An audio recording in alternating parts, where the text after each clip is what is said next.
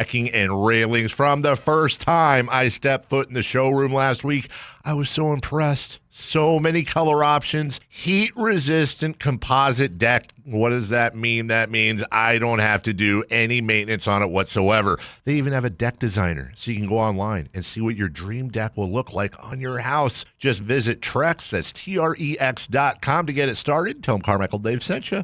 If your business depends on reliable vehicles, it's time to upgrade your fleet at myelkgrovechevrolet.com. We specialize in fleet pricing, bulk discounts, and fast approvals, so your team stays on the road and on the job. From work, trucks, and vans to fuel-efficient sedans and SUVs, we have the inventory, service, and financing to keep your business moving. Call or visit myelkgrovechevrolet.com today and ask about exclusive fleet savings. myelkgrovechevrolet.com, driving business forward.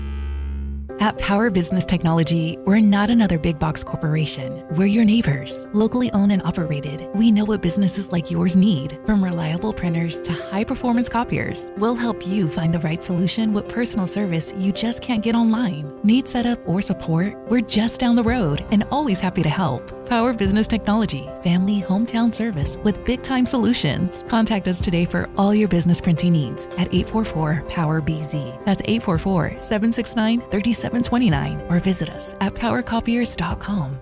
Golf to Go is brought to you by the Hagen Oaks Golf Super Shop. Here's Frank LaRosa. How far do you hit your 7-iron? The answers will tell you which tees to play, according to Josh Sens in Golf Magazine. Deep down, you know you shouldn't be playing from the tips, but it's common for golfers to play from too far back.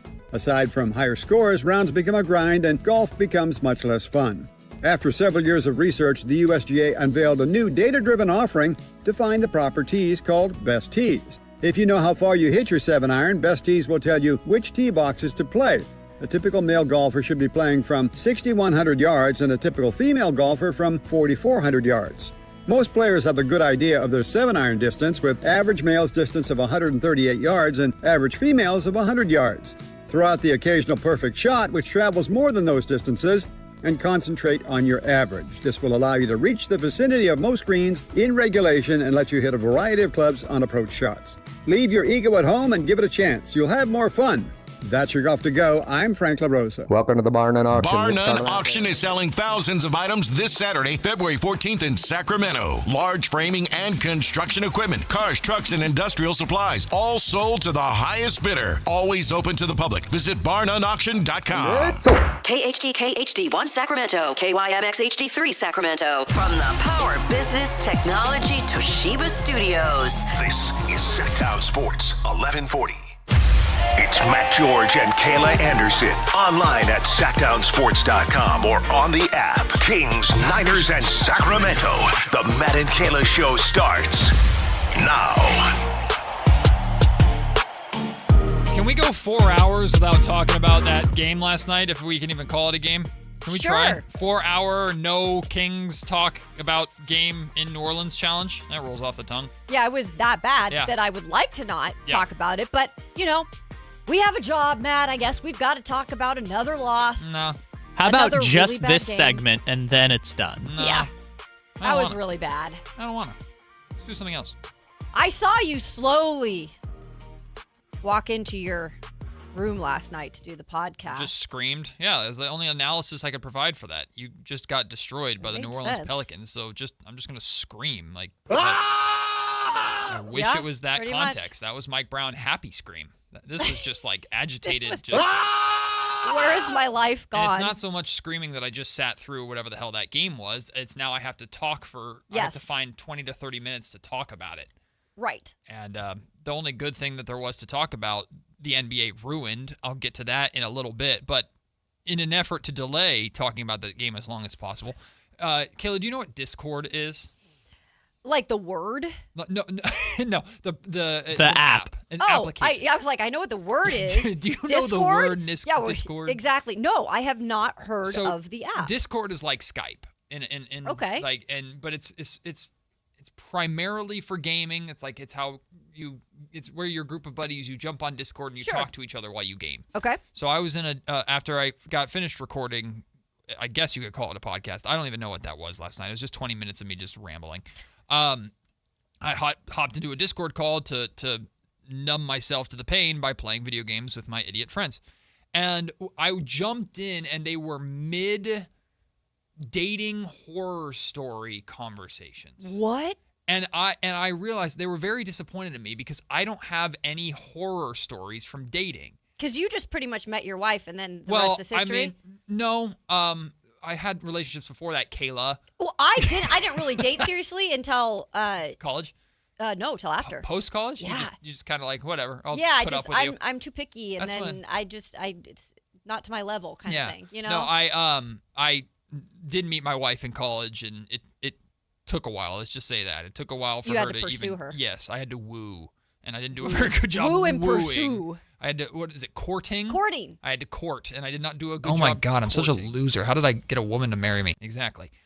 But I don't have any, so I never, ever did dating apps. Right. Never did that stuff. And one of the things I've told my wife is, if you ever, leave me, please don't, but if you ever leave me, I'm screwed because I don't know how, I talk for a living, and I couldn't tell you how to meet people. I couldn't tell you, unless I bump into someone at a Kings game. Singles night. No, you're or at a sporting event that you cover. Yeah, maybe. But I also would feel weird about I'm at work. Sure. Kinda. So no, go away type thing. So, and dating apps are terrifying to me. I don't even, I have never done one. I don't know what they are. So the top of my brain is to be nosy because I don't have any dating horror stories. Sure. And to ask you and Kyle if you guys have any dating horror stories. Well, I don't like to tell a lot about myself because, you got to get to know me to know. Secrecy.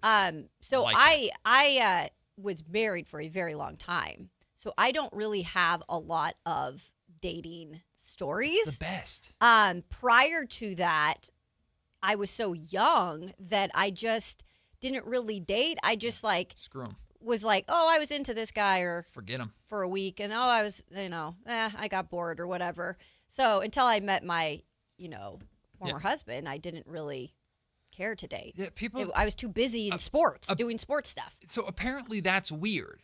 People are you have to have dating horror stories. And I'm like, no, I don't really either. I don't. I was a loser. So I didn't. We were oh my obsessed God, I'm such a with our loser. How did I careers. get a woman to marry me? Yeah, it's just yeah, I mean. Well, and people like Aaron.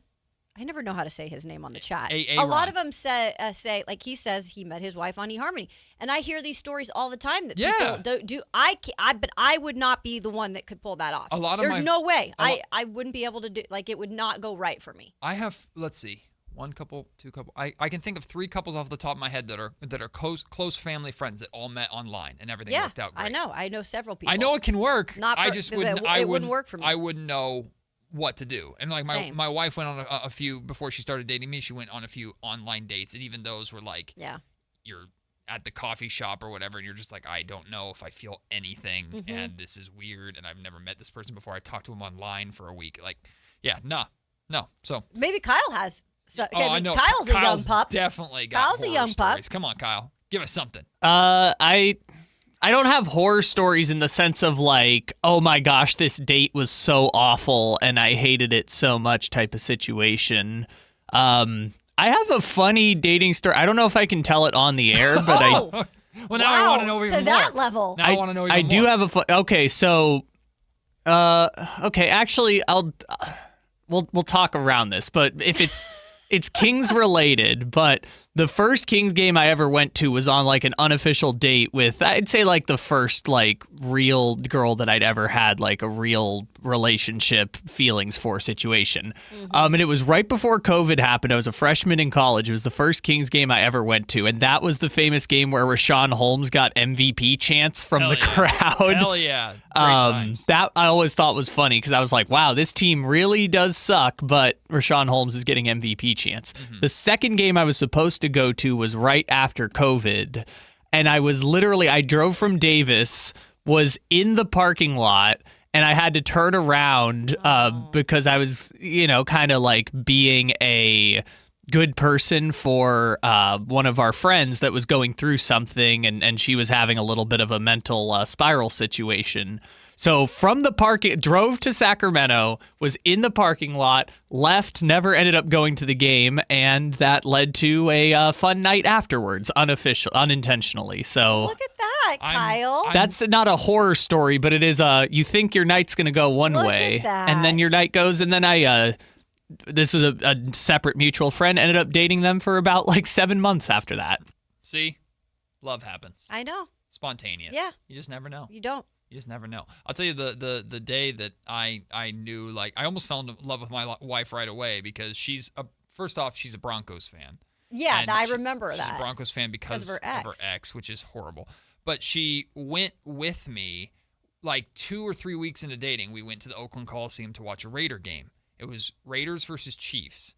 It was the year, this was before Patrick Mahomes, right? And it was the year that the Raiders they hadn't won a game until that Thursday night. They beat the Chiefs, and it was pouring down rain, and we're sitting not upper bowl, but second level, but just getting drenched the entire game. And I turned to her halftime or whatever, and I'm just like, we can leave if you want to. And she's like, hell no, we got tickets. We're staying for the whole thing. I'm like, you're like, all right. Marry me. Yeah. You're like, this works. And the Raiders won, so that was fun. To hear. Although, again, we went to a Christian school at Jessup University up the road, so she's thinking oh, this is goody two shoes, whatever. And I get there, and I'm with Raider fans, and we're just screaming at the referees and every third word she's is Who is this hooligan? What happened here?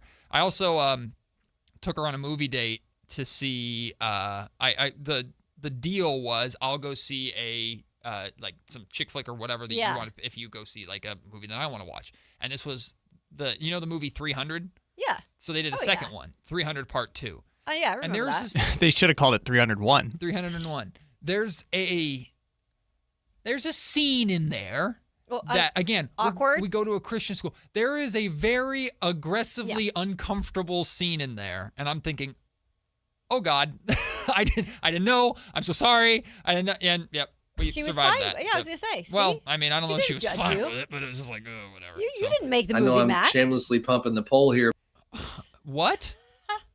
How have I never heard Sam Amick say that? I know I'm shamelessly pumping the poll here. All right, I'm sending Sam a text at the end. Oh, my goodness. Happy Tuesday, everyone. Yeah, happy Tuesday. Welcome in to Matt and Kayla. I'm Matt George. Shamelessly pumping the poll here. That's Sam Amick. We got Kayla Anderson with me, Kyle Ledbetter on the other side of the glass, pressing those buttons that I don't... Sometimes that's the thing about producers and board ops. They just have a bunch of things that you just don't know what they have, and it scares you to know what they have. You have to be nice to them for that reason. Oh, yeah. No, it doesn't matter. You could be nice to them, and it just doesn't matter. Yeah, because the thing is, you guys say crazy stuff all the time, and you never know what I'm going to cut. I know. Well, Christopher What Lott, about the booty? Christopher Lott has a whole file of stuff just over the years that he's collected, and it's so much fun. Fascinating. And then he scrolls through it, and it starts typically with the name of the person and then a line, and then something that they say or explaining the clip. And you're scrolling through, and this is funny, and then you see your name, and you're like, oh no, and then you keep seeing your name, and you're like, okay, never mind, it's not funny anymore. Oh no, yeah, no. Chris could ruin all of our careers if he wants. Chris has everything that's ever happened on this station, crazy. Someone will be like, hey, do you remember when 8 years ago this crazy thing happened? And Chris will be like, oh yeah, right here. Gosh. Yep. He's got a filing system of awkward moments. That's a talent within its own right there. Well, hey, listen. Last night wasn't fun. Together. Kayla, what? See, like I said, you never know what's back here. That wasn't me. That all together. That who else could it be? I don't know. There's been other women on the show. All together. Probably not as crude as I am. All together. Who was with them? Who was with me? That's Whitey. That's Whitey. Oh. Yeah, that's you and Whitey. That was the day that you were just exhausted and hadn't slept, and then you were just trying to get to the end of the show. All together. I think all of us made that sound at least once watching Kings basketball last night. We have. And we did. Just together. Projectile vomiting. But hey, we're going to make it all better today. Why? Because if you enjoyed that wonderful viewing experience that was Kings versus Pelicans, hey, don't worry. We have tickets for you. We have Kings tickets for you. We're going to be giving them away at noon today. It'll only be better than last night. It's Kings versus Magic on Thursday, February 19th. That's the game. Oh, yeah. We are going to give away tickets to see the Kings and the Orlando Magic at noon for you. That game is on Thursday, February 19th. Keep an eye out for that. And if you need some help on Valentine's Day, like almost all of us men do, we have a Valentine's Day giveaway for you, flowers and a night out. So I think that's a great giveaway, that's a by great the way. giveaway. But the deal was if you got it, you have to give me the flowers and take Matt to dinner or something like that. There's right? a caveat in there. There's an asterisk there. But I feel like we're not allowed to do that. Look, we would make our own be rules on the show. a great dinner companion. Yeah, you would be. I'd be and I wonderful. would take care of your flowers. Yeah. I Kayla, would make sure that they stayed alive for at least a week. That's difficult to do. It is. That's really difficult to do. Buying flowers is just a stupid investment. Do you have I just love flowers, though. Do you have a green thumb, Kayla? I do have a thing for like sorting, putting flowers together. I really love like putting gardening? different colors. I'm not a gardener because I've not really had a place to garden, but my parents had one growing up. And I'd go dig for worms, though. I wouldn't garden. I would just go dig for worms. I mean, respect. You know. Do you have potted plants in your house? No. My wife has like 20. Really? And they all die. And then we just replace them. It's just lighting money on fire. Sorry, babe. You're I'd not like listening. to have eventually someday like a lemon tree and like, my own cucumber, that kind of stuff. Yeah, that kind of, like a garden. Yeah. No, my wife just likes to get plants and like Plants. hang them and then we just watch them wither and die. Yeah. So you're good with flowers, unclear if you're good with plants. Plants. I don't think I'm a plant person. I think I'm a flower person. Flowers and like vegetables, but no actual plants. But no plants. They wouldn't do good with me. Standards. Have standards like that. Have standards on Valentine's Day. We'll give away a Valentine's Day giveaway for you at 1 o'clock. Again, we're giving away Kings tickets at noon. So stay tuned for that. As for today's show, lots to get into. Of course, we will talk in just a second about the Kings versus Pelicans quote-unquote game last night. Is this the worst Sacramento Kings team we've ever had? Because we're genuinely like in that territory. I'm sorry that you've had to see two of these teams. We're in that. There's a really good case that you can make for this team, and the biggest like number to support it is getting more and more realistic. We'll compare it to the dreadful 2008-2009 season that we had to go through. There are reports that the 49ers will not try to trade Mac Jones, which I think makes sense, but what is a realistic offer that they can't refuse? Right? And would the Niners turn that down? So we'll talk about that. The tanking this season is already out of control, and Kyle put together kind of a good presentation or a good reason why it's going to be unlike any season in history. And I don't know I think the NBA pretends to care, but I don't know if they really do care. They're because turning a blind eye of just the way that they've made it out to be. Remember that one of the many things that we love that Scott Perry has said, from pillars to being prudent and opportunistic. He's talked, of course, about wanting volunteers, not hostages. Well, are the Kings at this point holding DeMar DeRozan hostage? I think we should talk about that. I think it'd be a fun thing to talk about. Plus, Kayla, I know you're fired up about this, and I'm ready to get on that the train with you. Darren Peterson is starting to really give me the ick, I guess is what they say, right? There's definitely some flags that are starting to raise a little higher. From a specific Kings standpoint, as they're looking for potentially their next franchise guy. Darren Peterson, his talent is unbelievable, but there's some serious concerns with Darren Peterson that are starting to get talked about around the NBA, but I think it's fair to talk about in Sacramento. Everybody wanted to fight in the NBA last night, so that was kind of fun. We got Kayla's Olympic Minute as well for you, and we'll dive deep into, was this a good or bad season in the NFL, or both? Like the way this season went, do we think the NFL is happy with it? Lots to get to on today's show, but let's just rip the Band-Aid off. Let's get it over with. The Kings lose to the Pelicans 120-94 last night, tying the Sacramento record for most consecutive losses. However, that was between the end of one season and the start of a next. This, a 13-game losing streak, it sets the single season record for longest losing streak in Sac-era history. We did it. Way to go. Kayla, Way to go. I am so glad that I get to be here for this, everyone. Yep. I am so thrilled that I can say I was here for the season that they lost the most straight games. Our show started and they won 4 straight. Correct. And we're like, whoa. And we were bragging about it. But also, so. I was like worried. Like, okay, well, now we're winning too much. Sure. And now they've lost 13 straight. So you're fine again. The honeymoon period for us is over. It was very quick. It is wild, though. I'll tell you a little story. And again, this is why we're so weird at what we do, because we don't know what we're going to be covering year to year. Right. that's what makes it special sometimes too, though, because you never get bored, even if it is something like a losing season. Like, it's different from the year before. So my first year when I moved from Tucson, Arizona to Columbus, Ohio, I walked into a situation where at the time Braxton Miller got hurt. They lost like their first game of the season to Virginia Tech. Yep.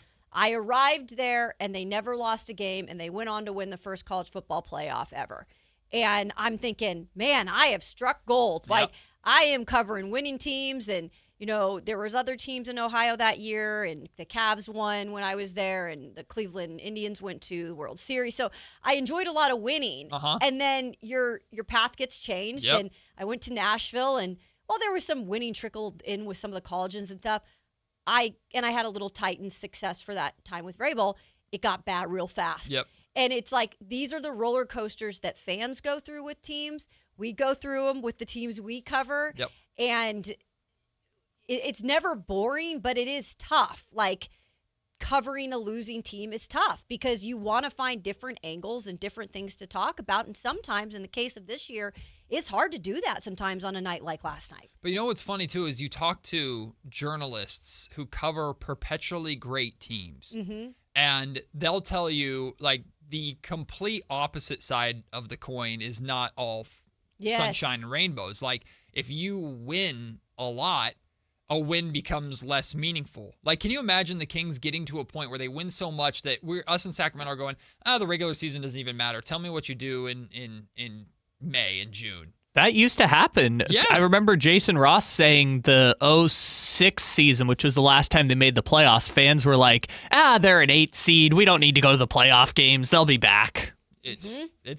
I would love to get to that point. Right. But it's funny, like they say negativity sells, and you and I both know this very well working in TV and the news scene, and You're just not like lying. we're the sports minute or sports highlights that come on after this just dreadful story, and you're just like, how do I segue out of that? Well, my condolences. Anyway, the Kings lost tonight. It's like, okay, that's always been that way. But negativity truly sells.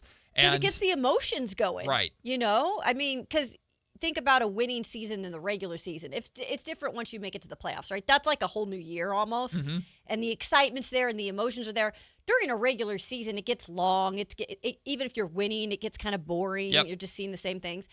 But like when you're losing, the emotions are just high because you're so mad. Yep. You're so angry and you want to see change and you want to see it now. And we're just getting the same, like, mom's meatloaf over and over and over again. Meatloaf overrated, by the way. Meatloaf it's very too overrated. much meat for me. Yeah, not a fan. Oh, cutting that. Listen, thanks, Kyle. I had the reaction that I had at the end of Kings and Cavaliers, and it was overall a positive game that I walked away from with a pretty negative feeling. There was nothing about last night that I could really find myself like caring enough to really like feel anything about, except for one thing, Kayla. And this is a message to the NBA. Okay. Give our boy Maxime Reynaud his rebound back. I know. Homie, they took the 20. The only thing we had from that game was Maxime Reynaud, 21 points, 20 rebounds, and the damn NBA said, nah, rookie, give us one of your rebounds back. Now, 21 and 19 is very impressive. Oh, yeah. But did you see everything we've been through? I know. And give then him 2020. They take away a rebound of a rookie that we've actually enjoyed watching this year. Disrespectful. I don't care if it like you reviewed it and it realized it wasn't his rebound. Give it to him anyway. Take one away from somebody else. Give it to Max because he deserved it. He did deserve it. He played well. I thought Max played well as well. And I didn't mean to do that. But no, he was a little bit of a bright spot out of all of the darkness that was last night in New Orleans. By the way, again, I've been there once to cover a game. Smoothie King Center? It is just like an awful atmosphere. I mean, even with there was like some exciting runs for them. Yep. And it still just didn't seem like there was any energy in that building. Like, what a sad place to play basketball. Yeah. At least Kings fans, you can say that even when you're losing and maybe the stands aren't full, at least there's a little different energy than there is in the Smoothie Center. Yeah, it's just indifference. It's gross. And look, you're right next to you're in the shadow of the Superdome. Yeah. We know the Saints are everything there. But yeah, the Pelicans have always kind of been little brother. That's why we know that the NBA is considering, hey, moving them. Maybe we move you out of there. But New Orleans is such an amazing city. It is. It's a cool city. I don't know if the NBA would want to vacate how great of a city it is. But I remember going to New Orleans. And it's funny, like last night's game gave me a little bit of PTSD because what killed the Kings last night? It's the size and length and athleticism of the Pelicans. Absolutely. And Kayla, the year after the Beam Team 2. Mm-hmm. The Kings ended up playing the Pelicans 6 times that year. Lost all 6 games because they had their 4 regular season meetings. Yeah. And then they got flexed to play a game against New Orleans because they were both eliminated from the NBA Cup. No, I think it was the quarterfinals of the Cup. Was it the quarterfinals? Yeah, because the Kings advanced in the Cup. No, that was the first year they advanced. Yeah, which was Beam Team 2. No, Beam Team 1. They advanced. They advanced in the Cup. Beam Team 1. I'm pretty. I don't think the Cup existed that year. Okay, well, either way, doesn't matter. They played the Pelicans 6 times and they lost to the Pelicans 6 times. The 6th time was in the play-in tournament, and it was in New Orleans. And Malik Monk was hurt at the time. I think Kevin Huerter was hurt at the time, and it just was ugly. Like they just got 6 times they lost to a team. They got smacked pretty much every single time because the Pelicans had all this length, all this athleticism that the Kings just didn't know what to do against. Yeah. And you look at that, like Zion was one of the smallest players on the floor for the Pelicans last night. Zion, which was wild to see. By the way, he has lost a little weight, since his early years. Everything, right? But he's one of the that is a very long athletic team that is way better than I think they're. I mean, they're 15-40. They should not nearly be that bad. And they demolished the Kings last night. But even when I was there in New Orleans for that play-in game, the crowd was into it because their team was playing for a playoff spot, and they ended up being the 8th seed and getting swept by the Oklahoma City Thunder that year, if I'm not mistaken. Regardless, they were okay. Yeah. And even look, the Kings got embarrassed in the play-in last year when they lost to the Dallas Mavericks, but at least that place was full and popping until the game started and everything was ugly. So if nothing else, hey, Pelicans, you can have your moral victory. At least Kings fans care here in Sacramento, and we got a draft pick. Exactly, which you don't have. You don't have New Orleans Pelicans. You might have more talent and more size and better young players and better everything else. Yeah. But we got a draft pick. Exactly. And our fans care, haha. It was an awful, just everything together, it just made for an awful game. And they were, Trey Murphy was hitting his threes. I think he made 5 threes last night. Mm-hmm.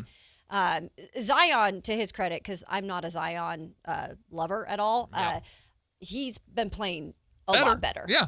He's at least healthy. he's playing. That's the thing. It's not just playing better. When he plays, he's good. Yeah. But he just doesn't play. No, he doesn't. And they've got some vets that are just sitting there on the bench too. Yeah, they're just sitting there. They've got some trade pieces, but they don't got a draft pick. I like Queen a lot. Derek Queen is a really good player.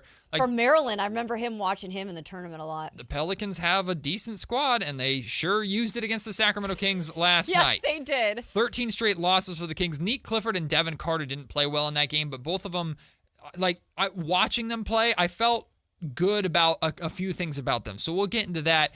But, Kayla, we have to talk about, I think we're at the point where this is the worst Sacramento Kings team we've ever had. And that's crazy to say given this roster, but it's just the reality of where we are. We are just getting started. It's Matt and Kayla on Sactown Sports. Time to check out Capital Casino, conveniently located at 411 North 16th Street in downtown Sacramento. Hi, Flo here from Progressive. Life changes quickly, so it's good to have flexible coverage. Oh, you mean like adding another vehicle? Yes, that's something we can do. Great, because I was thinking about getting a van so we could just keep the kids' softball stuff in the car. Oh, we don't need to get into specifics. Just saying it's easy to change. Oh, and Hannah wants to try the tuba. Again, we don't need the specifics. Last year, she wanted to be a tap dancer, but that only lasted 2 lessons. Okay. But she kept the shoes because they are adorable. Well, just know that with Progressive, you can easily add another car to your auto insurance because we know life changes. Progressive Casualty Insurance Company and Affiliates. This is the story of the one. As an HVAC technician, he and his digital multimeter are in high demand. So when a noisy office HVAC turns out to be a failing blower motor, he doesn't break a sweat. With Grainger's easy-to-use website and product information, he selects the product he needs to keep everything humming right along. Call 1-800-GRAINGER, click Grainger.com, or just stop by. Grainger, for the ones who get it done. Why'd I go to the doctor? Working on the farm, my heart kept skipping a beat. I didn't think much of it, but my daughters made me get checked out. Turns out I have atrial fibrillation, which increases the risk of stroke about 5 times. Symptoms like irregular heartbeat, heart racing, chest pain, shortness of breath, fatigue, or lightheadedness can come and go. But if it's AFib, the risk of stroke remains. If you have symptoms, contact a doctor. I'm so glad I did. Visit notimetowait.com. Sponsored by Bristol-Myers Squibb and Pfizer. This is the story of the one. As an HVAC technician, he and his digital multimeter are in high demand. So when a noisy office HVAC turns out to be a failing blower motor, he doesn't break a sweat. With Grainger's easy-to-use website and product information, he selects the product he needs to keep everything humming right along. Call 1-800-GRAINGER, click Grainger.com, or just stop by. Grainger, for the ones who get it done. Want the best movie experience in town? Join Sactown Sports IMAX Pass by visiting SactownSports.com. Sign up today. You can win tickets to see this week's films at the Esquire IMAX Theater. Welcome to the Bar None Auction. Bar None Auction is selling thousands of items this Saturday, February 14th in Sacramento. Large framing and construction equipment, cars, trucks, and industrial supplies, all sold to the highest bidder. Always open to the public. Visit BarNoneAuction.com. Guys, your testosterone level impacts your energy, drive, weight, hair loss, and even ED. Revive Men's Health Sacramento will check your T level for free. For your free T level check, exam, and consultation, call 916-277-8599 or visit ReviveMen'sHealth.com. A's fans, the 2026 season is coming fast, and single game tickets are on sale now. Be there for an exciting season packed with theme days, giveaways, and firework nights, including bobbleheads, jerseys, hats, and much more. And getting in is easier than ever. Tickets start at just $8 for select April and May games. From opening day to unforgettable summer nights, there's something for everyone at the ballpark. Get your tickets today at athletics.com/tickets and be part of the excitement this 2026 season. You remember me from a show called And Joe? I'm back on the radio, Sacramento. It's Joe Mommy, and when you need your new country fix, join me weekdays from 6 to 10 for the Pat and Cody with Joe show on New Country 105.1 KNCI or on the free KNCI app. Hey, it's Carmichael Dave. I got to tell you, I am so excited to get this decking project started with Trex Decking and Railings. From the first time I stepped foot in the showroom last week, I was so impressed. So many color options. Heat-resistant composite deck. What does that mean? That means I don't have to do any maintenance on it whatsoever. They even have a deck designer, so you can go online and see what your dream deck will look like on your house. Just visit Trex, that's TREX.com to get it started. Tell them Carmichael Dave sent you.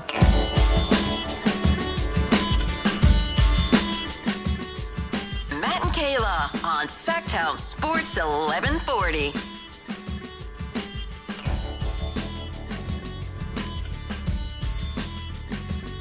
Guys, I think we need to come to the realization that we are watching the worst version of the Sacramento Kings era, or ever. And honestly, we may be seeing the worst version of the Kings as a franchise, period, from when they were called the Royals and all the relocations, period. Like, this team is genuinely that bad. And the season we always had to compare it to was, oh, it's bad, but at least it wasn't 2008, 2009, right? Where the Kings won just 17 games that year.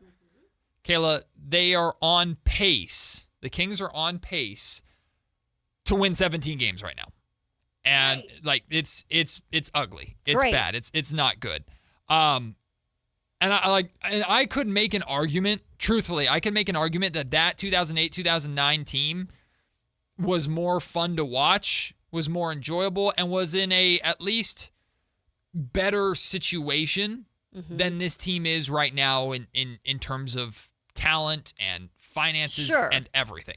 Now, they didn't do a good job because after that season where they won 17 games, they had 6 straight seasons where they didn't even reach 30 wins. Like 6 straight seasons in the 20s. Like that, they were bad and stayed bad. Right? There was like no rebuilding of an obvious rebuild. Well, that's because they had 4 consecutive drafts where they not only made a bad pick, future Hall of Famer was picked immediately after them. And that's the worry. I think that's the worry for fans right now. Yeah. Like, even with the draft we have coming up, there's still all of this that comes back to haunt you as a Kings fan. Yep. of, oh crap, even if we get to the draft and we're anxious for the draft and we get to pick even number 1 overall, what if Darren Peterson is a guy that just never plays because he's got this attitude problem and issues with his health or whatever it might be? Like, I understand the haunting feelings you have, and this is a prime example of stuff like that. At the time, the NBA lottery system was not what it is right now, meaning the top 3 or bottom 3 teams have the same odds. It was the Kings were the worst team in the league that year. And they had the top odds at the number 1 overall pick, which was Blake Griffin. Well, they dropped as far as they could drop to number 4 when they took Tyreek Evans. Well, there was a guy named Steph Curry on the board as well. But regardless... and Ricky Rubio. Yes. Yeah. Well, Ricky Rubio would have not been a good pick either. Ricky Rubio had a fine career in Minnesota, but didn't do anything either. Regardless, like it went about as bad as it possibly could in the draft for them. Tyreek Evans won Rookie of the Year the next year, 25-5, hooray! And it was fun at the moment, but that team didn't matter. And then Tyreek was never good really after that, and never progressed, and then got busted for pretty bad drug stuff later in his career outside of Sacramento.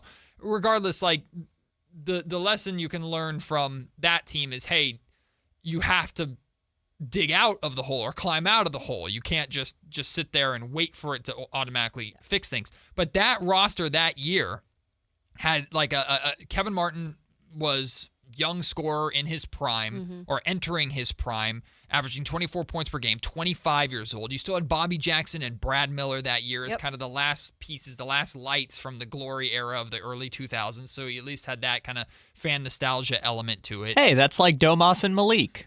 I wouldn't say so. That was 1 year compared to like it's the same idea, but 1 year of good Beam team versus like multiple years of the Kings were really, really good, and Bobby and Brad were such a big part of that. Bubble B. Bano was a bucket. Bano Udrich. I loved Bano. The Bano Drano is how old were you when this team was? Let's see, 2008, 2009. So I was a freshman in high school. Okay, gotcha. Right? Or this might have been this was either 8th grade or freshman year of high school. Okay. I just wanted the perspective of how you were obviously knowing what was going on. Right. It was still I remember it being awful. Yeah. I remember going and seeing John Salmons and Andres Nocioni, who I think got busted for like a DUI or something here in Sacramento too when he was here. This was not a good team. Bano was a bucket. Bano was a bucket. They did have some interesting rookies in Jason Thompson and Dante Green. Jason Thompson was a lottery pick, and Jason Thompson ended up being like one of the top Kings of all time statistically, at least in terms of longevity, because he played for so long while they were terrible. He never won anything here in Sacramento, but he played for a long time in Sacramento. Does he have the games record? I think I don't know if he still does, but he did at the time. I don't know if he still does if De'Aaron passed him. Regardless, like there's arguments I can make. You're comparing garbage to garbage. There's arguments that I could make, though, that the Kings were in a better position at that time to move forward than they're in right now with the contracts that they have. Sure. And certainly that roster is not nearly as talented as the roster that the Sacramento Kings have right now. That was my biggest question. And this team is, again, quite possibly the worst in franchise history, period. And I think it's a mixture of not only is this roster full of individual talent, but that never really worked together on the court, but the talent that you wanted to see work together on the court has not been on the court together at the same time. So it's been like this hodgepodge of insanity when it comes to this season. Hasn't worked. And I guess we're at now the point that it's just like throw the young players out there, and you could have nights like you did against the Cavs, or you could have nights against the Pelicans that we just saw, because that's what happens with youth when it's inconsistent. But this, for me, I didn't see that team. I didn't grow up here. Yeah. So you explaining this to me is interesting, because I do feel like this has a lot of individual talent. It's just crazy that at no point it's really worked. Well, and this was also at a time where the Maloufs family at the was end here. of their ownership tenure, and money was tight. They weren't exactly spending money. And one thing to the credit of Vivek Ranadive, like one thing he's never shied away from is spending the money necessary to build this team. The problem is he hasn't made the best of investments in the team necessarily, but the money has always been there. And this team is extremely expensive and terrible. And then really bad. And that's you're what stuck hurts. with some of them. Yeah. Like, you're just straight stuck with them. You can't just get rid of some of these guys that you know for a fact do not fit, and they know for a fact, Zach LaVine, that they don't fit. Mm-hmm. And it's just it's the worst of both worlds. The one thing that where history can't repeat itself is, like we talked about, that we're hoping this season, as terrible as it is, and again, it might end up being the worst in the history of the franchise. This season has to be the start of the upswing. And while technically that 17-win season in 2008-2009 was rock bottom in terms of they lost more games than they ever had before, they didn't grow out of it. They didn't go anywhere. The last 2 years of that 6 straight streak of seasons where they were in the 20s, the last 2 years, by the way, belonged to Vivek Ranadive. Like, that's how long Vivek's been around now at this point. Wow. So there was the whole relocation saga and the Seattle scare and the sale, and everything happened during that stretch. But the last 2 years of that team that still couldn't break 30 wins belongs to Vivek Ranadive. And you have to, if you're Scott Perry, anybody, you're not responsible for that history by any means, but Kings fans are scarred by that history, and this has to be the start. I'm not saying next year you have to win 40 games or even 30 games, but we can't get 5-6 straight seasons of being bad for that long. Okay, so what was I want to go back to that season, and you said it never was really torn down because it didn't really need to be. Right. What was the factor of why they were so bad then, even if they just weren't talented. Yeah. Like they didn't have the mind. They weren't they were selling, they were doing there was all this other stuff going on that it wasn't like. They didn't spend money. Yeah. Like, the Maloofs weren't spending money. Like, Kevin Martin was the only thing close to a star that they had. And they Kevin didn't Martin water the garden. He was a fantastic shooter, but that was about it. Like, he could score. I saw a stat years ago that was like the gap between the Kings and 29th in spending that season was the gap between team 29 and team like 22 or something like that. Yeah, they just didn't spend money. And that'll do it. They didn't have talent like John Salmons. John Salmons, nice guy, but is a running joke here in Sacramento of, if like you're the John Salmons of the Kings, it means you're not very good. It was a poorly constructed team. It was a team to be bad. Like, Quincy Doobie was in his second season. Quincy Doobie was bad. Spencer Hawes was on this team. You mentioned that name in Sacramento. Seattle guy. Yeah, Spencer I know. Hawes. Spencer Hawes, You mentioned him in Sacramento, and everybody cringes. They're like, no. Nobody likes him right now. So the draft picks were bad. Okay. Kevin Martin was the closest thing you had to a young star, and to be fair, he was around right at the end of that playoff era. He had the famous game winner against the San Antonio Spurs in 2006. But, like, there just wasn't a direction. There wasn't anything.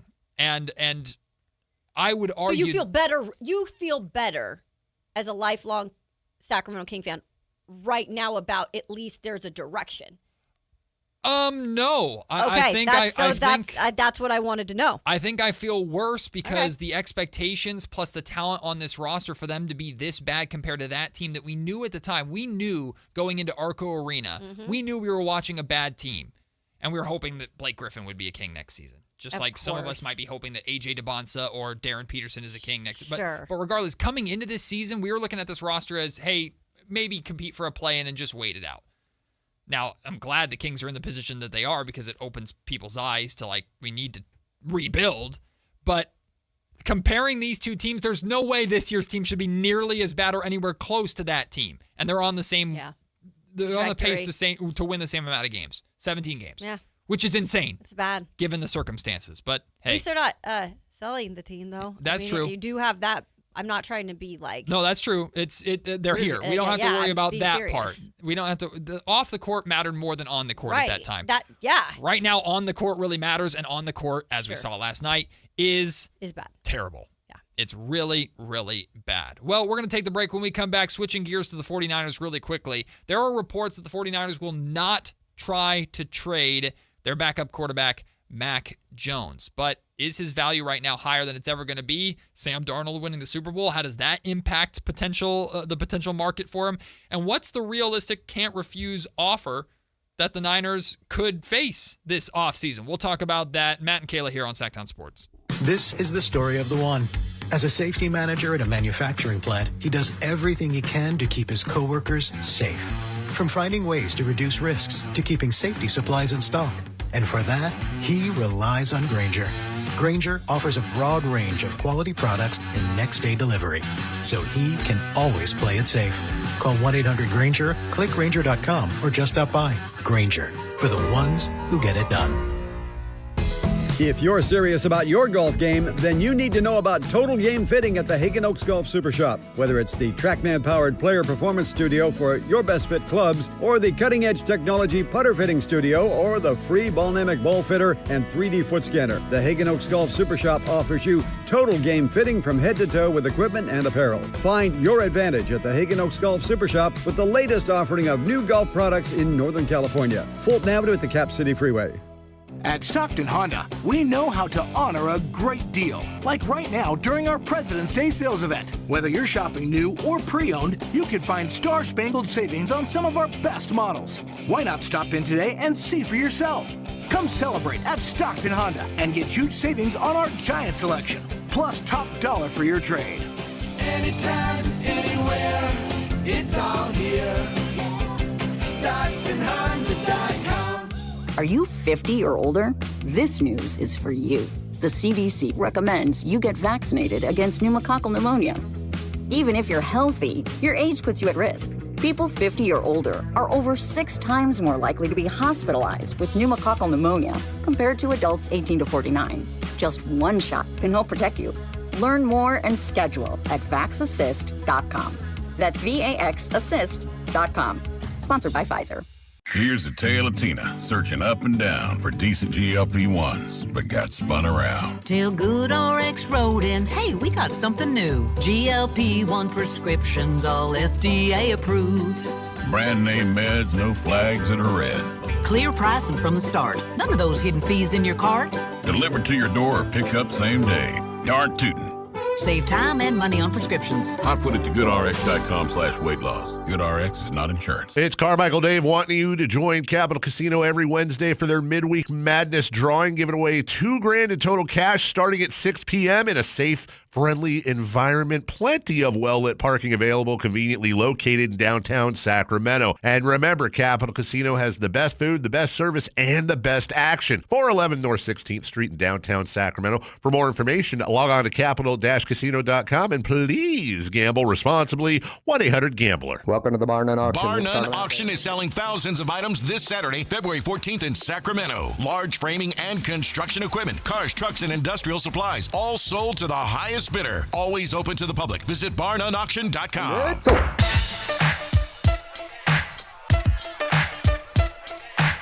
It's Matt George and Kayla Anderson on Sactown Sports 1140. Well, now that the NFL season is over, we saw all of those social media posts from all the teams. Work for 2026 begins now. So funny. It's like straight to work. The 2026 season begins now. Yeah, right. You are all taking a break. Yeah. Maybe the front offices are working and caring about the draft or whatever, but players are doing individual work or getting the hell away and getting their bodies right. They're going to a beach somewhere. I don't blame them. You know, the Sacramento Kings need that too. They got one game left before the All-Star break, and I hope they all get as far away from basketball as they possibly can. Just a mental reset for the struggles of the final Well, I don't know month. if they deserve it as athletes. Yeah, just get away. Yeah. Just get away. Everything, the way this season has gone, regardless of how responsible you may or may not be for it, get away. Mm-hmm. Everybody get your brain away get a from break. basketball. Get a break.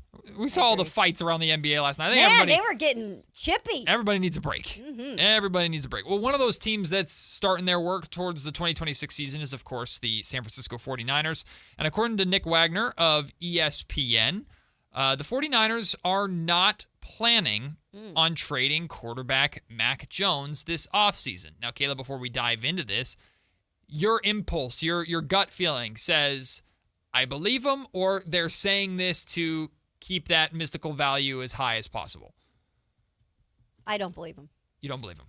I feel like I used to, when I first started covering the league, would be like, oh, yeah. Like, I'd believe everything. Yeah, everything at face value. Oh, yeah. Everything at face value. Like, they're saying they don't want to get rid of him. They're not going to get rid of him. And there is a reason that makes me believe, do they want to get rid of him? No. Yeah. Mac Jones is extremely valuable as a backup quarterback for a guy like Kyle Shanahan, who, by the way, wanted him in the draft that year and believes that he could probably be a starter and knows if Brock Purdy goes down, which he has in the past, that Mac Jones can help them still win games. And that's important in this league because your quarterbacks do get hurt. Brock has a history of that a little bit. But the other side of the business side of me that I've learned in the NFL tells me Mac Jones is extremely valuable to other teams right now. Yes. Other teams that either don't have the opportunity to draft a quarterback high this year, don't have a quarterback they're really invested or believe in right now, and there's at least 5 teams I could name off the top of my head, and that would be willing to give up either another player or some draft capital to make it work. And you're looking at San Fran right now, who is a team that really needs to get help in some of these different positions. Yep. And draft picks would help them with some of that. Maybe an extra, like a valuable player, either on defense or a wide receiver. I feel like they have to be smart with this. And if there is a team willing to give up a good chunk of draft picks or a player with draft picks, you got to make the deal. I think Sam Darnold is a big factor into this conversation. So tell me which side of this you more subscribe to. Sam Darnold is an example to other teams of player goes to San Francisco as backup quarterback, revives his career a little bit, although I would argue Mac Jones did a far more in San Francisco than Sam Darnold did. Yeah. Sam leaves as the backup quarterback in San Francisco, goes on to have the great season that he had with the Minnesota Vikings. We know how that ended. Now goes to Seattle, wins the Super Bowl. So teams are looking at it going, well, they kind of turned their career around in San Francisco. That's an example of what we believe Mac Jones could potentially be. The other side of that I'm curious if you subscribe to, is the 49ers could look at the Mac Jones situation and go, we could feel good about trading him because we've done it with Sam Darnold. We did it with Mac Jones. What's stopping us from going out and getting another project quarterback who hasn't, and I don't know who this guy is, who hasn't made it in the league, and under the magic thumb of Kyle Shanahan, they can turn into a solid backup that if Brock Purdy does go down, we can find another Mac Jones out there. We can find another Sam Darnold out there to back Brock Purdy up. Like, what do you subscribe to more? And you could honestly subscribe to both. I think for Shanahan in particular, the way that he moves, and he's very particular, I think that it's harder for him to envision like a specific quarterback working for him. It has to be like the right system quarterback that he feels he can mold a little, that he either like valued in the draft. Like there's always a reason Shanahan has success with these quarterbacks. He has a history or has watched a lot on them and has liked them before. I don't know off the top of my head right now if there's any guy in the league right now that I'd say, oh yeah, bring him here. He'd make for a perfect backup for Shanahan. Sure. Now, once we get deep into free agency, like I'm going to be interested in seeing if we can find a couple of those. So off the top of my head, I don't know if there's one right now that Shanahan would subscribe to and be like, that's a great fit for us. So that's why it makes it probably difficult for him to think about parting ways with a guy like Mac Jones. But think about it in Mac Jones' like point of view too. Like this is a guy who does not want to be a backup. As much as he probably loves being a Niner, he wants to be a starter in this league. Sure. And if he has an opportunity to go to one of these places and be a starter, I can guarantee you he's pushing Shanahan to be like, hey, man, I got to go live out my dream. Yeah, Mac is seeing what just happened to Darnold and going, I'm next. Yeah, because it does happen, and we're seeing it more than ever. A revival of a lot of these quarterbacks that were given up on early in their careers because they were drafted to really crap franchises. And then they were recycled and put in the right system. Kevin O'Connell, who kind of helped repair him as well after 49ers. And then he goes up with Clinton Kubiak, who did a good job with him. But I think Sam was already to that level that he had learned from all his mistakes. I feel like Mac's kind of on that trajectory, and in a way, it'd be selfish, too, of the Niners to keep him here and not allow him to go, possibly be a starter somewhere.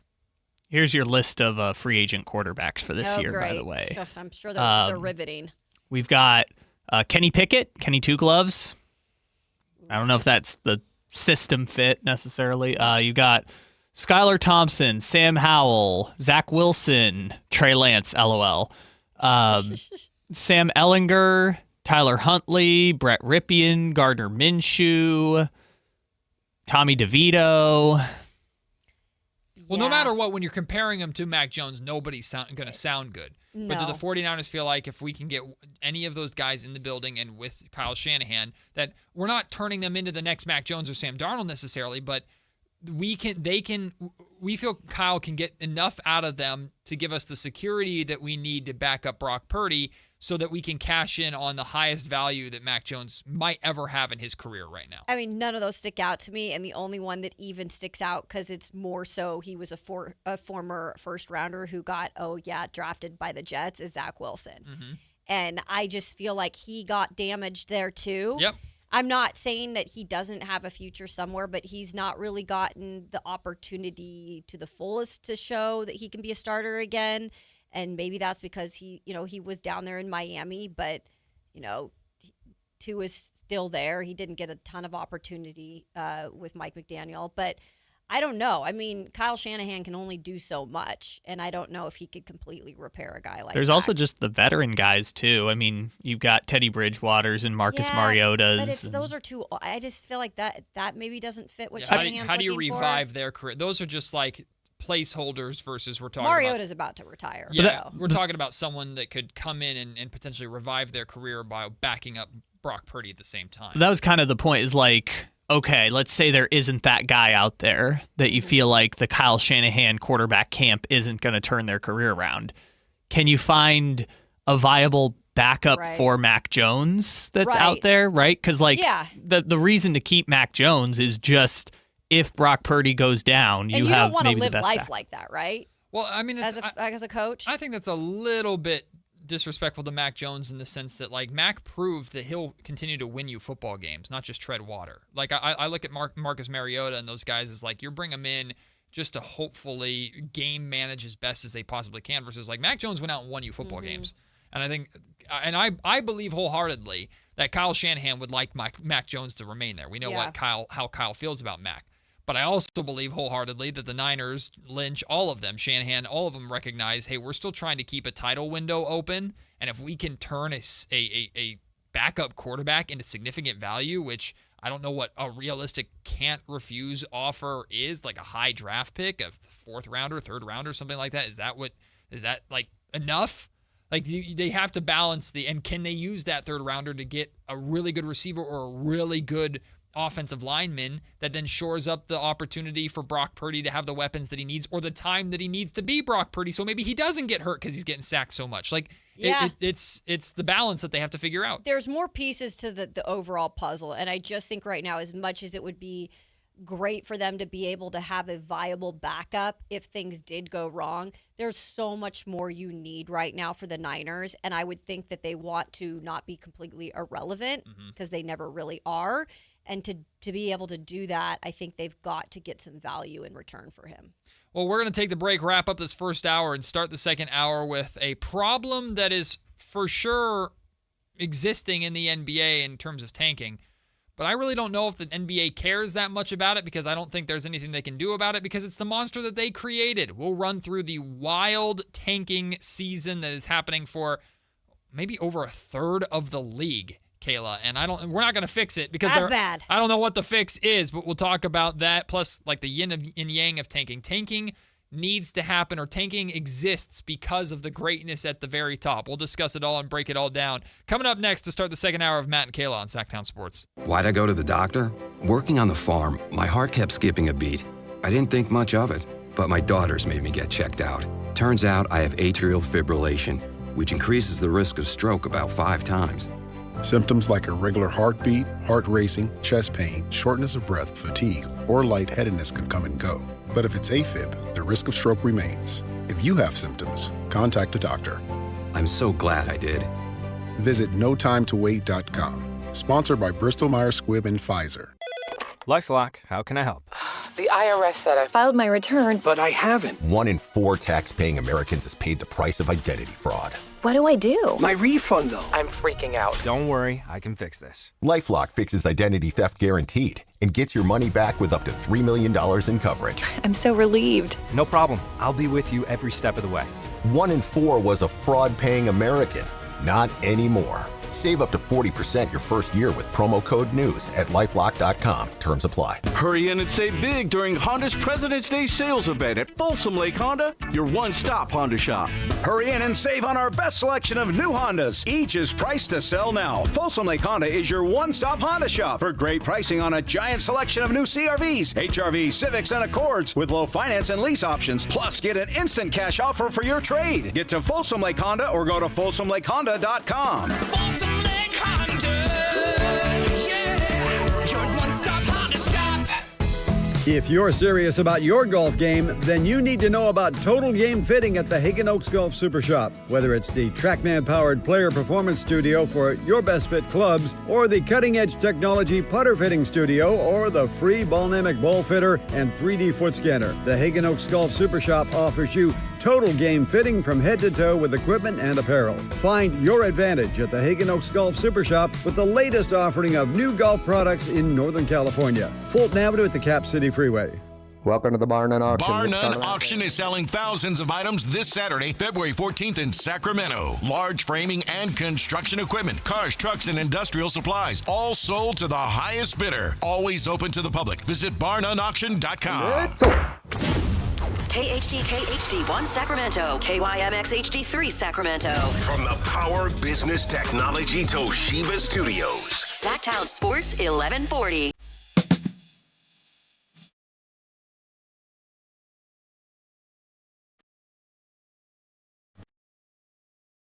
Matt Kayla on Sacktown Sports 1140. By the way, it looks like Kyle's taking sides with the chat. So I got a little pushback about Kubiak making Darnold less prone in terms of making mistakes. That's not what I said. I didn't say anything about mistakes with Sam Darnold. That's not what I said. However, he did not throw any interceptions. He did not have a turnover in the playoffs. When it mattered the most, that was the time I cared about. Yeah. I have been dogging on Sam Darnold all year. Yep. And when it mattered the most, he didn't make mistakes. His team won the Super Bowl. That's all I got to say. He's got the ultimate bragging right. Yeah. They also didn't really let him make mistakes. He barely threw the ball. I don't care. There were still chances that he could have made mistakes. I had that gut-wrenching moment at least 2 or 3 times in the playoffs this year where I was like, oh, Sam's about to do it. Sam's about to do it. And then he didn't do it. And I get like Kyle's point. I get the chat's point. But y'all just fishing for a reason to disrespect someone who did their job. And I still don't love Sam Darnold. No, you don't have to think Sam him.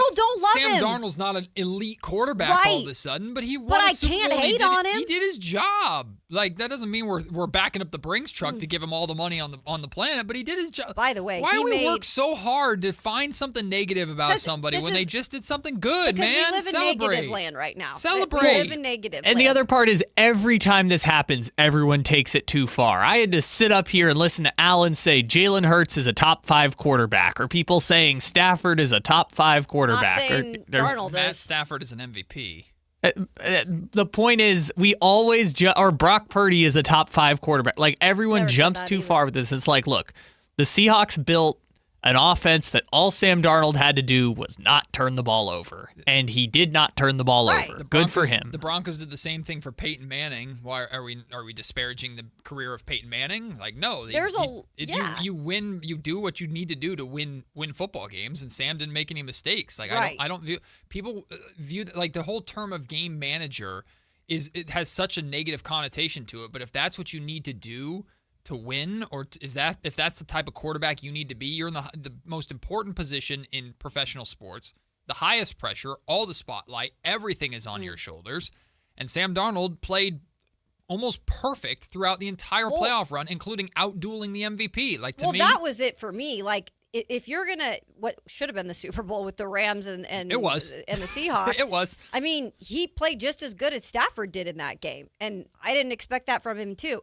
Is he a top 5 quarterback in the league? No, he's not.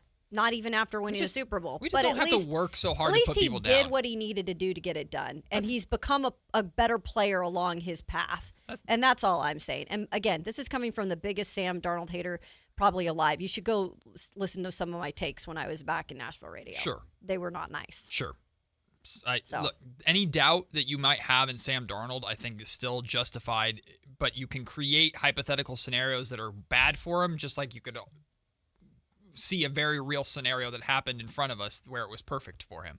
And he did the job perfectly. Mm-hmm. He did the job perfectly to win a Super Bowl, and he deserves that recognition and deserves that credit. Now, the Sacramento Kings, on the other hand, they are what credit do they deserve right now?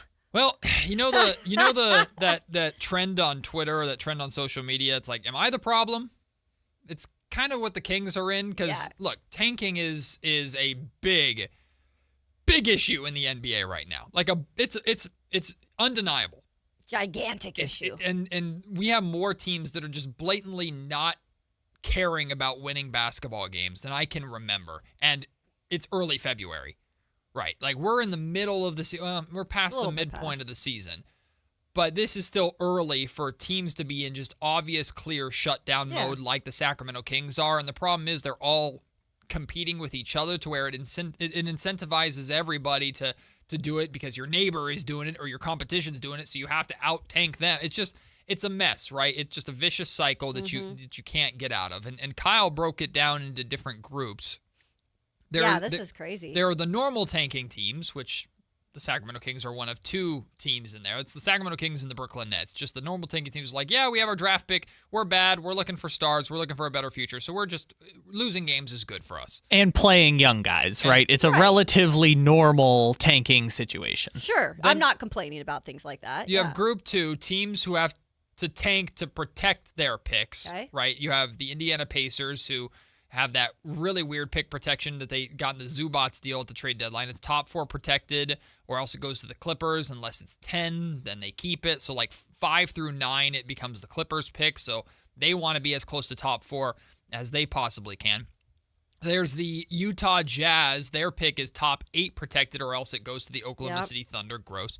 There's the Washington Wizards, also top 8 protected, or else it goes to the New York Knicks. So all 3 of these teams are heavily incentivized to, we have to lose in order just to keep what we have in this draft class that is, in general, considered to be a very talented draft class. Which, it's weird when you look at a team like the Utah Jazz right now, because they clearly the other night, pulled their starters late and have been shown, that they're tanking, right? But they also made a trade where they got Jalen, Triple J. Yep, Jaren Jackson Jr. Yep. And it's like, those are always weird for me to watch too, because you clearly made a move that signifies you're going to get there sooner than later. Yeah. But you're still in the middle of tanking. Yeah, well, that's where there's been conversations in NBA circles that NBA teams are finding more creative ways to tank, right? You had, Will Hardy last night was asked directly, head coach of the Jazz, was asked directly, hey, were you close to putting Jaren Jackson Jr. and Lauri Markkanen back in the game in the fourth quarter last night? And he just straight up said, no, I was not close to doing that. Will Hardy not even beating around the bush, no, that doesn't help us. That wasn't, we know who those guys are, and we know next season is going to be fun. Sure. But right now, we want to add on to next season. Winning right now doesn't really do anything for it. It's the same thing with teams trading for injured talent. What the Washington Wizards are doing. The Washington Wizards are making it very clear we plan on being competitive next season. But that ain't right now, and we would love to add on with a top pick to this competitive team that we're trying to build for next year. So you traded for 2 guys who are dealing with injuries, and Trae Young and Anthony Davis is perpetually injured.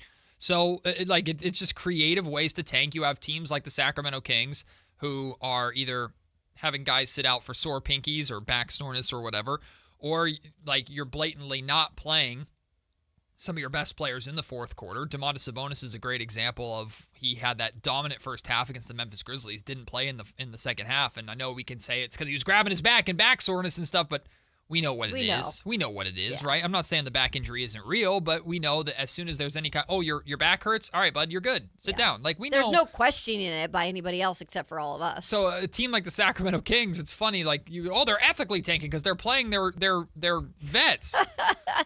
Kind of. Kind of. Not as much now. They're telling other ones to basically stay home because their pinky hurts. Kind of. Yeah.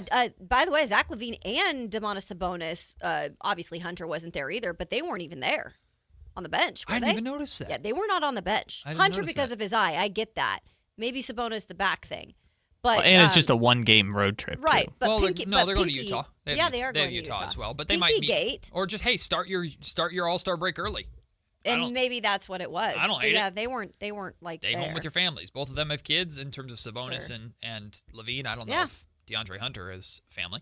But regardless, hey, stay home. Get your All-Star break started sooner. Like, we know what everybody's doing. It's also more like we've seen this before. What the Kings are doing is what teams used to do to tank, but now they're coming up with the more creative ways to tank, like Rick Carlisle announcing, oh yeah, Vika Zubac, he's probably going to be out for a while. Yeah. So you have Group 1 was the normal tanking teams, which the Kings are in. Group 2 is those teams that have to tank to protect their pick. This is in then you have Group 3, teams who have to tank now because they don't own any of their future picks. So they this is the last chance they have to cash in. The Dallas Mavericks, their 2027, 2029 picks are traded, and they have pick swaps in 2028 and 2030. The Milwaukee Bucks, we know they're dealing with the Giannis situation right now, but they traded their 2029 pick, and they have pick swaps in 2027, 2028, and 2030. However, when they do trade Giannis, they're going to get a lot of those picks either back, their own picks, or just new picks back in a Giannis trade. Or I'd imagine they're going to do that. The question is when they do that. But now they control their own fate because these next years,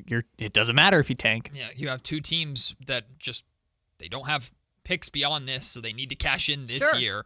Then you have Group 4 teams who just traded away their star players. So we've already kind of talked about these teams. The Memphis Grizzlies, the Los Angeles Clippers, the Chicago Bulls are like, we just sold, we're retooling, rebuilding, and what better way to rebuild and retool than with a top draft pick? Can I add to this real quick? Sure. I just, because when breaking down because obviously the Grizzlies, like, we kind of know what was going on with them this year, and they're, going in a different direction, and it shocked us that Triple J was traded, but it makes more sense now because we think that they just admitted we're blowing it up as soon as Jaw's gone.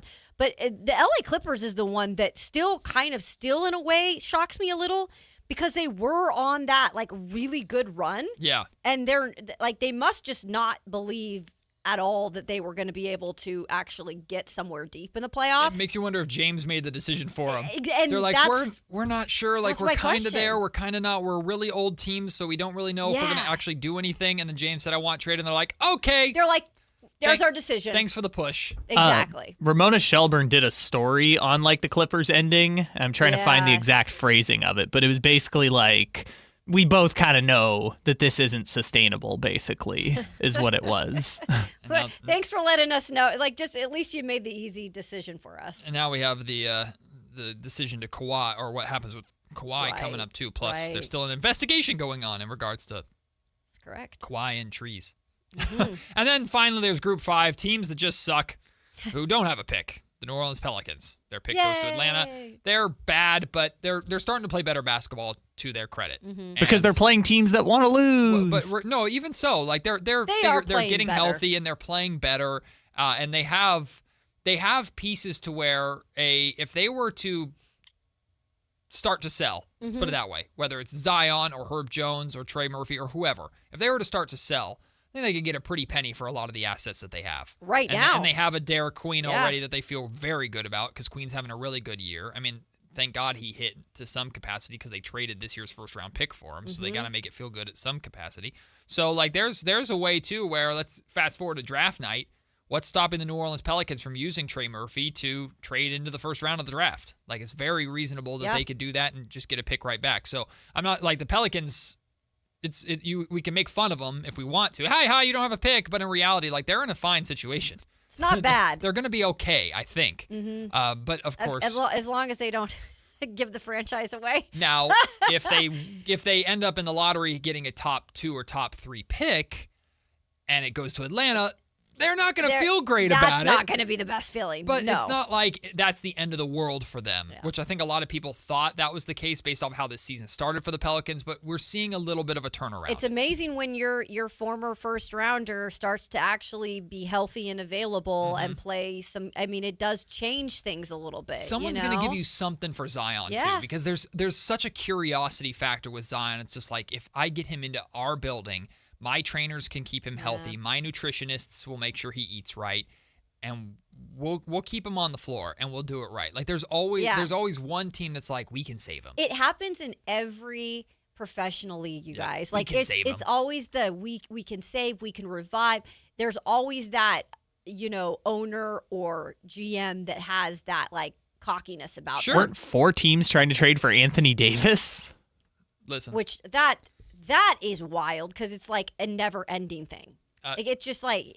But if you're willing to do that for Anthony Davis, how about a guy 8 years younger? That's what I'm saying. Like, Anthony Davis has had his time being evaluated different places, right? I know those 2 firsts that the Wizards gave up for Anthony Davis weren't the best picks. I would argue that you might not have to pay that much for Zion anyway. Yeah. So I'm very curious what's next for the Pelicans and Joe Dumars and what he does over there. Hopefully he doesn't just sell off draft picks willy-nilly like he did last time. But he's got assets. There's a very reasonable argument to make that the New Orleans Pelicans are in a way better situation than the Sacramento Kings. And that's not just recency bias because the Kings got wiped in New Orleans last night. No. They've started playing better basketball now. They're playing better basketball, and they have far more assets that teams actually want. Yes. Like everybody, Mark Spears shared this with us. It's been this way for years. Every time the Kings have a trade conversation, teams ask about Keegan Murray. Mm-hmm. Pelicans got 3 of those guys. Yep. They got 3 Keegan Murrays that everybody's asking for. Not lying. Or at least 2 that everybody's asking for. I'd say now 3 because of Derek Queen. So it's just a situation that the Kings are envious of. But in the reality, like, here's the thing about tanking. Number one, like, I don't think the league really cares that much. And I go back to comments that Adam Silver probably wished he could take back, NBA Commissioner Adam Silver. He said at the beginning of the year, Kayla, I never heard your reaction to this. I think you were on the air at the time. Okay. Where he talked about, I think it was Ramona Shelburne asked him before the season started about the concern about all these different streaming services, and fans are like, I don't know. It's hard for me to find the games that I want to watch because they're on these different streaming services. And Adam had such a tone-deaf response to it where he basically said, like, our league is more accessible than ever online. You can find clips and highlights on YouTube. It's like, that didn't help me. Like, that's not the answer. Like, if you're too poor to afford the streaming service where the game is you can watch an abbreviated version of the game on YouTube or you can see it on social media. Like, it was just a very tone-deaf answer. And that's how I feel like, oh, you're not going to watch the Sacramento Kings play for the rest of the season because they're bad? That's fine. You can go watch 5 minutes of their highlights on YouTube. Or you can turn on ESPN and maybe see one clip of the Kings. Like, maybe. Hey, here's a rebound from Maxime Reynaud, and then here's 7 dunks by Zion. Yeah. Great. Mm-hmm. Like, I don't think they care. They don't. Because the top of the league is so good. And I would argue the bottom of the league needs to happen so the top of the league can be the way that it is. Mm-hmm. As long as there are great teams, there are going to be bad teams that look up and go, we have no shot in hell, so we're not going to even try. It was the Warriors dynasty forever. When the Warriors were that dynasty, when Kevin Durant was in Golden State, and they were just in the finals every year with the Cleveland Cavaliers, LeBron's in Cleveland, every other team is looking up and going, we're going to posture ourselves to when they finally phase out, we'll step up. Yeah. And some teams did that really well, the Oklahoma City Thunder. Other teams, Sacramento Kings, have not necessarily done that well or done that correctly. But there's another level to that now, Kayla, because the best teams at the top are young teams like OKC. Right. The reigning champions. Bunch of draft picks. Who have a bunch of draft picks, a bunch of talent. Yeah. So they're not falling anytime soon. I am not incentivized at all to be competitive over the next handful of years because where the hell are they going to go? In fact, they are showing me the model of how to do it. Yep. So I'm going to be as stinky as the Thunder were for a handful of years so that I can hopefully become the next version of the Thunder. That's really the only way out of the cellar. It really is. It's the yin and yang. It's the yin and yang, and it's that's why we're having this conversation now about the funny thing about how there's so many different groups of tanking. And great job, Kyle, for laying that out and showing like where all these teams lie, but there's so many of them trying to do it. Mm-hmm. And there's no way to manage it. There's really no way to manage it. And to say, oh, you're tanking. Oh, that's definitely tanking. Right. Like they're all going to do it. The one other side, though, is there is one way out of it. Because I remember years ago I talked about how long it takes for teams to get back to the top once they make that commitment. And like it takes longer than you think. Yeah, once you make the commitment to go to the bottom, how long does it take?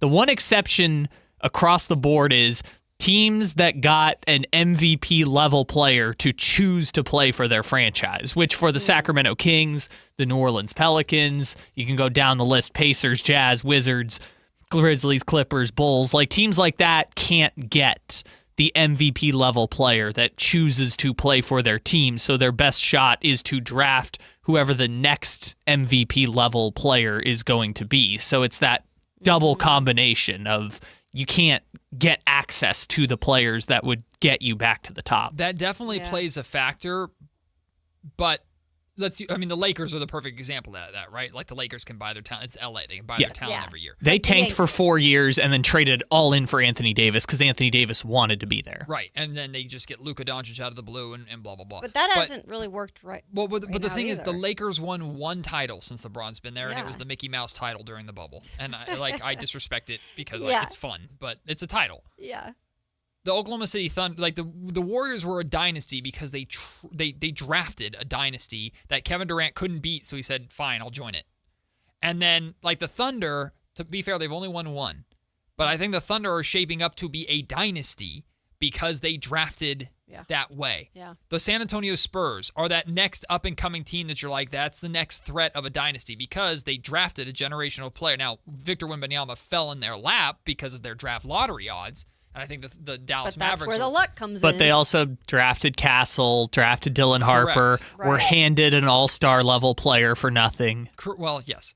But that happened after drafting successfully and getting luck in the lot. The draft is always going to be the ticket to turning your franchise around. Because it's not just that you have high dibs at a pick that you want that's exciting coming out of college. You have full contractual control over their first rookie scale deal, and you have all the rights to sign them to their next deal as restricted free agents. So, the league puts these in place to protect smaller market teams and allow them to build through the draft and keep the talent that they draft for a long period of time so that talent can't just force their way to LA. So the intentions are good, but in doing so, you further incentivize teams to go through the draft because that's the only way they can find potential star caliber talent with built-in control. Yeah. Right? Because free agency destinations will never change unless, if a team becomes really, really, really good, the Warriors weren't a free agency destination for a while. They became one. Granted, they built that way through the draft. Even the Bay is the Bay. But it wasn't looked at the same way as it had been during those dynasty years. But regardless, everything the NBA does, whether the intention is good or not, incentivizes tanking or incentivizes, if you're at the bottom, stay there and dig as deep as you can get because the draft is your ticket out. You still have to hit, and that's the scary part. And that's the for even the Kings. scarier part, yeah. But the NBA makes it clear it's either you're at the top because you drafted correctly or you're at the bottom because you want to draft correctly to get to the top. Yeah. And then free agents are just kind of in the middle. Well, I would add one caveat to that. It's draft or develop well. And I think why the draft is appealing is that it's kind of like dummy proof in a way. Obviously, Oklahoma City got Shai Gilgeous-Alexander and developed him into a star. Jokic, through years of developing around him, became a star from the 41st pick, right? But if your organization isn't smart enough to do that or have enough vision to do that, the draft is kind of your dummy-proof way around it. The Pistons messed up every draft pick basically around Cade Cunningham for 4 years, but because you got Cade Cunningham and then someone else came in and drafted Asar Thompson and made a couple shrewd moves like trading for Jalen Duren on draft night, now all of a sudden your team is good. But it's like that top pick is dummy-proof. If you get that Anthony Edwards, Cade Cunningham, Victor Wembanyama, you're set. Your team is going to be good if you get that one guy, no matter how poor an organization you run. But it's not going to be good right away. And even, at least here, even if you get a guy like Darren Peterson or DeBonza, it's not going to be good right away. This year is probably the worst that it will get. We hope so. But if you draft one of those guys and you get the luck to do that, it's still not going to turn around your season next year. And you're still going to have to probably develop some of these other pieces that are going to be a part of what you hope is an overall solid franchise. Because again, Scott Perry is not building for 2-3 years of success. He wants that sustainability. And so it's going to be a little bit of both. And they'll probably pick pretty high the year after that too. And maybe then you can get the ball rolling a little more, but it's not going to flip overnight, even if you hit at the top. I mean, the ultimate point is this is a problem, but it's not a problem that's going to go away. And it's not a problem that the NBA probably deems is worth the effort and the experimentation to fix. Mm-hmm. Like the NBA is very much experimenting with this apron system right now. Their focus is on maintaining as much competitive balance as possible to prevent just these super teams from spending a boatload of money, and to prevent essentially what's happening in the MLB to some extent, to prevent just this pay-to-win type mentality. Mm-hmm. And it's had repercussions that they're working through. But as long as there are teams at the top that are interesting, that draw, that matter, the NBA is going to look at the bottom and go, God, we wish you were better, but we got this to focus on anyway. Like when at least they're concerned. Tanking is the story that runs rampant in the middle of the season when arguably the NBA is at its least popular because it's just kind of the dog days and everyone's just like, who cares? Get to the playoffs. Just get to the playoffs, get there. Once the playoffs start, we have that brief moment before one of those playoff games where the draft lottery happens. And then after that, it's all, here's the best of the NBA on display for you. Yep. So I don't think tanking is a problem, but I don't really think it matters. No. I don't think it matters. I think it's just going to be the way that it is, and you made the right decision, I feel, in balancing out this or the draft lottery odds so that it's not like everybody just racing for number one in the absolute best odds, and you open up the possibility for the chaos of Dallas jumping all the way up or the Spurs jumping all the way up to get these generational players. When that happens, the teams at the very bottom are like, what the hell? This isn't fair. Right. But hey, it's a lottery. I thought it was funny. I can't remember what show. I think it was Carmichael Dave, Jason Ross on the morning show. It was like a week ago. And they were trying to figure out ways to have it be more fair for teams that tanked. And they were like talking about having a playoff for the worst teams. And like Toilet bowl? Having them win, whoever won would get the best pick. Awful. And I was like, could you imagine watching that? Like I would not be able to do it. No, and the NBA, you think the NBA wants to showcase that? Absolutely Make that not. Nationally televised. Here's the I worst thought it teams was funny, in the league. though. Make them fight each other for a draft. I thought it was pretty funny. I was Awful. like, you've got to be kidding. Awful. Javier, I see you on hold. We will get to you to start the next segment because we're going to dive into, are the Sacramento Kings holding DeMar DeRozan hostage? Ugh. Seriously. I'm getting a feeling of something not great. DeMar was not a happy camper last night, and nobody can blame him. We'll talk about that. It's Matt and Kayla on Sactown Sports. Listen to the #1 sports lineup in Sacramento.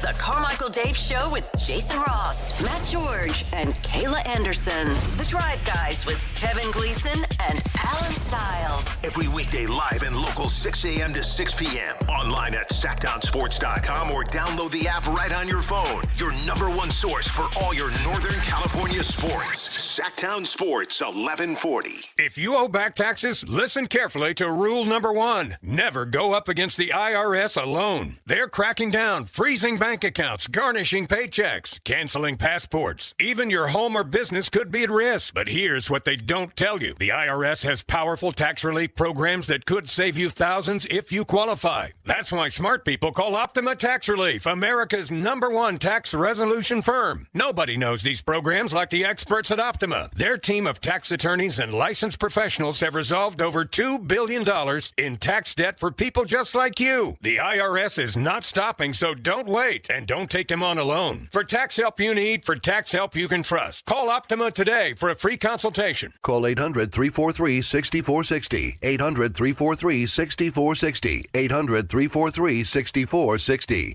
Optima Tax Relief.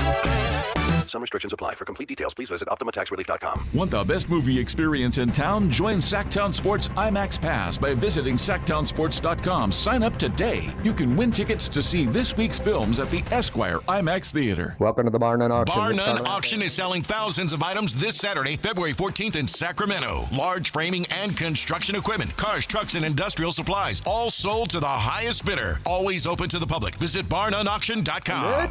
The Travel Guys, new on KHTK 1140 every Saturday at 11 a.m. We'll make you a smarter traveler. Tips you can use on the road and at the airport, plus reports from top consumer advocates. The Travel Guys, 11 a.m. on Sactown Sports 1140. Country in the Park is back. May 8th and 9th at Cal Expo. Miranda Lambert, John Party, and more. Line dancing, live DJs, mechanical bulls, huge festival area, and food trucks. Tickets start at only $68. It's the perfect Valentine's gift. Surprise them with live country music and dancing.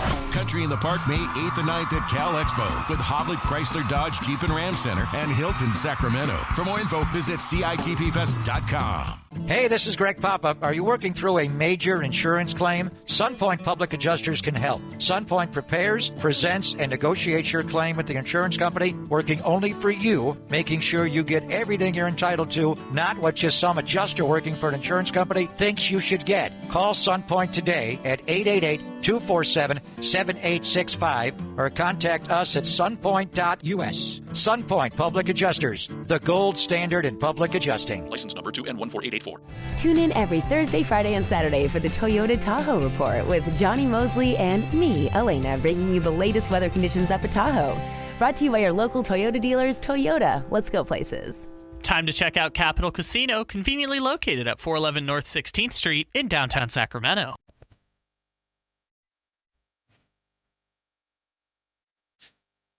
$10 a.m. to 2 p.m. Matt and Kayla on Sactown Sports 1140. Volunteers, not hostages. One of the bars that Sacramento Kings general manager Scott Perry dropped during the summertime when he first took the job. And I understand what he's saying. But I think the Kings might have a hostage on their team right now. And I don't think he's going to make a fit about it or anything like that. Well, It's not somebody we talked about before. They probably have a few hostages, if we're being honest. I know, because we had Demonis Sabonis conversation. They have one that has been nothing but a professional, but I feel like if you were to ask him, he would much rather be somewhere else, and that is DeMar DeRozan.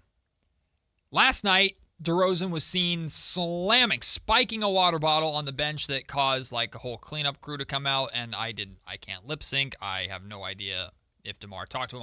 I guarantee you DeMar was probably a little apologetic, like, hey, sorry you had to clean up that mess. It was just a moment of pure frustration. Jason Anderson, who covers the Sacramento Kings for the Sacramento Bee, he was in New Orleans covering this game, and he talked to DeRozan afterwards and said, DeRozan told him, quote, "A lot of stuff we do is self-inflicted. Us not being in the right spots, make it a chain reaction, them getting back in transition, getting easy shots, easy buckets. So the water bottle incident was just me wanting us to play the right way, win, lose, or draw." Mm-hmm. That speaks to someone who understands the growing pains, but doesn't want to feel them, or is tired of seeing them and tired of feeling them. Because, like, as DeMar, I'm sure, is very aware, there are a lot more of those coming because you have so many young guys that are playing and learning how to play the game the right way. But the self-inflicted wounds, that's been a problem all season long. For sure. I want to be very clear when we have this conversation about DeMar being a hostage. I'm not saying, because that's such a aggressive word, I'm not saying there's malicious intent from the Sacramento Kings. I'm not saying there is a desperation for DeMar DeRozan to force himself out. But we saw that report from Chris Mannix before the trade deadline about like a potential buyout possibility of DeMar DeRozan. And then we saw the report from Anthony Slater denying that. To me, that's DeMar's camp would like to be bought out if he's still here, versus the Sacramento Kings want to keep DeMar around because, one, he's an absolute pro. I mean, I've been told firsthand how much the young guys enjoy playing with him and learning from him, and he's been very helpful in that sense.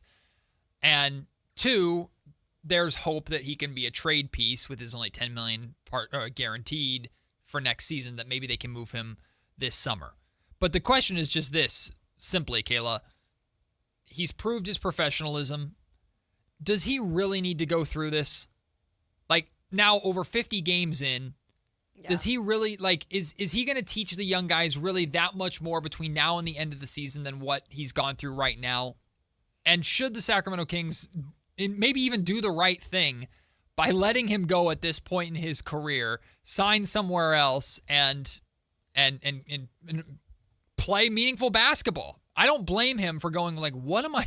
I'm just wasting the final years of my career right now in Sacramento. Yeah, it's been an interesting situation for a guy that's a consistent player, a great pro, like you said, has helped the youth here. I've been a huge supporter of DeMar DeRozan, and I think we're seeing right now, at least, a time that he's frustrated. Like, again, we're hitting the All-Star break. It's probably the last game has been the most frustrating game, but the last two have not been great. Yeah, he didn't shoot well against the Cavs. He did not, and I was looking at some of his stats, and like I can see, like, for a guy who's been fairly consistent this season and performed pretty well in games, he's not been good in the last two games. Versus the Cavs, he didn't shoot particularly well, 4 from 16 from the field. He had like 13 points. Last night, he played 20 minutes, just 8 points. He was 3 of 11 from the field, 0 for 2 from 3. So, like, the frustration is showing also out on the hardwood. Mm-hmm. And I think, like, right now with that incident with the water bottle, I'm sure part of it was just, man, can we do things right? But I'm sure part of it is also like, what am I doing? Like, and he's going to have a chance now to reflect at the All-Star break of like, what is my goals for my future? I'm 6 years 36, old. Yeah. And I've got to start figuring out, like, really, I can't just keep sitting here on a team that's not going anywhere. And because they want me to stay around to help, develop some of their youth, like, that's not what I want, though. And I think it's not fair to keep a guy like that hostage. From the YouTube chat line, Scooter916 says, I don't think DeMar expects perfection out of the young players yet. No, I don't think so either. Like, DeMar is an unbelievably smart guy. He knows what it is. He knows what's going on here. There's no fooling him, or there's no putting lipstick on a pig with where the Sacramento Kings are at right now and where he fits in with where that's at. He and everybody in that building know exactly what the Sacramento Kings are trying to do. But what the spiked water bottle tells me is he still cares. Oh, right? yeah. He still cares about, like, everyday I love situations. Basketball. Yeah. I want his availability speaks to how much he just wants to play. There's no Darren Peterson concerns with DeMar DeRozan, and we'll talk about Darren Peterson later on in the show. Thank goodness. Because there's some red flags that are flying with Mr. Peterson, let me tell you. But DeMar loves the game. He's a very competitive individual, and he's sitting here going, I can't do this for much longer, and I'm sitting here in Sacramento for a team that is obviously not on my timeline, and that's okay, but I can't escape. Yep. I can't get out of here. I'm going to be a pro. I'm not going to pout.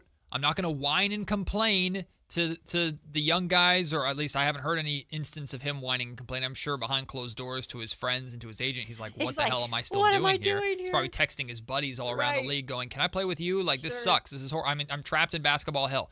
Like, I think all of that can be true. That's just natural. That's just being a human. If you and I were in a bad situation, in a bad job, in a bad, you're at a party that you don't want to be at. You're at your in-laws gathering, and you're just like, get me out of here. So you just text someone like, this is awful.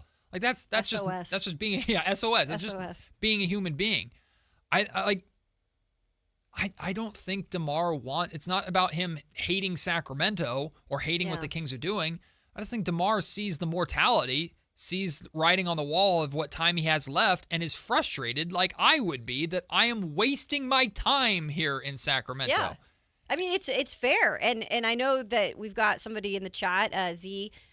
He says that it sucks that no one wants Debo. We tried to get him to another team. And you're right. I think that it is true. I think that, and Matt and I have said this for, all of the trade deadline when it was going on. Like, why doesn't a team see the value in DeMar DeRozan, at least as a guy that's going to come off the bench? And again, I don't think DeMar's out there being like, no, I wouldn't come off the bench. I don't see that being his attitude if he's going to a team that would compete and that has a chance to win a ring.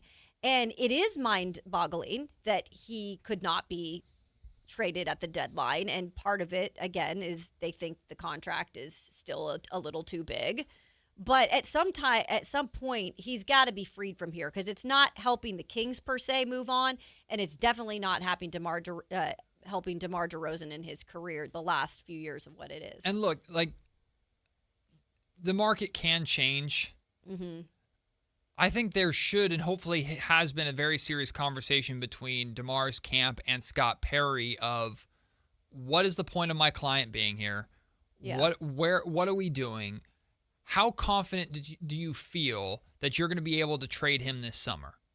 Because if you're not very confident or you don't feel like the market's going to be any better, and if you end up waiving him or cutting him and paying that $10 million guarantee next season, whether you wait till I think January is the deadline to do it or not, now you've wasted even more of my client's time, and now my client is 37. Like if the writing is on the wall that you're going to have to release him because he just doesn't have trade value around the league, release him. Yeah. Let him go. And I know he is a pro, and I know he is valuable to those young guys, but do right by him, release him, because I firmly believe that maybe there weren't teams lining up to trade something of value for him in a sense, financially in a way that made sense. But if he was a free agent, I can think of, I'd be shocked if there weren't 3 playoff teams right now that would make him an offer in a heartbeat. Mm-hmm. On their terms for their money. And Banta says, like, what team wants a 36 ISO ball player that dribbles and chucks up a shot? Believe me, there are teams in the playoffs that would benefit from having depth. Off the bench bucket getter for 20 minutes. If Orlando could get him at $5 million, they would do it. Yes. Yeah. It's just you can't have him be your 3rd or 4th highest paid player doing what he is right now. Yep. Right. Which, to your point about the waiving, I mean, they tried to trade him in the summer, no takers. Tried to trade him at the deadline, no takers. They're going to try and trade him in June. If there's no takers, they probably have to just go ahead and cut him unless they're going to hold out hope that somehow, some way, someone's going to take him at January right before the deadline hits. And I just feel like no team is going to make that deal. He's going to be 37 at that point. Like, it doesn't. And if a team takes him, they're not trading for him to pay the $10 million buyout. They're trading for him to guarantee the contract through the rest of the year and finish off that $24 million that he's owed. Mm-hmm. So again, if I'm DeMar's camp, I'm going to Scott Perry and going, dude, we all see it. Like, teams aren't as interested in me as we thought maybe there would be. My paycheck is what it is. I think playing competitive basketball is more important than the money to DeMar DeRozan right now. So again, with Banta, he says, but DeMar refuses to go to the bench. I think, though, it's not a choice if he goes to another team. I don't think DeMar would refuse to come off the bench for a playoff team. Right. Maybe not here, but obviously you go to someplace else, you're sacrificing something. And I haven't heard, I've been around the Kings organization, and I've been around every step of the way that DeMar's been here. Yeah, I have never once heard DeMar DeRozan threatening to throw a fit or be upset if he go. Would he be happy about it? Hell no. Of course he wouldn't. He's been starting his entire career. But is he gonna like tank a team and be a distraction in the locker room? This man travels around the country and has written books on mental health. Like, this guy is a consummate professional who has an incredible story, an incredible background. Like, he's not going to throw a fit because the Cleveland Cavaliers won't start him if they were to bring him in, or team X, Y, and Z. So I think that's a lazy argument that people have made about DeMar that just I don't think is true.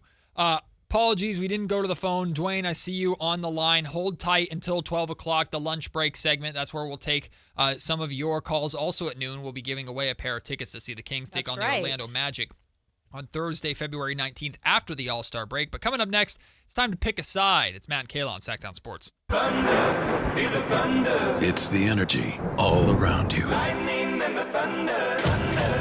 The thrill of the moments to come. The flash of lights. The rush of pure exhilaration. The roar of the crowd. See it, hear it, feel it. Thunder, feel the thunder. Lightning and the thunder. Thunder Valley Casino Resort. Feel the thunder. Hurry in and save big during Honda's President's Day sales event at Folsom Lake Honda, your one-stop Honda shop. Hurry in and save on our best selection of new Hondas. Each is priced to sell now. Folsom Lake Honda is your one-stop Honda shop for great pricing on a giant selection of new CRVs, HRVs, Civics, and Accords with low finance and lease options. Plus, get an instant cash offer for your trade. Get to Folsom Lake Honda or go to FolsomLakeHonda.com. Folsom Lake Honda.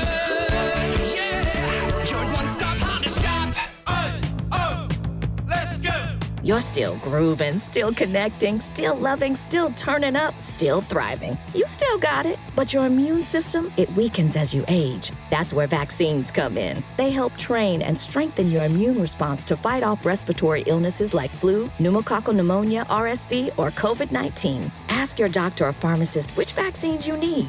Book in minutes at VaxAssist.com. Sponsored by Pfizer. Why choose a Sleep Number smart bed? Can I make my site softer? Can I make my site firmer? Can we sleep cooler? Sleep Number does that. Cools up to 8 times faster and lets you choose your ideal comfort on either side, your Sleep Number setting. Enjoy personalized comfort for better sleep night after night. And now, during our President's Day sale, take 50% off our limited edition bed. Plus, free premium delivery with any bed and base. Ends Monday. Only at a Sleep Number store or sleepnumber.com. You remember me from a show called And Joe? I'm back on the radio, Sacramento. It's Joe Mami, and when you need your new country fix, join me weekdays from 6A to 10 for the Pat and Cody with Joe show on New Country 105.1 KNCI or on the free KNCI app. Guys, did you know your testosterone affects everything in your system, including how you feel and perform every day? Right now, Revive Men's Health Sacramento will check your testosterone for free. Knowing your T levels is the first step in understanding if you have low T. Your testosterone level impacts your energy, libido, sleep, weight, hair loss, mood, and even ED.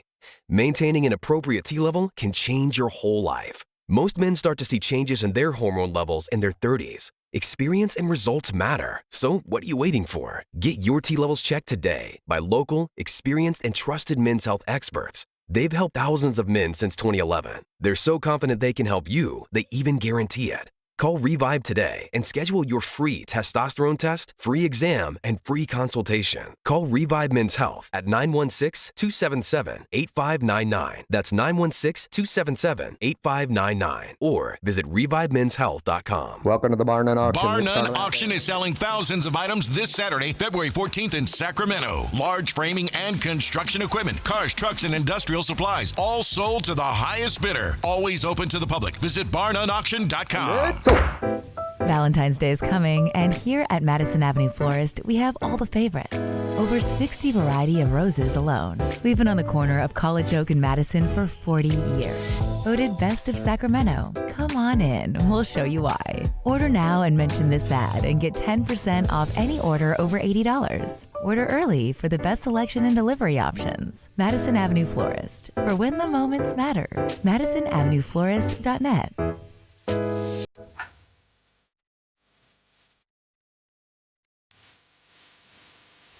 It's Matt George and Kayla Anderson on Sac-Town Sports 1140.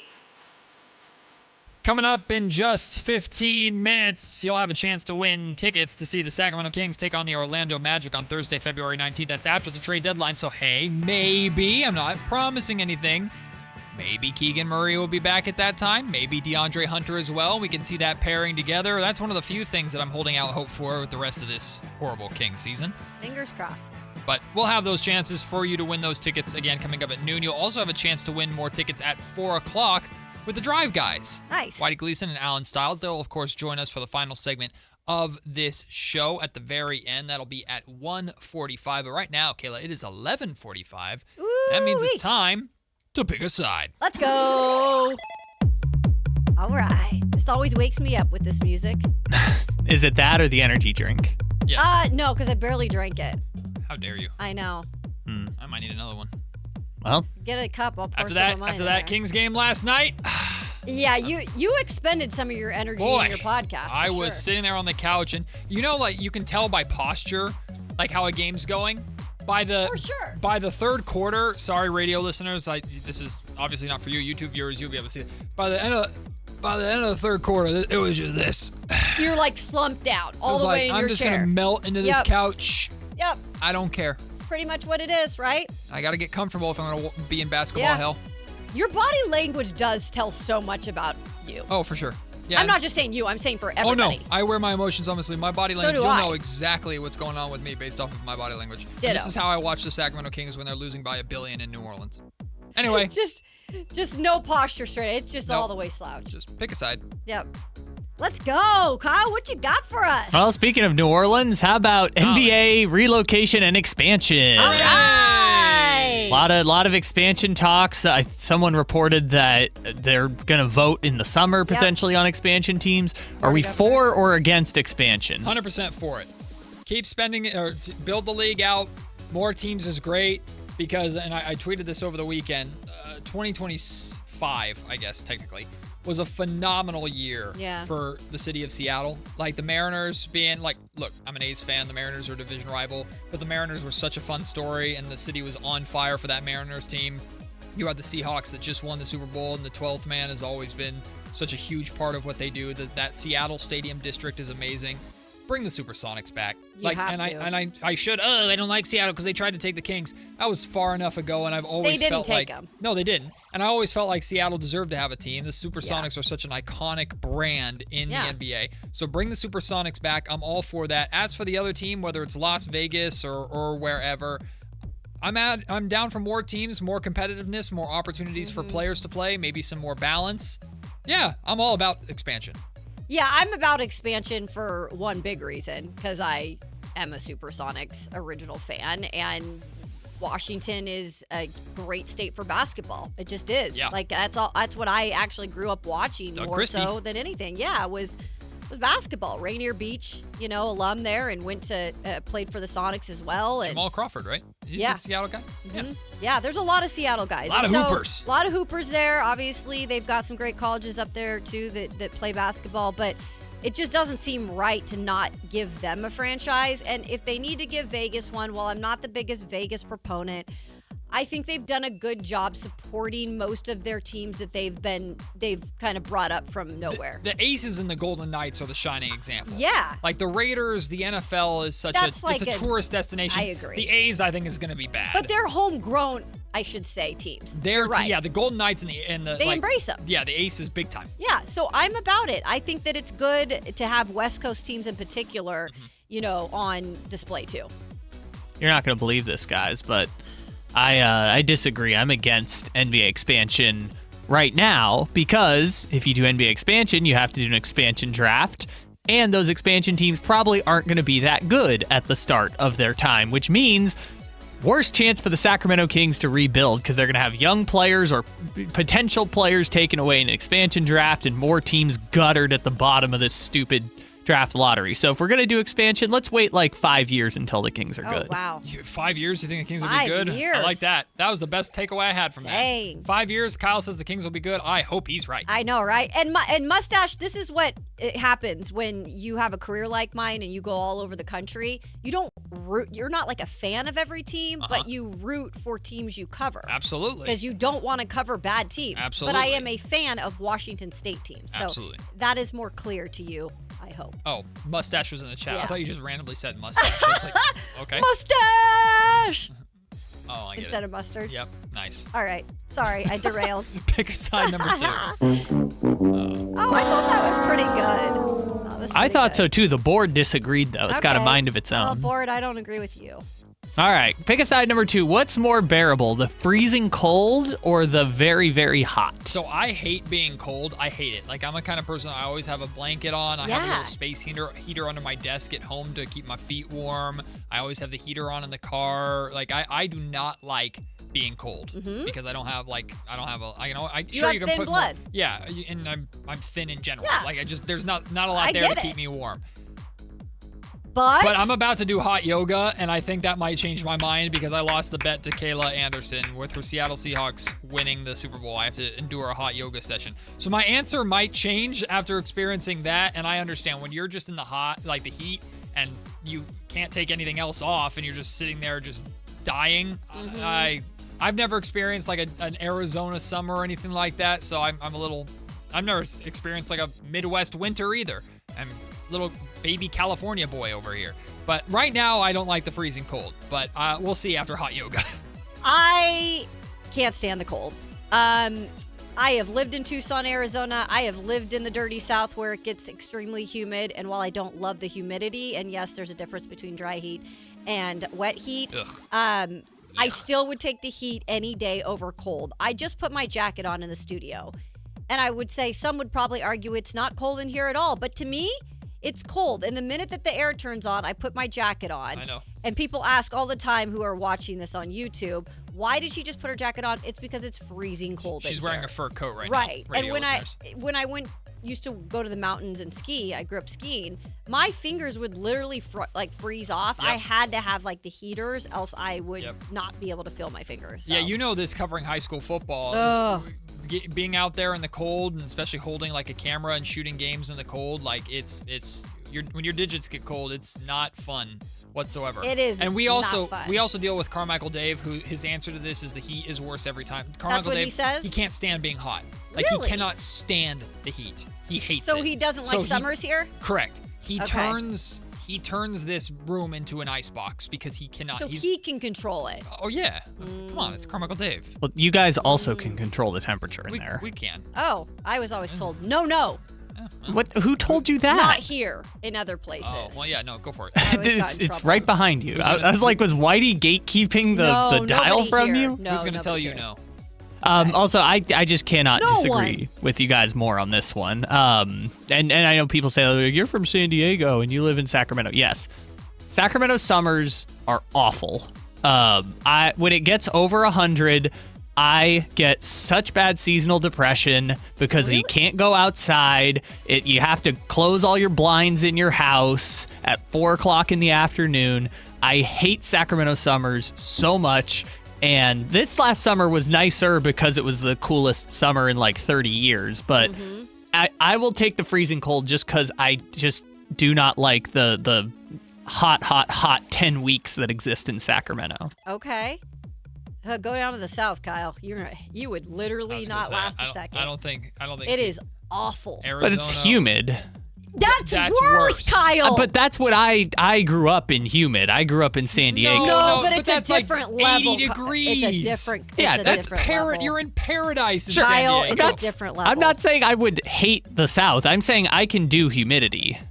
But it's a different humidity. I don't think I could. It's you can't breathe humidity. Yeah. You step out and you're it's hard to breathe. Yeah, being in the South, I have family in North Carolina, South Carolina during the summertime. Nah, I ain't going anywhere near nasty. It. Just bugs and wet heat. You get out of the shower and you dry off and then you're wet again. Nah.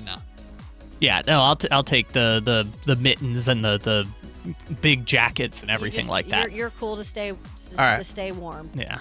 Last one here. Most overrated holiday. I don't know why these are the two choices, but St. Patrick's Day or Valentine's Day. I did this one because they're the upcoming ones that more overrated. Yeah, that they're coming up.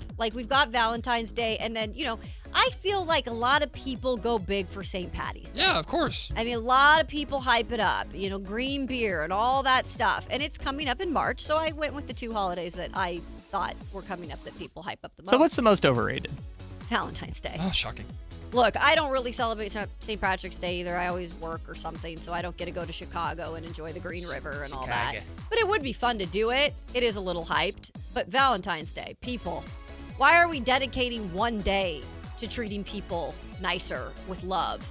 Your significant other, buying them gifts. Shouldn't that be on an everyday basis? Hold on. You said that you're not a romantic person at all. I'm not. I don't like romance. I mean, I like romance. So what are you talking about on a daily basis? If I can get, because my wife's the same way. I'm just saying. I'm the romantic one. Nice. If I can get a day of you being romantic back, damn it, I'll take it. Because the rest of the days you're like, do the dishes. Yeah, I mean, I guess. So you're on the St. Patty's Day is overrated? Well, for two reasons. One, you're on St. Patty's Day. Yes. One, I'm not the biggest of bar hoppers or anything like that. Sure. I would do it. I just don't have a friend group that really does that. Okay. So, and two, I'm Scottish. So where's our day? Whoa. Huh? Yeah, you were a little mad about There's that some one. historic beef here that I'm unaware of. No, it's just different Celtic countries. Yeah. But St. Patrick's, it's about Ireland and leprechauns. Ooh, what about us? I get you. We got kilts. Yeah. William Wallace. You play what are they Haggis. called? Bagpipes? Bagpipes, yeah. Those are pretty cool. Celtic music is I had that at my wedding. I like both days, to be honest, but if I had to choose one, I'll choose Valentine's Day over St. Patty's Day because I'm married. And Valentine's Day. I guess to break the tie, I'm on Team Matt because I don't drink and I'm not Irish. Well, there you go. All right. Okay. Green's a good color, though. Hey, we should all wear green on St. Patty's Day, by the way. Well, you have to, or else you get pinched, right? Pinched. No. You don't want me pinching you, by the way. Oof. It is. But your nails aren't that long. Yeah. These are my real nails. Bruh, yeah, no, that could be way worse, Kayla. That's not like. How is it? These are like the most longer natural nail. Honestly, that you could. Kyle, I mean, go I'm ahead. not wearing like Cardi B nails or anything. Go ahead and don't wear green then. If they're not that bad, go ahead. Don't wear green. That's it, Kyle. I'm gonna grow them out even longer. I was gonna go cut them. Well, that's a tease if you. Cut the nails, not you, right? You meant to cut him or cut the nails? The nails. Okay. Whew. Not Kyle. Well, both. Maybe both. Well, coming up next, Kayla's gonna slash my something. I'm telling you, man. Like, if there's anybody on this show that you should be afraid of, it's definitely. It sure as hell ain't me. Sure as hell ain't me. Definitely not the scrawny boys that are sitting in the studios. Well, it's not like I'm 500 pounds sitting here either. Kyle, you're alone on that one, bud. Are you telling me I'm bigger than both of you? All right, we're out of here. Let's go to break. Coming up next, it is lunch break. We'll talk about Darren Peterson. He didn't play against number 1 Arizona. Plus, we have Sacramento Kings tickets to give away, and I'm getting out of this studio for a little while because I am scared. You're listening to Matt and Kayla on Sactown Sports. This is the story of the one. As a safety manager at a manufacturing plant, he does everything he can to keep his coworkers safe. From finding ways to reduce risks to keeping safety supplies in stock. And for that, he relies on Grainger. Grainger offers a broad range of quality products and next-day delivery, so he can always play it safe. Call 1-800-GRAINGER, click Grainger.com, or just stop by. Grainger, for the ones who get it done. If society collapsed tomorrow, how long would your family last? If you run out of food, probably not very long. That's why over 3 million American families trust My Patriot Supply for preparedness. Right now, you can get their best-selling 3-month food kit for $100 off. It's 3 months worth of real, hearty meals that give you 2,000 calories a day and last up to 25 years. Go to MyPatriotSupply.com to get your 3-month kit for $100 off. The discount won't last long, so go to MyPatriotSupply.com today. That's MyPatriotSupply.com. This message comes from Viking, committed to exploring the world in comfort. Journey through the heart of Europe on an elegant Viking longship with thoughtful service, destination-focused dining, and cultural enrichment on board and on shore. With small ships that bring travelers closer to the destination, there's more time to explore. And every Viking voyage is all-inclusive, with no children and no casinos. Discover more at Viking.com. Finding great candidates to hire can be like, well, trying to find a needle in a haystack, but not with ZipRecruiter. Its powerful technology actively finds and invites qualified candidates to apply to your job. So while other companies might deliver a lot of hay, ZipRecruiter finds you the needle in the haystack. See why 4 out of 5 employers who post a job on ZipRecruiter get a quality candidate within the first day. Try ZipRecruiter for free at ZipRecruiter.com/free. That's ZipRecruiter.com/free. ZipRecruiter. With other language learning apps, I was just playing games. I wasn't really learning. Babbel's different. Babbel was designed by over 200 language learning experts to be the most effective way to learn another language. Every time I open the app, I can choose to work on my writing, speaking, or listening. And it saves my mistakes for me to review, so I'm constantly improving. Before Babbel, I thought I just wasn't good with languages. But now I'm speaking French. Tout ça, c'est grâce à Babbel. Save up to 50% on your Babbel subscription when you sign up at Babbel.com. BABBEL.com. Talking about guns with others might not always feel comfortable, but it could save a life. Here's a way to start a conversation. Your family is going over to your neighbor's home for dinner for the first time. How would you ask if there are any unlocked guns in the home? Hey, we're so excited for tonight. Before we come over, though, may I ask if there are any unlocked guns in your home? Our guns are stored securely, locked in a safe that the kids can't access. Awesome. Learn how to have the conversation at agreetoagree.org. Brought to you by the Ad Council. Hi, I'm Maria, salon owner. You know the jingle. Now discover the facts about Ozempic, a GLP-1. There's only one FDA-approved Ozempic, made by Novo Nordisk. Learn about the real thing. Talk to your healthcare professional today. Call 1-833-OZEMPIC or visit Ozempic.com to view the medication guide and to learn more about Ozempic. Semaglutide injection 0.5, 1, and 2 milligrams.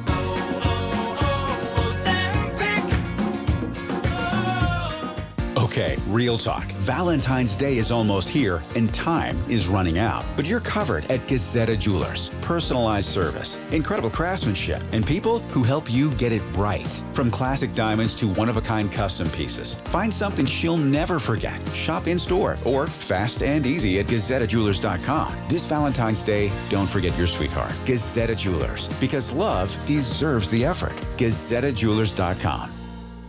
Welcome to the Bar None Auction. Bar None Auction is selling thousands of items this Saturday, February 14th in Sacramento. Large framing and construction equipment, cars, trucks, and industrial supplies, all sold to the highest bidder. Always open to the public. Visit barnoneauction.com. KHD1 Sacramento, KYMX HD3 Sacramento. From the Power Business Technology Toshiba Studios. This is Sac-Town Sports 1140.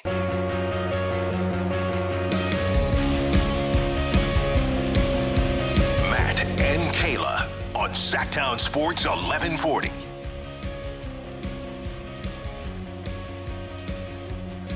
Before we have a conversation about Darren Peterson and all the red flags that I think Sacramento Kings fans should be at least a little bit wary about, and I think more and more people are starting to get more and more wary about him.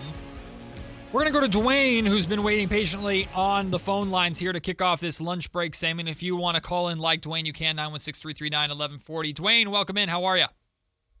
Hey, what's up with the homies? Hey, Dwayne. Hey, I feel good. I got some trim last night, so I feel good. Nice. Hey, but before I get to my take on the Kings, I told you about Peterson. Look, I turned the TV on last night, and I'm trying to see him against the number one team, but nope.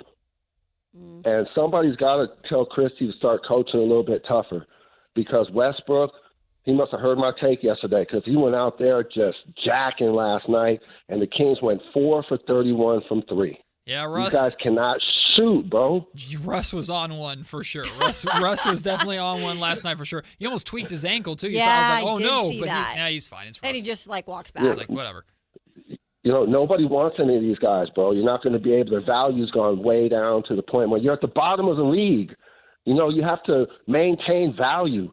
These guys are putting a hurting on their careers right now, and I think DeRozan didn't want to finish like that, and that's why he threw a fit on the bench. But Christie's just not the guy, bro. This guy he's not going to get in anybody's face, bro. He's like almost a peer to these guys, and it's not working, bro. Something has to happen. This is unacceptable. Dwayne, thank you so much for the call. I think there's a lot of people that feel the same way about Dwayne. I've always had the stance of this roster's been so flawed that I don't know what coach could make this better. I've always said it was not a coaching problem, it was a roster problem, going back to Mike Brown, so I have to keep that same energy, at least to some extent. That being said, yeah, Doug is done. I was very critical of Doug at the end of the Cavaliers game for how he handled the end of that game and playing the veterans and not having the messaging clear to the veterans down the stretch of this is the young guy's time, so you probably shouldn't be taking 5 of the last 6 shots and taking those opportunities away from those young guys. Regardless, look, I'm obviously not a head coach. Doug Christie is. He's paid millions of dollars to handle it. I know I'm not going to pretend it's easy to go to Russ or DeMar and say, hey, pass the ball or you're not playing, or come sit down on the bench next to me. I'm sure that hasn't been easy dealing with Zach LaVine in that sense either, and he's benched Zach LaVine a couple of times. Doug could absolutely be better, but the real test for Doug is coming, I think, next season with the talent development and managing priorities. Because if we want to give him this year to figure everything out, okay. But if next season we have the same disconnect between messaging and action, because there's been a lot of that this season with Doug, that's when people are going to get really antsy about this guy is just maybe a placeholder right now until we get more of a direction. Well, it doesn't help when your GM kind of says, hey, when asked the question about his future, was saying, he's also learning. Yeah. And I don't think he was meaning that to put Doug on the spot. No. I just think that was an honest answer. Doug would agree with it. Doug would say the same thing. Doug would agree, but I'm not ready to make a decision on that right now. It's just, I think there's too much crap in the barn that you can't get out right now. I can't really fully judge Doug Christie on what it is, if it's whether it's his coaching more or if it's just the hodgepodge of players you have with having to make those decisions on a nightly basis of telling the veterans no. I don't know. So I've got to have next year to at least make my decision. And at the same time, though, I mean, we had the conversation earlier about this could be the worst Kings team ever. Yeah. Like, seriously, ever. They're on pace to match 2008-2009's low point of 17 wins. That's the pace that they're on. And right who now. knows if they get that? I know. If they keep this losing streak keeps on going, like they're about to break more records with this losing streak, which is crazy. And honestly, like, no matter what, Doug's going to have to own that. Doug's going to have to be attached to that. And regardless of the circumstances, regardless of the narratives, it'll be said that Doug Christie's first full year as the head coach in Sacramento was possibly the worst year of the Kings, period. And I know that probably boils Doug's blood with how competitive he is, but how much of that is his fault? How much of that is the organization's fault? I would put more on the organization than him at this point. And again, he took the job. He did take the job. And he, I mean, there's just a lot there. There's a lot there that we can dive into more during the summertime if we want to. I don't think Doug Christie's going anywhere in the near future, but hey, things can change quickly. If you want to go see Doug Christie and the Sacramento Kings in action, you have a chance to win tickets right now. Sacktown Sports is giving you the chance to win Sacramento Kings tickets all week at 8 a.m., noon, and 4 o'clock. Right now, we're looking for lucky caller number 5 at 916-339-1140 to win a pair of tickets to see the Sacramento Kings versus the Orlando Magic on Thursday, February 19th. That's after the All-Star break. Maybe Keegan Murray will be back. We hope so. That's caller number 5 at 916-339-1140 for a pair of Sacramento Kings tickets. Good luck. So jump in and you can see the Kings and the Magic play. Paolo Banchero, I believe, will play here in Sacramento. Hopefully that game is better than New Orleans. I know. Pelicans Just give us a little more competitive game, right? Listen, the last 3 games that we got inside the Golden One Center were good. More fun. And it helps I think it helps for this young team to be at home with their home crowd. Yep. I think it's so different on the road where they've not won since like early December. Yep. For a great amount of reasons. So it is nice because I feel like you do get a little bit more competitive games with the young guys playing here. Yeah. So we are all hoping that this season, in the grand scheme of things, as horrible as it's been, will be worth it. And we're hoping it'll be worth it sooner than later with the Kings getting the ping pong balls to bounce their way and get the number 1 overall pick. Mm-hmm. It seems that as of now, the consensus, if there's such thing as a consensus this year, it's not like Cooper Flagg last year or Victor Wembanyama a handful of years ago or Zion. Like, there's no absolute, no doubt about it, number 1 overall pick. But there seems to be a guy that everybody seems to agree is the most talented player in this draft. That guy is Darren Peterson from Kansas. When he plays, we've seen it. There's comparisons to Kobe Bryant. The scoring ability is incredible. He looks awesome when he plays.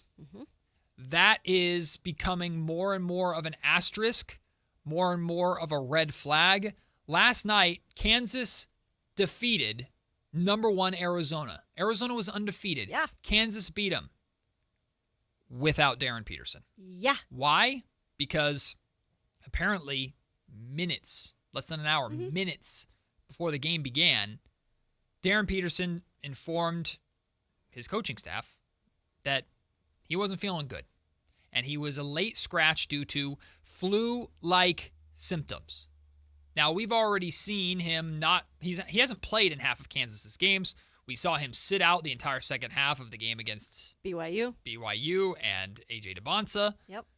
So there's already kind of been this leeriness and this concern with that. And then there was a video of a fan doing God's work, sitting courtside, and he notices a guy in Kansas at the scorer's table texting. So don't do this, by the way. This is a little creepy, little snoopy. Investigative reporting here. He zooms in on the text. Crazy. And that text was the guy sitting at the table texting someone about the Darren Peterson situation. And that text said, quote, "So he's sick and he didn't tell anyone in practice. And Kansas coach Bill Self said, don't half-ass it if you're going to play. If not, sit." DP, Darren Peterson, said, "F that, I'm out." And then he didn't play. This happened right before the game started. So, when you're evaluating talent, these are young men. Right. Ultimately, talent matters more than anything else. Mm-hmm. Keep that in mind. But you're also evaluating, that's why the interviews happen, right? You're evaluating character. Yep. You're evaluating buy-in. This was a big thing about Anthony Davis. When Anthony Davis came into the league, there was a lot of concern about how much does he love this. Now, Ant has turned into something phenomenal. So Ant might be a great argument for Darren Peterson. Right. Hey, maybe even if you're not fully invested necessarily in college or you're doing load management in college or whatever. But Ben Simmons is a prime example. Yep. Oh, yeah, and that didn't work out too well, did it? No. James Wiseman is another. James Wiseman. Not a good one. I had a front row center to that guy. What a mess. It's a red flag. Yeah. And it's not just a red flag for every team because it's like, why is this guy, like, how much does this guy love basketball? Is this guy committed to his team? Is this guy committed to this? It is a blood red, flowing in the wind flag to me for the Sacramento Kings. Because tell me this, anybody, tell me this. Kansas is a good team, a really good team. Kansas is going to be in the tournament, and we'll see how Darren Peterson plays or doesn't play in the tournament. That'll be interesting to follow. The Sacramento Kings aren't just a very, very bad team right now. They have a reputation around the world of basketball as low-hanging fruit, bottom feeder, basketball hell, whatever you want to call it. Why wouldn't Darren Peterson do this in Sacramento? And if the only answer you can come up with is, well, because it's the NBA and he's doing this so that he can keep himself as right as rain for the NBA, I think he would 100% do this in Sacramento if things weren't going well. Like, these are the kind of things you have to think about. Scott Perry has to be aware of. Yeah, I mean, let me start with first the situation that happened last night, in my opinion of this. Because my red flags were up when, especially when he played just the first half of the BYU game. Yeah, you were hot about it after that. Because in my opinion, if you're a true competitor covering thousands of athletes across the country in my career, I can point out sometimes the guys that just don't have it and the guys that are like DeMar DeRozan that just never stop and have that like inner kind of like, what's the word I'm looking for? Dog, competitor, yeah, demon. it just never kind of ends. It just Obsession. always is there. Yeah, even on bad teams. Yeah. They want to be out there and they want to be competing. Yeah. And it strikes me as a little bit of a red flag, and I know the generation is different. But I don't take that as an excuse because you still, in terms of if you're playing in college at one of the top programs, in my eyes, why wouldn't you be wanting, because you love the game of basketball so much? Again, that's why you want to go to the NBA, because you love the game of basketball. By the way, you're playing a lot more games, Darren Peterson, in the NBA than you are in college right now. And if he doesn't feel like he's up to playing in the biggest games or wants to because he doesn't feel good or he has cramps or he has the flu, it's something new every time with this kid. It makes me put up double red flags when you're not playing in the biggest games of your season so far. When the nation is freaking watching the game specifically. And it's just, to me, it's embarrassing to him. Because, yeah, you can be the best athlete out there, the best guy that's a natural, number one pick in this draft. But if you don't have the drive that goes behind it, what makes you think he's going to come to Sacramento, who's rebuilding, playing that many games? It's not going to be the most great environment right away. It's going to take a minute. And think that he's going to be just like happy-go-lucky out there competing every night, playing his best. Doesn't seem like that would really fit unless he completely flips a switch when he gets to the NBA. It just gives off this I'm above it vibe. Yeah. And I think this there's a precedent. It's not him alone. There's a precedent now in college basketball with especially some of these pro factories, like University of Kentucky is a great example. Absolutely. Players are going knowing full well they're not there for the school. They're not there for they're not there to play a year. They're not there for an NCAA title, although that would be great. They're there to accelerate their ticket into the NBA, and that now they get NIL money, so they're already cashing in. But they're really going to cash in once they get that that draft pick. Absolutely. They're making it into the NBA. That's their life. And I don't knock the aspiration, and I don't knock wanting to do the best thing you can to keep yourself healthy, to increase your stock. All of that is important. But if that takes priority over the game that you're going into the NBA to play, that's where it's concerning. So if Peterson, who from the outside perspective, it looks like it's me over we, it's I'm prioritizing myself or I'm above Kansas basketball. You don't think he's going to say I'm above Sacramento Kings basketball? That's the pattern. Like, why would it change? And I'm not trying to kill the kid because there's so much about the talent that's like, yes, the Kings need a star. He looks like he can be exactly that. Yeah, he's a hell of a player. But the Kings don't just need a star, Kayla. They need a face of the franchise. They need a leader. They need someone who's going to come to Sacramento and is going to commit to whatever the hell this looks like for the next couple of years and come out the other side of it like Cade Cunningham has now emerged with the Detroit Pistons. Cade Cunningham went through hell in Detroit those first couple of seasons. Stayed patient, remained a leader, stayed out of trouble, put his head down, played hard, and he's come out the other side as an MVP candidate leading the best team in the Eastern Conference and a true title contender in the Detroit Pistons. Exactly. That's what the Kings are looking for. And if you don't even feel good about a player's commitment to playing games for you, let alone being that leader to carry you into the future, that is very concerning to a team in Sacramento's situation. If you're a team, if it's the Indiana Pacers and they win the draft and they go and add Darren Peterson to what they're doing in Indiana, look, good for them. They can plug him into the system. Rick Carlisle's already there. They already have their stars. Like, hey, man, get in line. Let's go win a title, kid, and we'll see how it goes. They're not putting him as the face of the franchise over there. Whoever the Sacramento Kings draft, until further notice, is going to be the face of the Sacramento Kings. That's it. That's what comes with this draft pick. And if you're Scott Perry, you know this, and you willingly take Darren Peterson, you can't just say, well, it's the NBA now, he's going to play. No, and I don't think Scott Perry is that naive to what's going on. I mean, look, they've already got their scouts looking at all of these players right now, right? Of course. I mean, that it's an organization. You have people that do all this stuff throughout the season. Scott Perry is a very smart guy. I don't think he's just like going to ignore the fact that we need to do extensive research on Peterson, talk to former players that, will be available at that point to talk to, or I'm sure you go talk to Bill Self. I don't know how much Bill Self will actually say, but if I'm Bill Self, I'm going crazy. I don't know how Bill Self actually thinks that that's okay. Yeah. But again, this is the world we're living in where the players at some places, they're making more than the coaches are. And so I get it. But at the same time, these are flags now that you have to start honestly when you're thinking about this. Does the athleticism and the natural ability that takes your breath away sometimes, is that worth it? Are you going to get that all the time? Or are you going to get more of the hit and miss because the attitude and the not love and passion really for the game every single night? Also for a franchise that's rebuilding.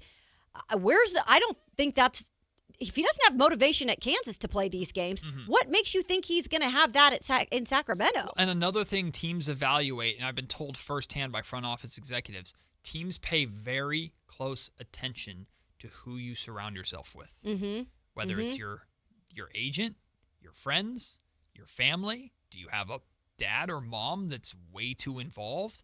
Do you have an agent that's walking around like they own the place and they're going to make all these demands? Like, a lot of them do nowadays. Who is in your ear? Who's your inner circle? Who is telling you, you don't have to suit up and play for the Sacramento Kings tonight?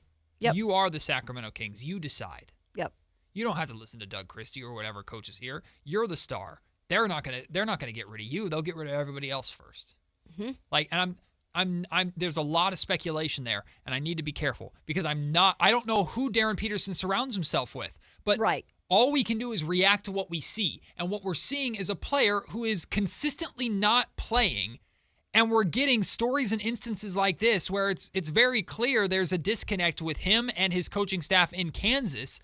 And just because it's the NBA doesn't mean that there's not even more negative context that like Kings fans, even if you're a Darren Peterson fan, look in the mirror with your franchise. Yeah. Look at the dysfunction of this organization through all the years.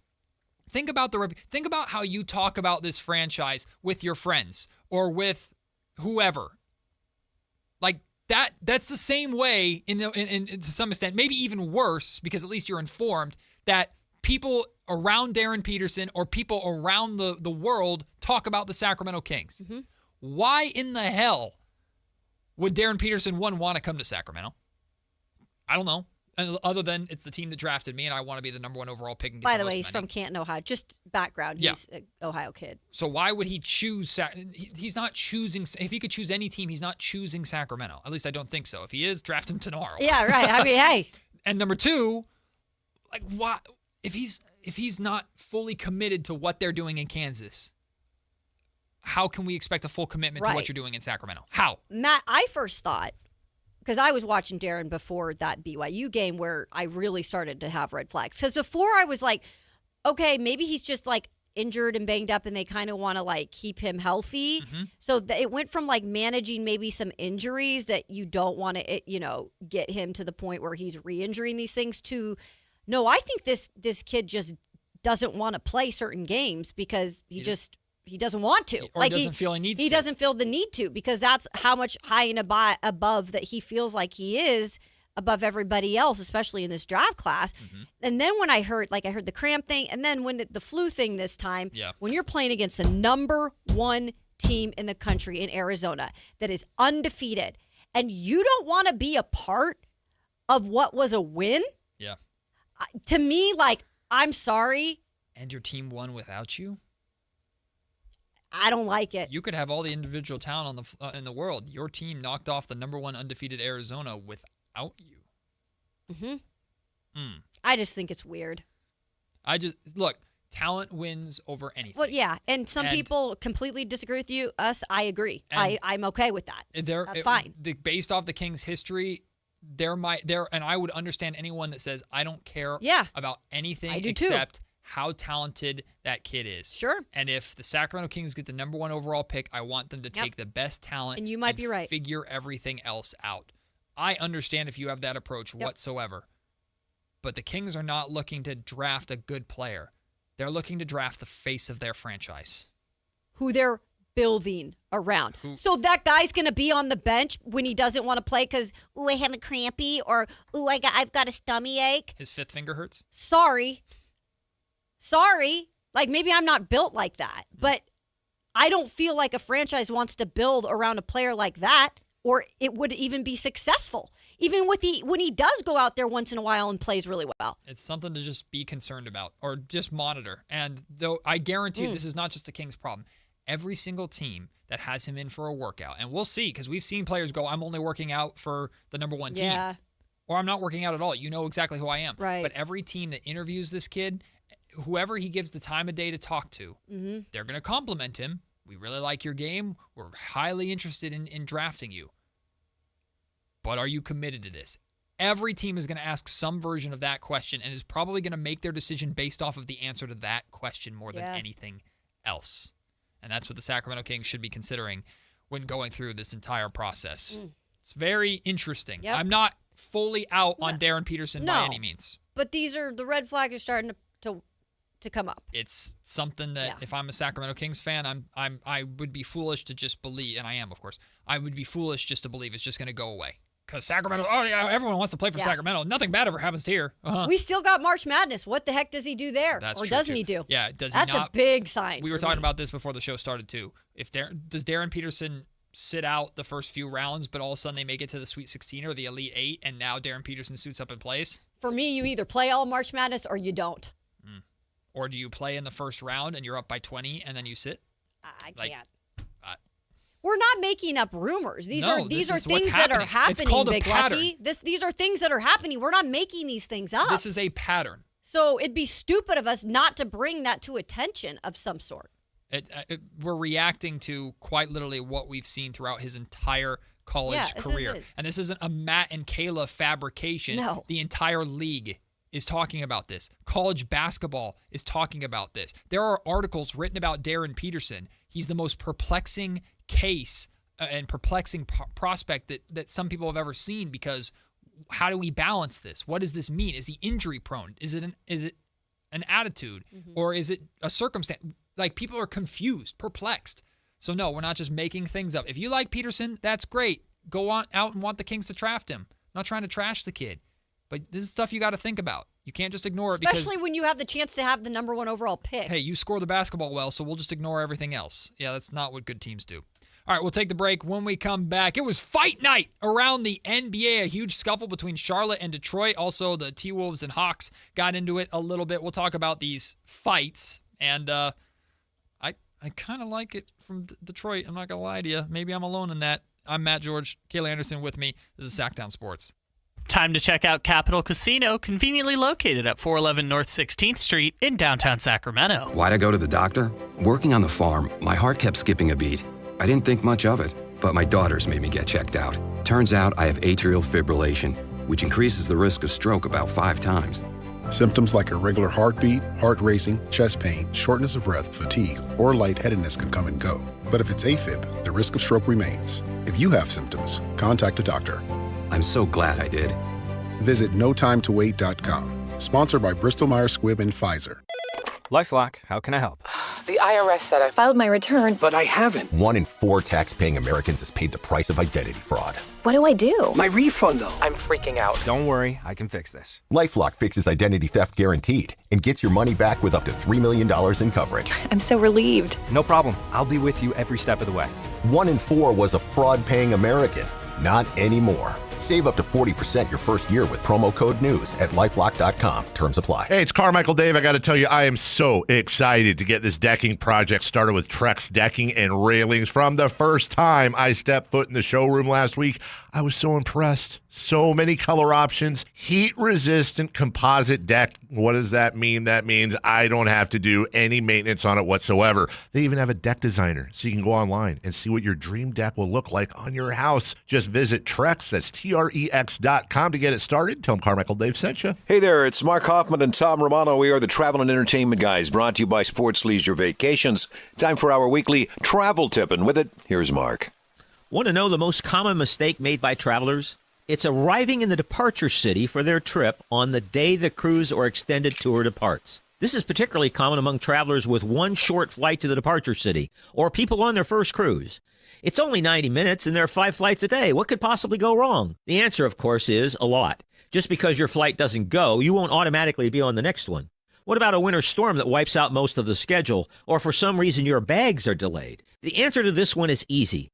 Always plan to arrive in the departure city for any cruise or tour the day before. You'll eliminate a truckload of potential issues and have a much better chance your vacation will be a memorable one instead of having to wear the same underwear day after day after day.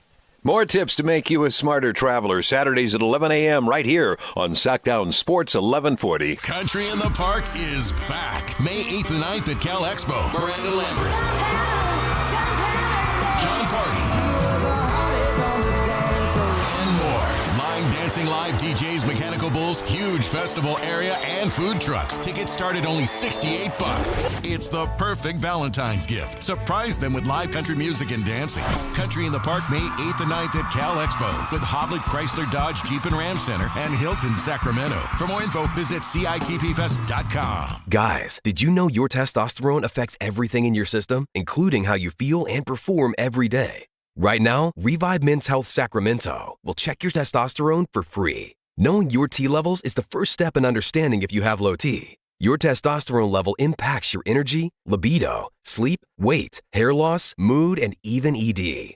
Maintaining an appropriate T level can change your whole life. Most men start to see changes in their hormone levels in their 30s. Experience and results matter. So what are you waiting for? Get your T levels checked today by local, experienced, and trusted men's health experts. They've helped thousands of men since 2011. They're so confident they can help you, they even guarantee it. Call Revive today and schedule your free testosterone test, free exam, and free consultation. Call Revive Men's Health at 916-277-8599. That's 916-277-8599. Or visit ReviveMen'sHealth.com. Welcome to the Barn and Auction. Barn and Auction is selling thousands of items this Saturday, February 14th in Sacramento. Large framing and construction equipment, cars, trucks, and industrial supplies, all sold to the highest bidder. Always open to the public. Visit barnandauction.com.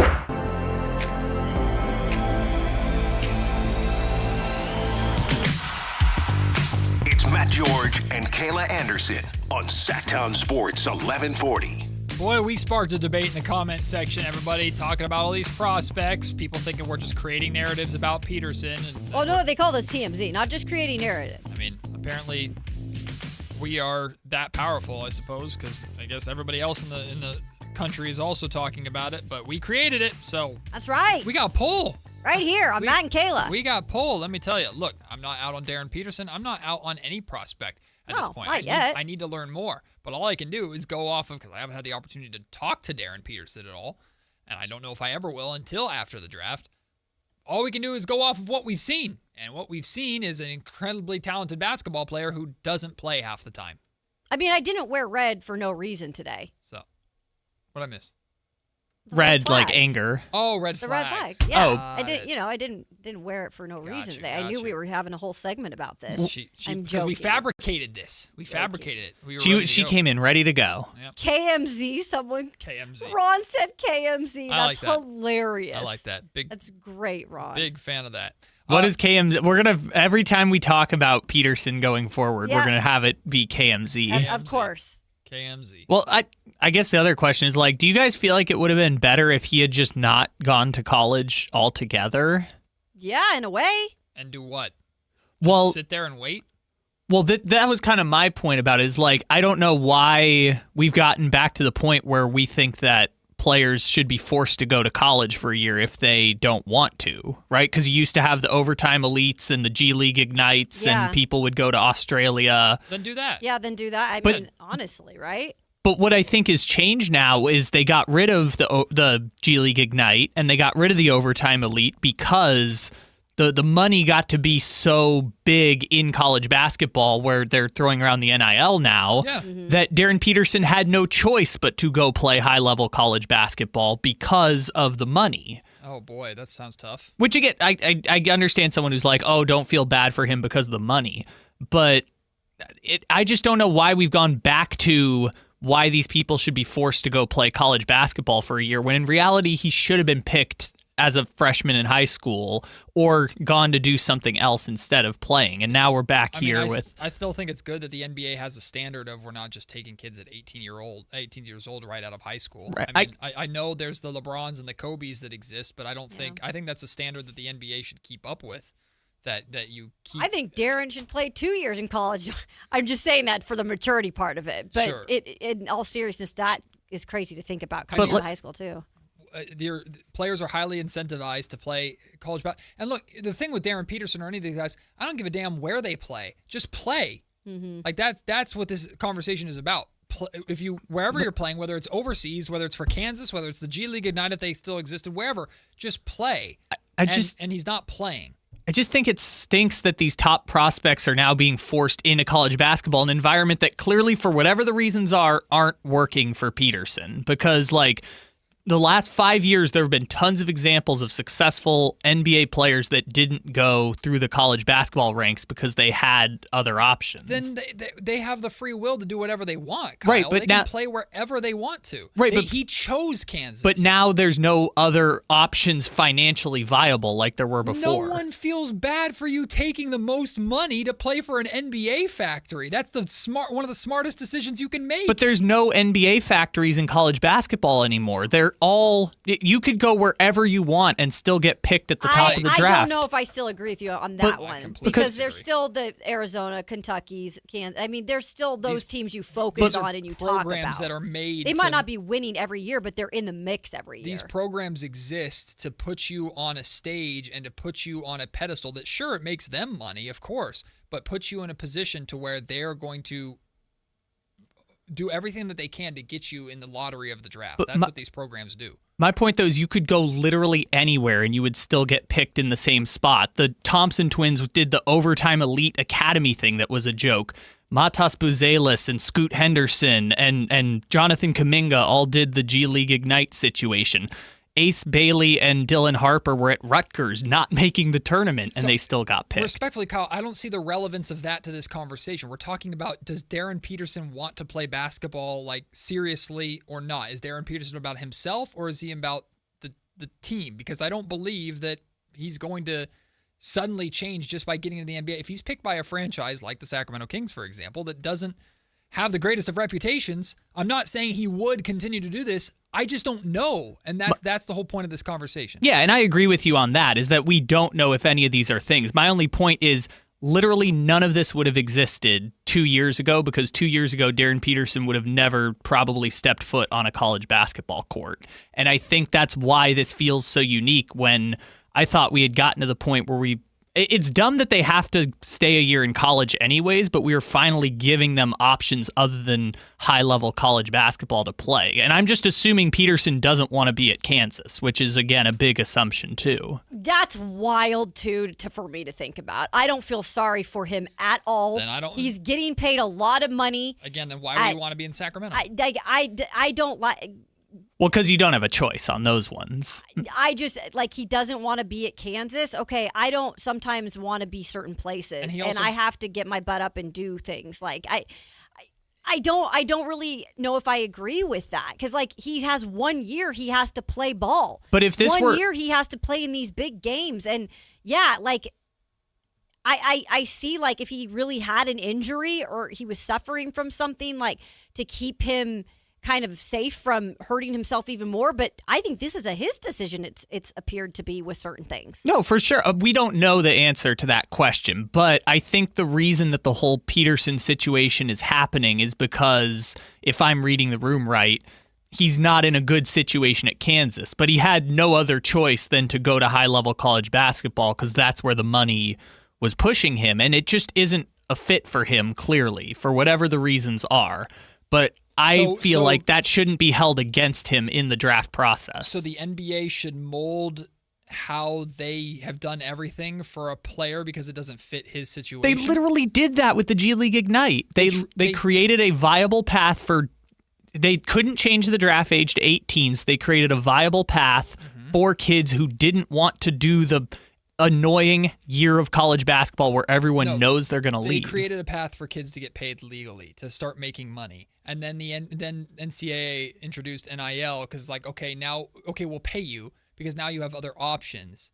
I don't know what we're talking about. If you want to compete and you're a competitor, I agree. You freaking compete and you play the freaking game. I agree. I don't understand it. My only point is that none of this should be held against him in the draft process from what I'm reading. I completely disagree.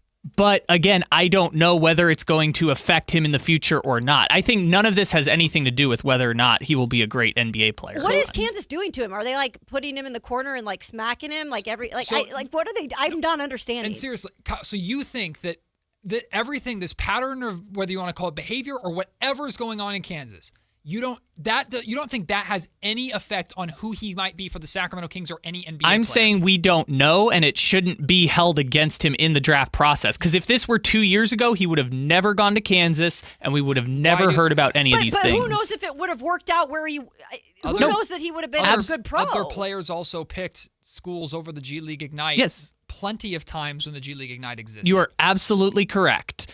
But has Darren Peters come out and said, I would have rather played for the G League Ignite? I'm just operating under the assumption that he does not want to be at Kansas, and that's a big assumption based on reading the tea leaves of the situation. But if that were the case, he probably regrets his decision to enroll at Kansas, and he's just got to kind of grind it out while everyone is making presumptions about his character based on the situation. But again, it doesn't have to be a presumption about the character. To me, it's a presumption about are you all in or are you not?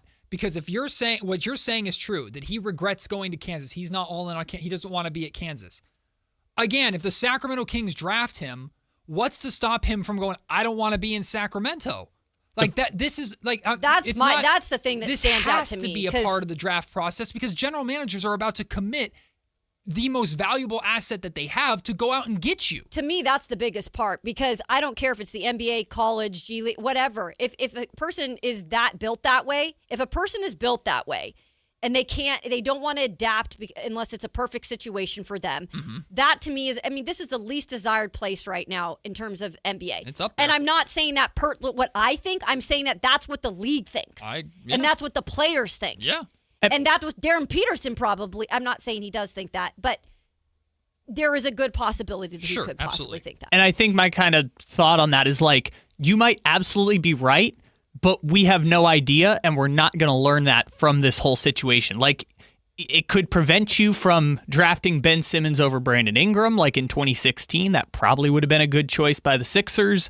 And it also could lead to you making the biggest mistake of your entire franchise's existence because you overthought the process of a pick that seems so obvious. Well, where I will agree with Kyle is in the sense of that's why the interviews are so important. That's why Scott Perry would want to get into a room with Darren Peters. That's why pre-draft workouts exist to get to know these guys. So, and those answers they'll find out, and those answers may never become public. But this is a freaking radio show where we react to what's happening in front of us. And everything that I'm seeing from Darren Peterson right now, the talent says number 1 overall pick.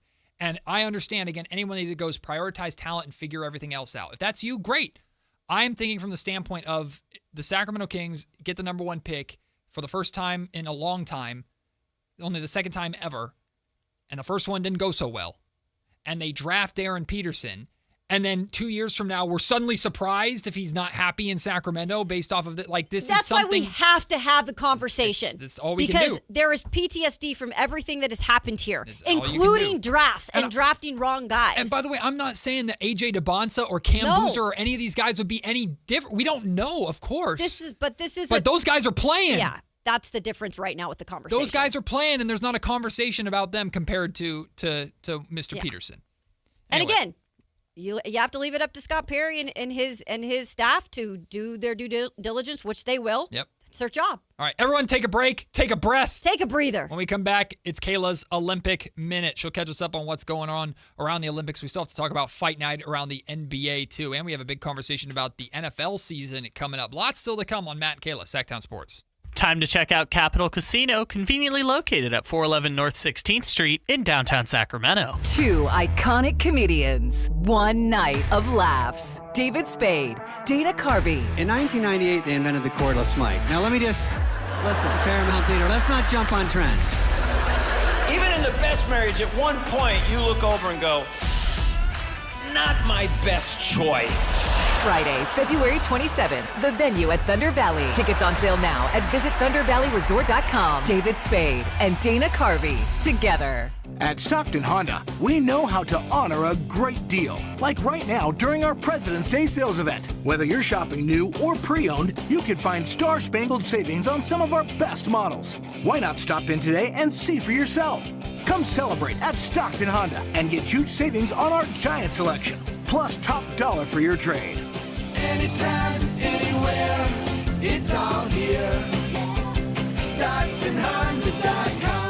We'll admit, we've already thrown in the towel on the New Year's resolution. Yeah, and we made it through dry January. But one healthy new habit we're sticking with is Active Liver from New Nordic. Did you know your liver works around the clock processing food, sugar, alcohol, and everyday toxins? All things that can really impact your health. That's why daily support matters. Active Liver is designed to help protect normal liver function and support your body's natural detox process. With trusted ingredients like milk thistle, turmeric, and artichoke extract, it's gentle enough to take all year long. No harsh cleanses, no extreme detoxes, just simple daily liver support. We really feel the difference. Yup, more energy and the peace of mind knowing we can enjoy the good things in life while giving our liver the love it needs. Active Liver is available online at Amazon or NewNordicUSA.com. Or you can find it in stores at CVS, Meijer Grocery, Wegmans, and now Active Liver is available at your local GNC. This is the story of the one. As the purchasing manager at a manufacturing plant, she knows the only thing more important than having the right safety gear is having it there when you need it. That's why she partners with Grainger for auto reordering, so her team members can count on her to have cut-resistant gloves on hand and each shift can run safely and efficiently. Call 1-800-GRANGER, click Grainger.com, or just stop by. Grainger, for the ones who get it done. Finding great candidates to hire can be like, well, trying to find a needle in a haystack, but not with ZipRecruiter. Its powerful technology actively finds and invites qualified candidates to apply to your job. So while other companies might deliver a lot of hay, ZipRecruiter finds you the needle in the haystack. See why 4 out of 5 employers who post a job on ZipRecruiter get a quality candidate within the first day. Try ZipRecruiter for free at ZipRecruiter.com/free. That's ZipRecruiter.com/free. ZipRecruiter. There are many reasons to choose Gonzalez Law Offices as a dedicated trial lawyer with an undefeated record from 2016 through 2019, and you'll know that no case is too big or too small. Due to his success, hard work, and commitment to excellence, attorney Jonathan Gonzalez has been listed in Super Lawyers Rising Stars, as well as in the top 40 under 40 list by national trial lawyers. You can find Gonzalez Law Office online at SacLegalDefense.com or call him at 916-304-9187. Welcome to the Bar None Auction. Bar None Auction is selling thousands of items this Saturday, February 14th in Sacramento. Large framing and construction equipment, cars, trucks, and industrial supplies, all sold to the highest bidder. Always open to the public. Visit BarNoneAuction.com.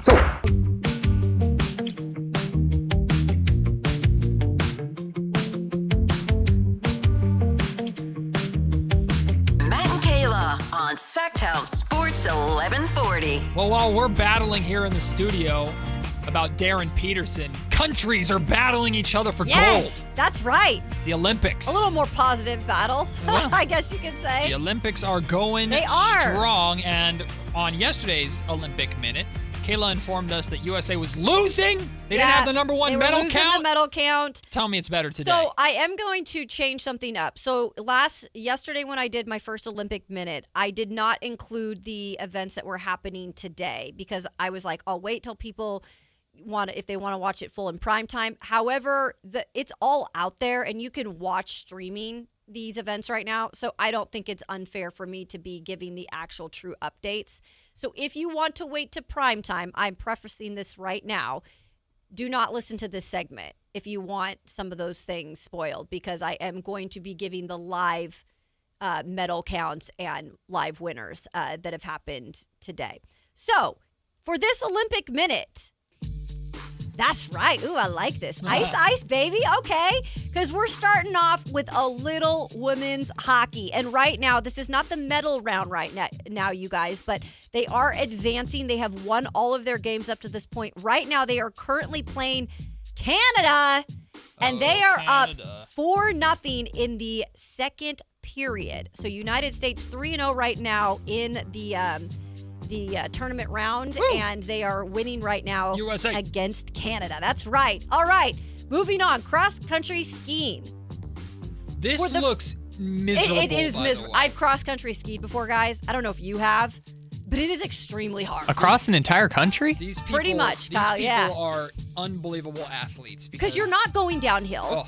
You're going like either flat or sometimes a little uphill, and it's just your skis and your poles. Just endurance, man. It's insane. And for the first time in 50 years, Ben Ogden of the U.S. wins silver. So a U.S. actual Olympian wins silver in this event, and it goes to Ben Ogden. All right. Men's slopestyle final, which is in itself crazy. I was watching last night in prime time. These guys and gals are going like 70, they reach like 70 to 80 miles per hour downhill. Imagine crashing with skis at that speed. Like you think of a car crash, right? Think of like you're just on skis. Bro, I'm scared going 5. I can't stand up on skis. I know. It's insane. So I've never done it.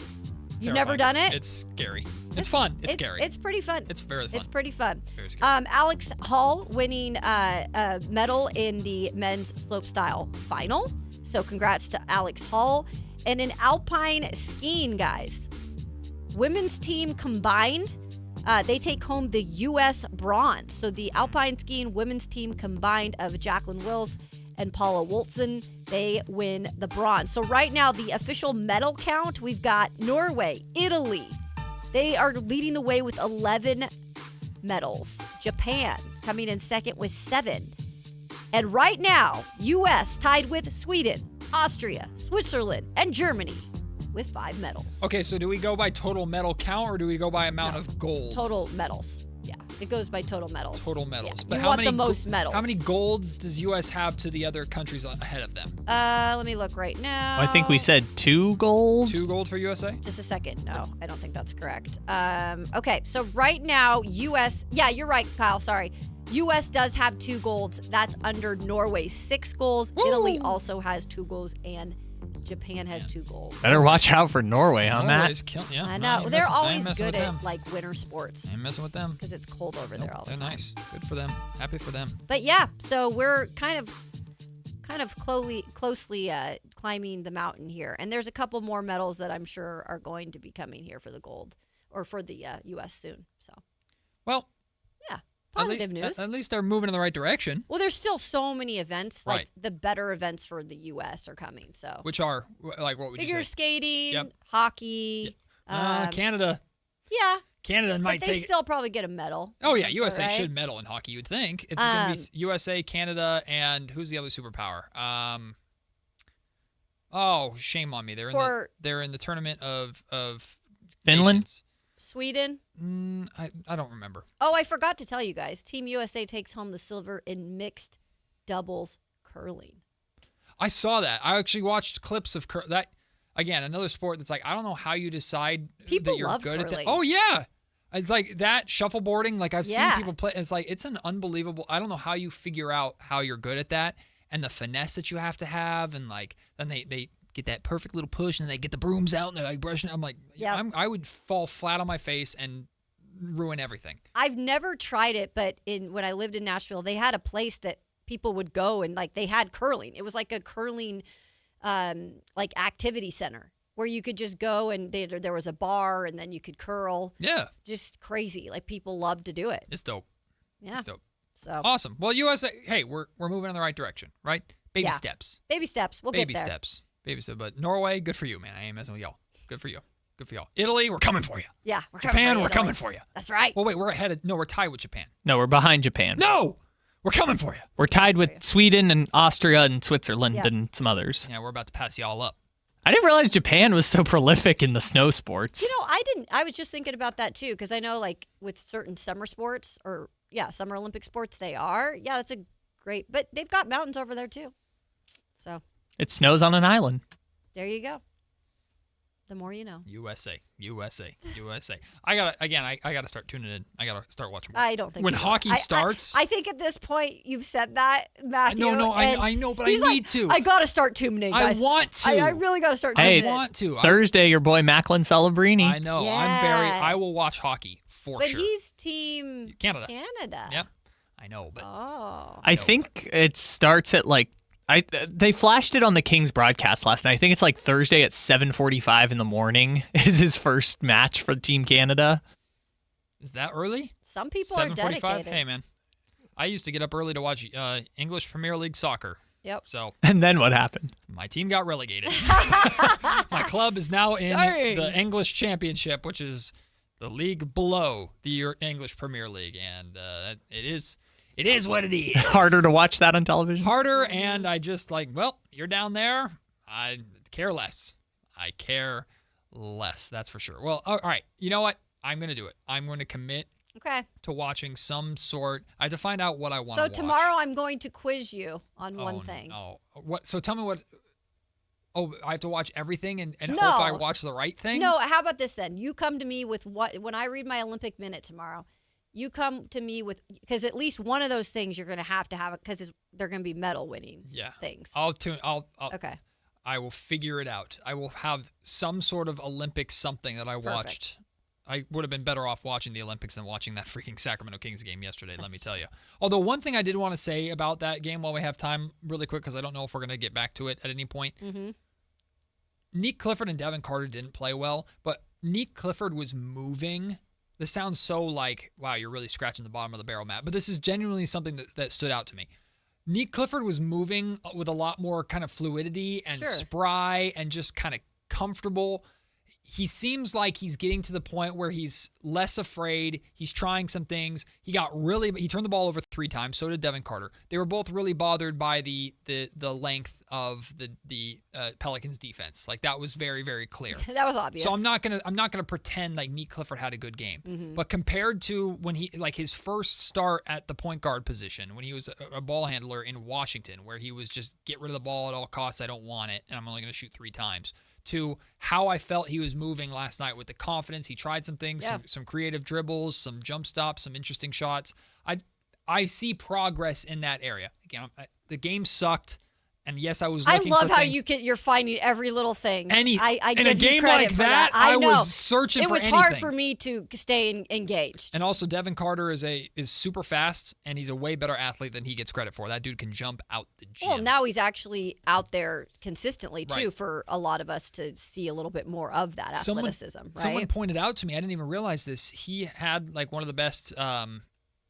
he was one of the quickest in the combine and had one of the best verticals in the combine, too. Yeah. So he's an athlete. Yep, for sure. He's finally just getting an opportunity to show it. We'll take a break. When we come back, the NFL season is at an end. And it was a weird season, to say the least. Was it a good season?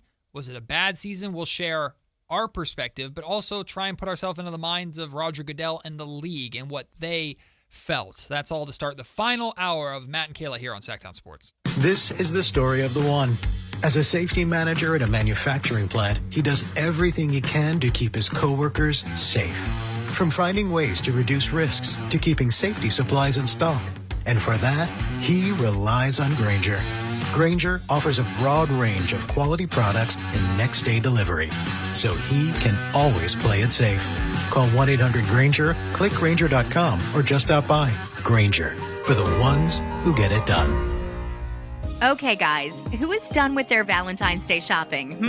What are you waiting for? Stop putting off your Valentine's Day shopping and go to Prestigio Jewelers today. She's right. Prestigio Jewelers has everything you need for Valentine's this year. And you're approved guaranteed. No credit, bad credit, even bankruptcy? 6 months proof of income guarantees you a credit line of $400 to $10,000. Time is running out. Make this a Valentine's Day she'll never forget. Visit one of our showrooms today or online at prestigiojewelers.com. Hi, this is Greg Papa. Disasters hit every day. If your home, business, or building has suffered from any disaster, SunPoint Public Adjusters can help. SunPoint prepares, presents, and negotiates your claim with the insurance company, working only for you, making sure you get everything you're entitled to and letting your focus be on what's most important, your family or your business. Call SunPoint today at 888-247-7865 or contact us at sunpoint.us. SunPoint Public Adjusters, the gold standard in public adjusting. License number 2N14884. Hagen Oaks knows you can buy a driver off the shelf anywhere, but Hagen Oaks is the only place where you'll find total game fitting. The Hagen Oaks TrackMan powered player performance studio fits clubs to your swing. Ping's Ballnamic Ball Fitter finds your optimum golf ball. The putter fitting studio makes you a better putter, and FootJoy's 3D foot scanner finds your correct fit. In fact, Hagen Oaks will fit you from head to toe with equipment and apparel to make you the player you want to be. It's total game fitting, and it's only at the Hagen Oaks Golf Super Shop, Fulton Avenue at the Cap City Freeway. Welcome to the Bar None Auction. Bar None Auction is selling thousands of items this Saturday, February 14th in Sacramento. Large framing and construction equipment, cars, trucks, and industrial supplies, all sold to the highest bidder. Always open to the public. Visit barnoneauction.com. KHD HD1 Sacramento, KYMX HD3 Sacramento. From the Power Business Technology Toshiba Studios. This is Sacktown Sports 1140.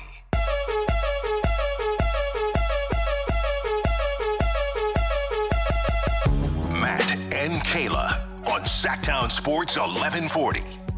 Before we begin the final hour of the show with some football talk, Steven is on hold, wanted to jump in. Let's wrap up this Darren Peterson conversation. And something tells me this conversation is going to continue all the way through until draft night. Steven wants to get involved. What's up, Steven? How are you?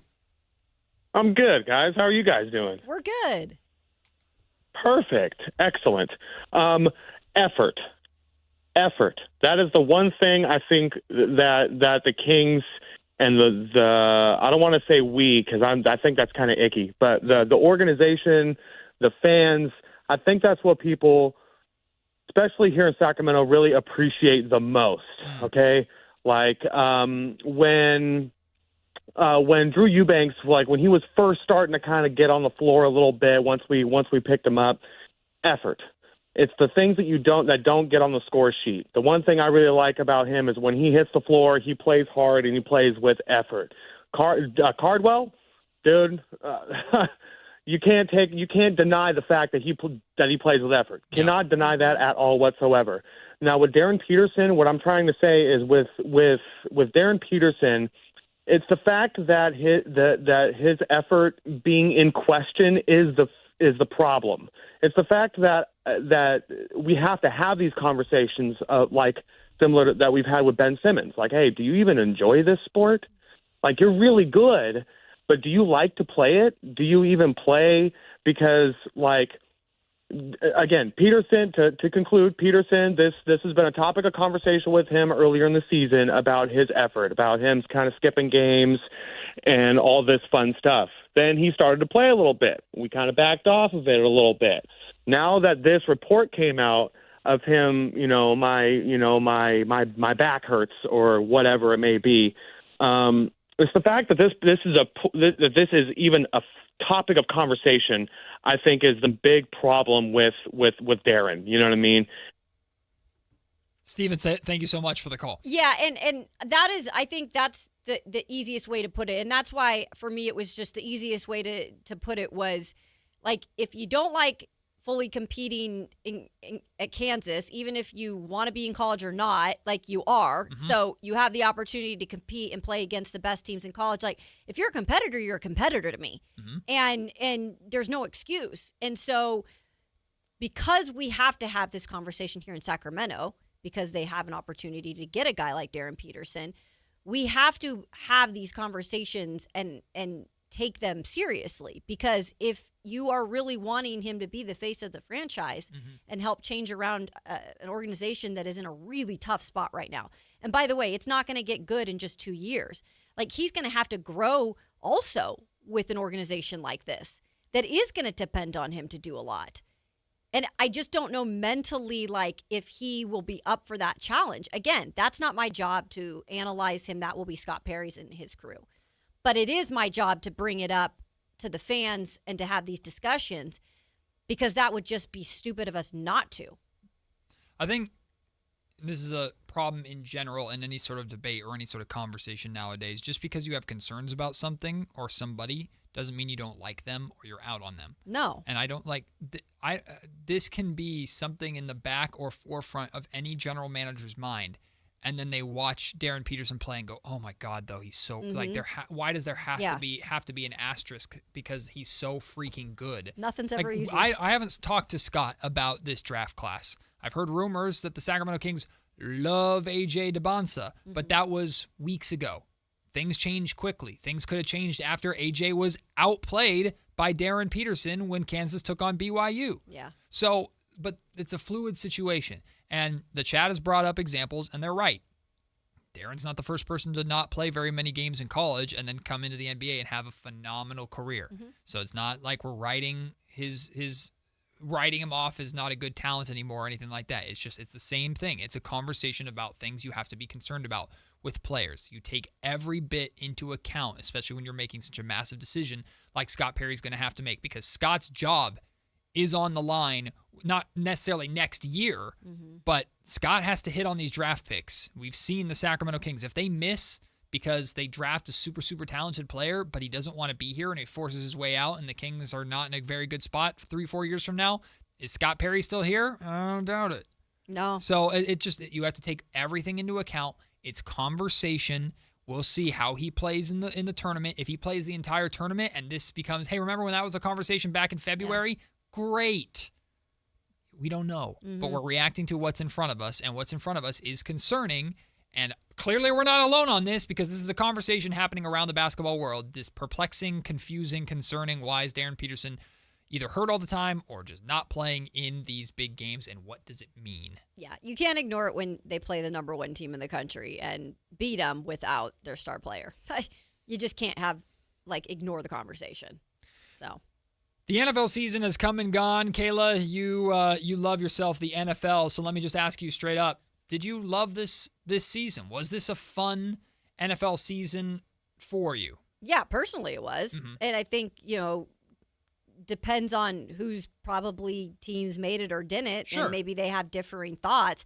I loved it because I am about sometimes having different teams at the top. Mm-hmm. But in this situation, it was any given Sunday for real. Like, that was actually not just a saying. Yeah. Any given Sunday all the way through the playoffs, it was kind of like that for me this year. So me personally, I enjoyed the season. I enjoyed the surprises that came about. But I know that might not be the best for the league. I do. I feel personally that the league probably wasn't the biggest of fans of just how this you mean Roger Goodell? Roger Goodell. In general, right? Like if you're the script writers, right? That's the joke. The script writers, I don't think this is a very good script. Like, or they're happy with how this played out. And I'll dive into that in a little bit more, but I have to make sure we do this first. We've got a giveaway. 1 o'clock. So that means we got a Valentine's Day giveaway for you. Matt and Kayla want to make your Valentine's Day special with a chance to win a $50 gift card to Madison Avenue Florist for the perfect Valentine's Day bouquet. But wait, bouquet. Yeah. But wait, there's more. You'll also win a gift card for two for a dinner at Roosters on the River. We are right now looking for lucky caller number 2. Caller number 2 at 916-339-1140. That's 916-339-1140. Win this Valentine's Day bundle from Matt and Kayla. That's caller number 2 at 916-339-1140. Have yourself a great Valentine's Day on me and Kayla. So you're talking about the league didn't love, like they love this, giveaway, the fans. The league didn't love this season. I think the league likes having a superpower.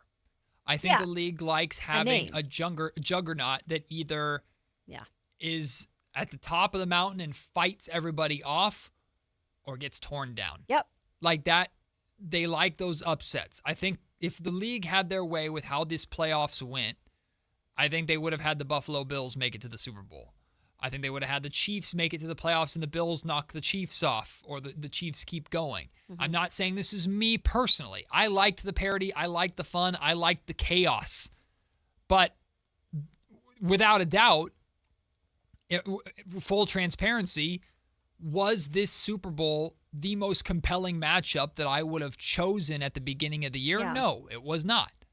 And again, we're looking at this from a 10,000 feet up, league-wide, because every Seattle Seahawks fan will tell you, Kayla, this is a great year. I don't think it's a great year because the Seahawks. I mean, honestly, I just liked it because anything was happening, and I didn't really even know if the Seahawks, by the time honestly, I didn't even know if the Seahawks, by the time they reached the playoffs, even would be one of the teams that went to the Super Bowl. I just felt like there was so much still happening with the parity of the league that I sometimes like to be surprised, and I don't like Kansas City is going back.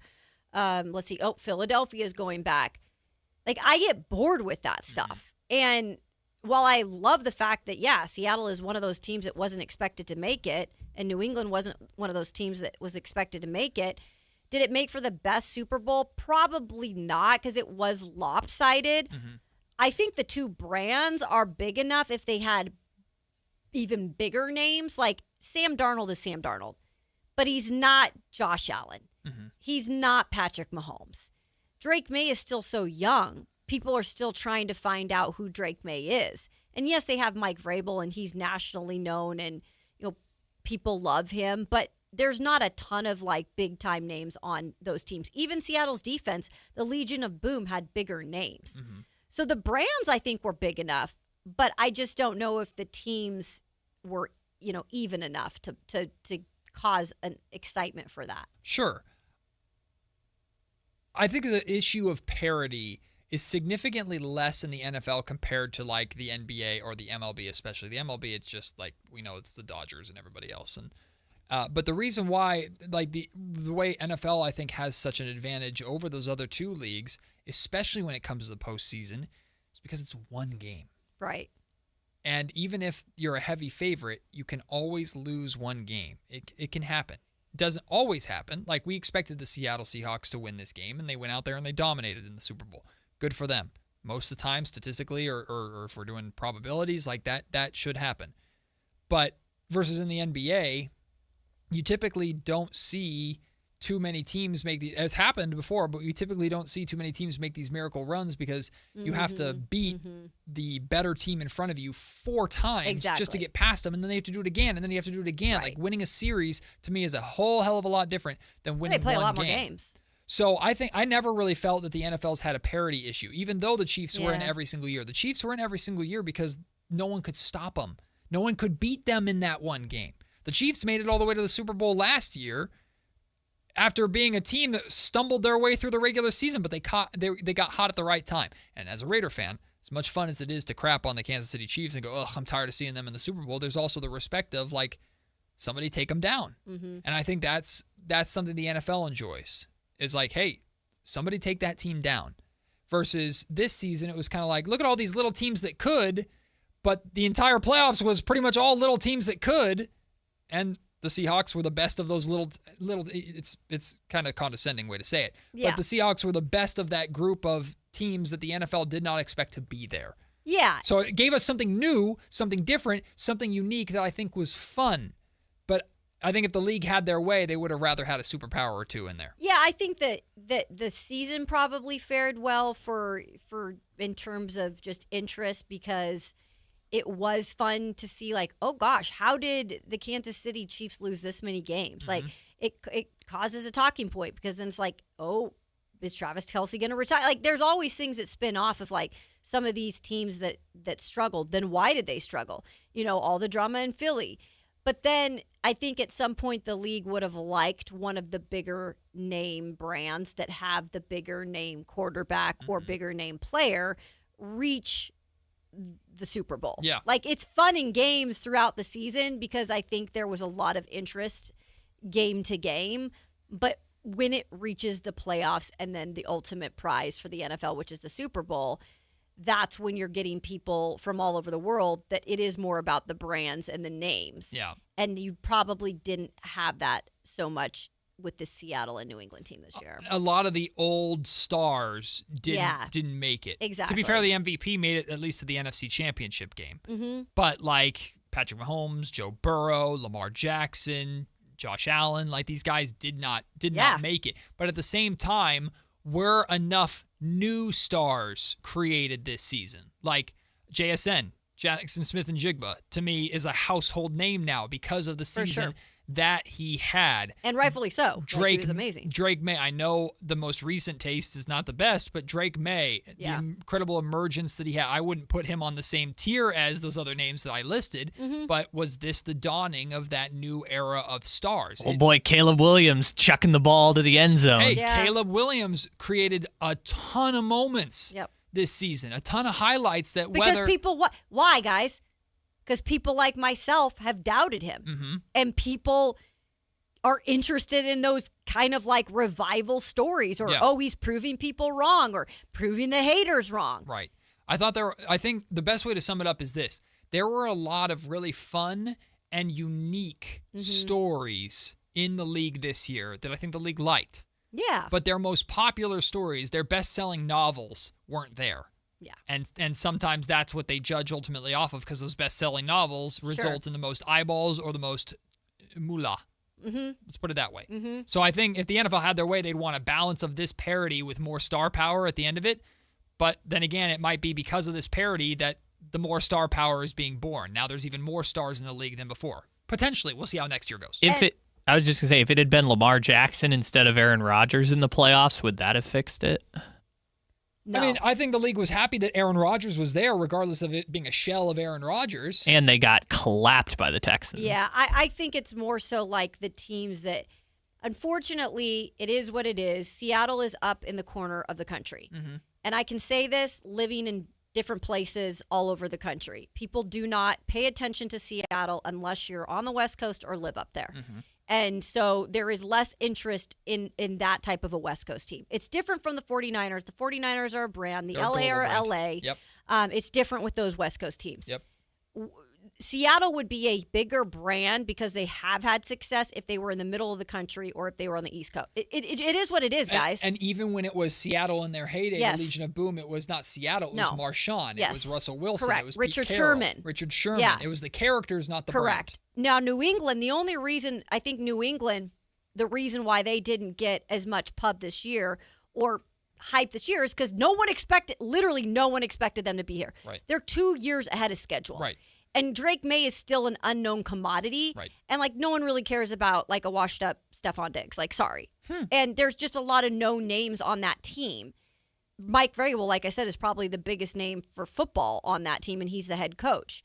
So there would be more attention if, you had, the Tom Brady, because it's an East Coast team. Mm-hmm. But they didn't have any of that this year. So you had two kind of teams that, for explanations within themselves, just probably didn't bring as much excitement for the league as a whole. You know how every year in baseball it's deemed a hitter's or a pitcher's year? Mm-hmm. We had the year where everyone was like, are the baseballs juiced because there's 1 billion home runs? And then there were when Tim Lincecum and Matt Cain were pitching in San Francisco, it was just every pitcher was going deep or into games, pitching 7+ innings, strikeouts galore. A 1-0 ball game was pretty common. It just seems like it happens by year in baseball, that this year was more about the pitchers. This year is more about the hitters. I feel like this year in the NFL was more defense than offense. Yeah. And again, I would argue that the league would prefer it to be the other way around, because as much as defense is cool, and the football fanatics, all those defensive coordinators out there were like, wow, what the Seattle Seahawks are doing here in the Super Bowl defensively is sensational. We had the Broncos because of their defense. We had the Texans because of their defense. I mean, the Patriots. The Patriots because of their defense. Seattle because of their defense. The Rams were really the outlier when it came down to it. The Rams were the last hope of offense making it, and they, to be fair, were outdueled by Sam Darnold and the offense of Seattle. My point is, I think, again, if we're talking about what the league would prefer, I think I think next season they're going, let's get back to our offensive year. Let's go back to Saquon Barkley doing Saquon Barkley thing. I think there's a reason why Jackson Smith and Jigbo was everywhere, because it's, look at all this defense, but look at this freaking wide receiver who's getting 7 touchdowns every week, it feels like. Mm-hmm. No, it's a good point. And, Ed brought up here too, I thought this was the year of catastrophic injuries. Honestly, I think Ed, almost every year though, we've got, the NFL, the more they play more games, guys, the more we're going to continue to see just the plethora of injuries. It's unfortunate, but that's what the league is going to. They're going to add another game. We're going to see more injuries because their bodies are just, that's what happens, right? The name of the game in football is going to be depth soon. Stars are important. Stars are important, and you need a quarterback. Yeah. But, the Niners proved how important it is to have depth that can carry the torch. Stay the course. Now, you might not win a Super Bowl because of it, but we're seeing in the NBA a new resurgence of the value of having depth and having multiple bodies that know their role, and you can throw in so you can keep up 48 minutes of pressure. In the NFL, it's going to be, with all these games and all these car crashes, I need to have a solid offensive line, and I need to have 2 or 3 second stringers who I can plug into any one of those holes, and there won't be a leak. Mm-hmm. I think we're going to see that more in the league. So, Kyle, I'm interested because Ken says on the chat, you can join us in the YouTube chat if you want to actually see us. I really like that Kyle plays devil's advocate so often, gives different views because Matt and Kayla are pretty much agree on everything, which, by the way, I don't come on radio and play a role. That's not my job to do that. And I think naturally, if I'm going to disagree with something, believe me, I will disagree with it. Matt and I we're very similar on things. And so Kyle does sometimes bring a different perspective. 100%. I agree with you. So Kyle, that being said, what is your thoughts on this year as a whole? You being a Kansas City Chief too, and not having the Chiefs in the playoffs.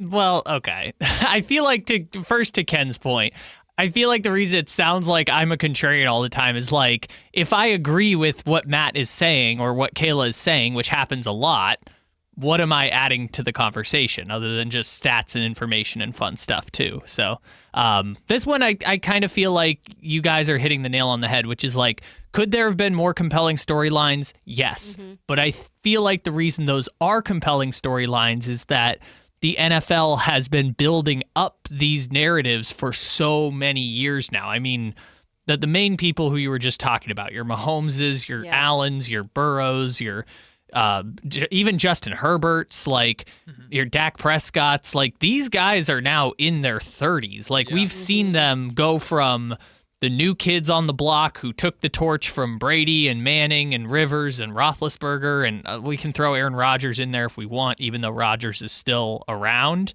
And now all of those guys are not just gone. They've been gone for many years now, and we've spent many years building up this narrative around these star quarterbacks. And while I think it's interesting that no one has really been able to kind of knock those 4 or 5 off the pedestal, other than like Stafford, but again, Stafford's one of the old guys too.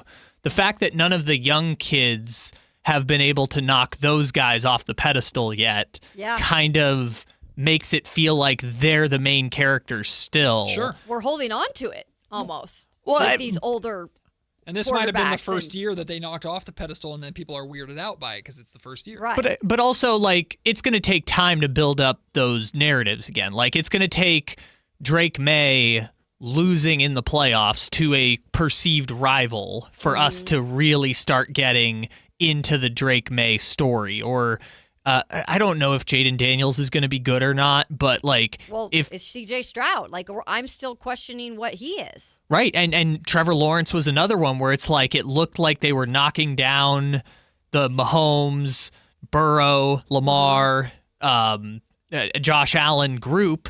And then they kind of just plateaued, and they're kind of very clearly this like second or third tier group of guys. And I know I bring up quarterbacks. It doesn't have to be the quarterbacks, but that Seahawks defense was super compelling and fun this year, and nobody seemed to care. Everyone just said the season was boring and the champion was boring. So clearly y'all don't care about strong defense. And that's the point, is this offense and the quarterback position is always going to have the most eyes, but also because the most people understand it. I understand if you score more points and throw for more yards, you're a good player. Like, it's just kind of...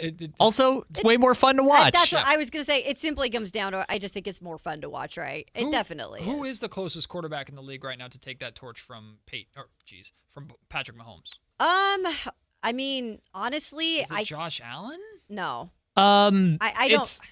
It's Allen or Lamar. You pick your own. I think Lamar. I feel like Lamar is sunsetting more than I he's don't know. sunrising. I feel like they're kind of like they're flirting with like kind of getting to the point where it's like, if they're going to do it, they're going to do it. If they're not, they're not. I almost look at just some of these younger guys, like, honestly, like these younger Caleb Williams, the Drake May, like, it might be Caleb. I feel like they could get there faster at this point because Josh Allen and Lamar have had so many opportunities. And I get it, divisions and stuff like that. But I always am like, at what point are you just going to grab it by the horn and, like, get it done? Yeah, it felt like Josh was still ascending last season, not the one that just wrapped up. If he was ascending last season, of course he won MVP. Yeah. This year, granted, it was not just a him thing, it's a team thing, but maybe he plateaued. To me, and I don't mean to be disrespectful to Lamar Jackson because I think Lamar is phenomenal. I feel like Lamar is trending down more than he's trending up. Yeah. But of course, he could turn that around in Baltimore now with Harbaugh gone, but... I think the league, and your two agents says this, Justin Herbert, it's so funny that this Herbert fascination, because he is so talented, he, I think, will end up getting the most chances by, like, given, like, opportunities to, he's going to get there. Wait, he's going to get there. Wait, he broke his, wrist and still played. He's going to get there, because I was looking at, like, national picks for who's going to be in the Super Bowl next year, like, way in advance, just predicting. And a lot of these national people had the Chargers. They just keep on, like, wanting to give hope for Justin Herbert. And now that Mike McDaniel is there, here's another. I mean, every year is and it's excuse for Justin Herbert. And I'm not saying Herbert's not a good quarterback, but I just don't know if he's going to be one of those guys either that will ever get to that point. If he were playing for the other team that calls SoFi Stadium home, if he were playing for the Rams instead of Stafford, and he was playing under Sean McVay, would he be what people think he should be? Yes. 100%. Just because it's Sean McVay?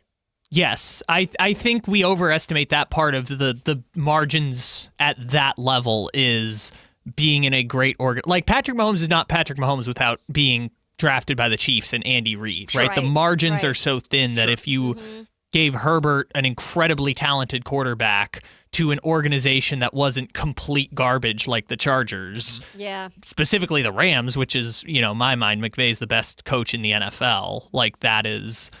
But again, maybe it's you have to get to that very top one, because, like, the other one that is kind of in their peer group, but I'd also throw is, like, if Dak Prescott wasn't with a garbage organization, we would look at him so differently and his career so differently. Yeah. If Herbert were in San Francisco,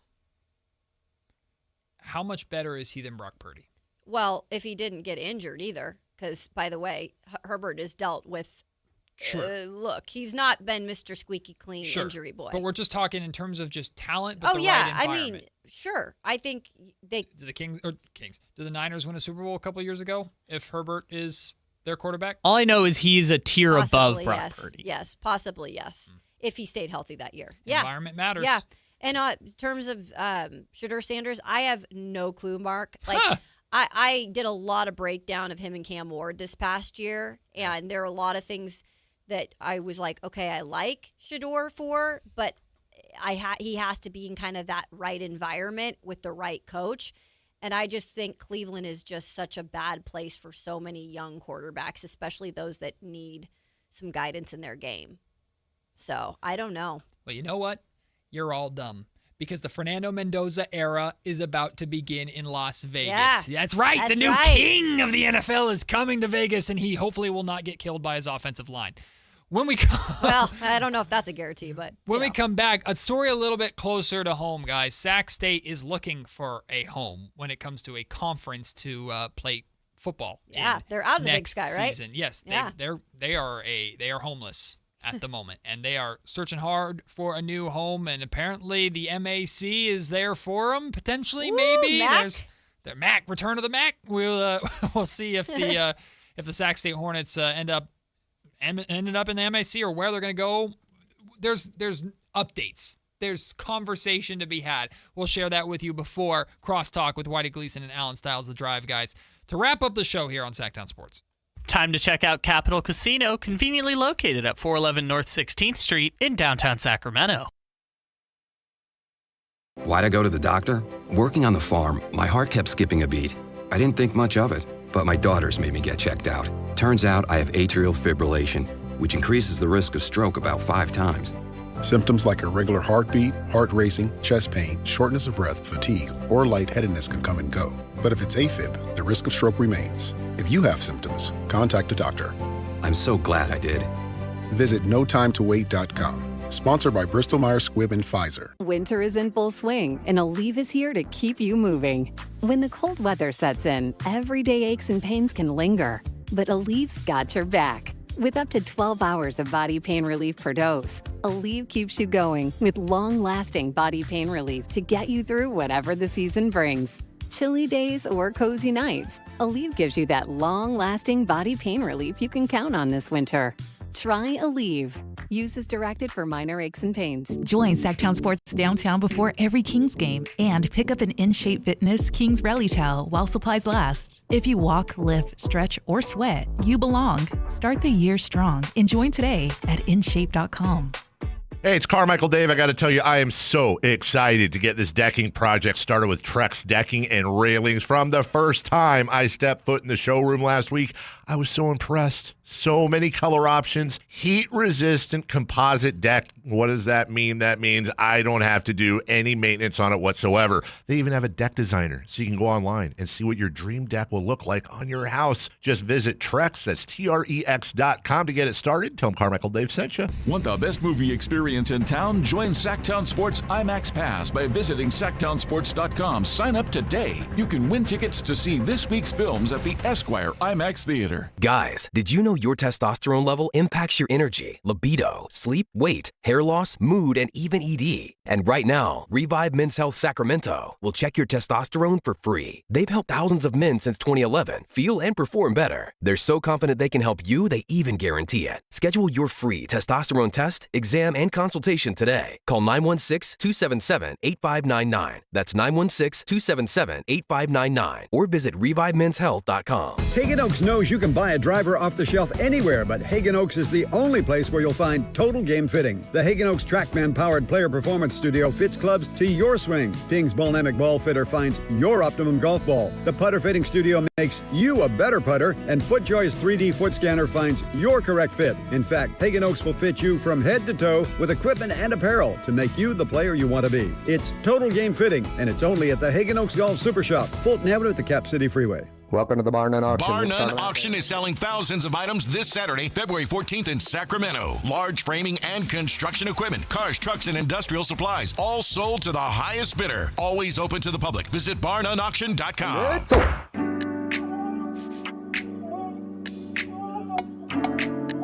Matt and Kayla on Sac-Town Sports 1140. You heard the term pay to play?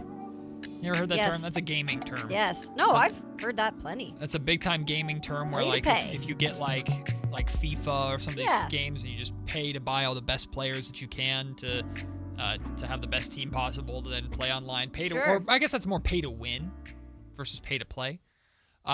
This is pay to play. Sac State, they're trying to pay to play. Mm-hmm. They are hunting for an FBS conference to take them in. We know that they made some moves for the Pac-12 and the Mountain West, and both of those conferences weren't really game to bring Sac State in. As of right now, Sac State is looking like an FCS independent. I think they have only 7 games scheduled for next season, 6 of them against FCS programs. But apparently, here's the pay-to-play part, there is a aggressive 8-figure entry fee on the table. Okay. Sac State is shopping themselves or going out and shopping for conferences saying, we've got an 8-figure minimum $10 million to pay our way into one of these conferences. Yeah, for football. Yeah, correct. And, well, it sounds like the MAC. Woo, Mac Daddy. I was not ready for that.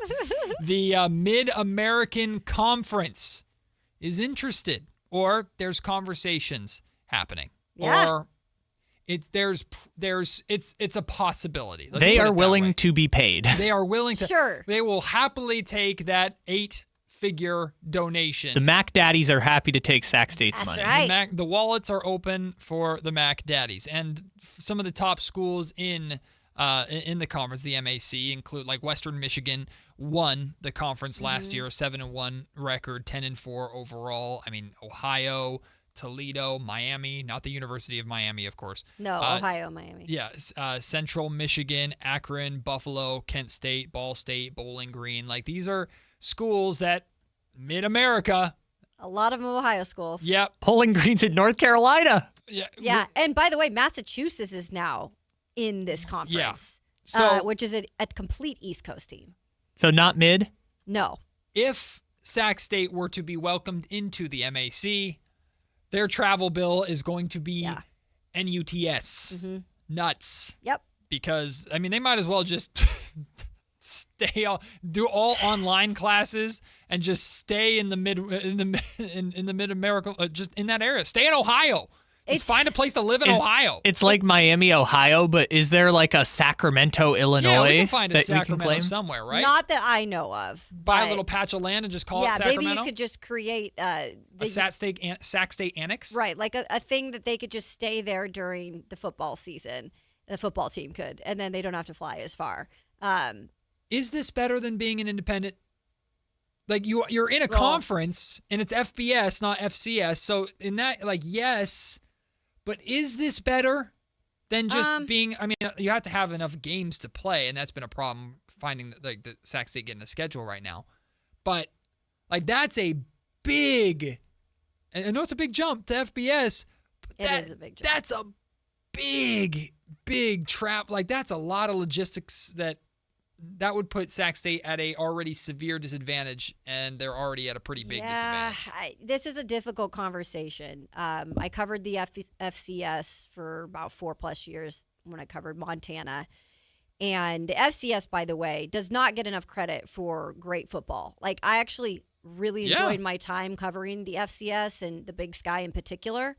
I I thought it was great, not just football, there was great sports. And, Sac State was a part of that during my time covering that. And this always happens where there's a little bit of hesitation. Idaho did it when they wanted to go play in the FBS, and Idaho figured out the grass is not greener on the other side and came back to the FCS.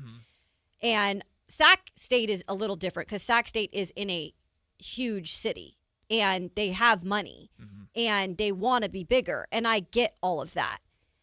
But you have to make sure you're making the right decision on where you're going because the MAC is going to take a toll in terms of travel, no doubt. And the money factor, you are pouring more into the traveling.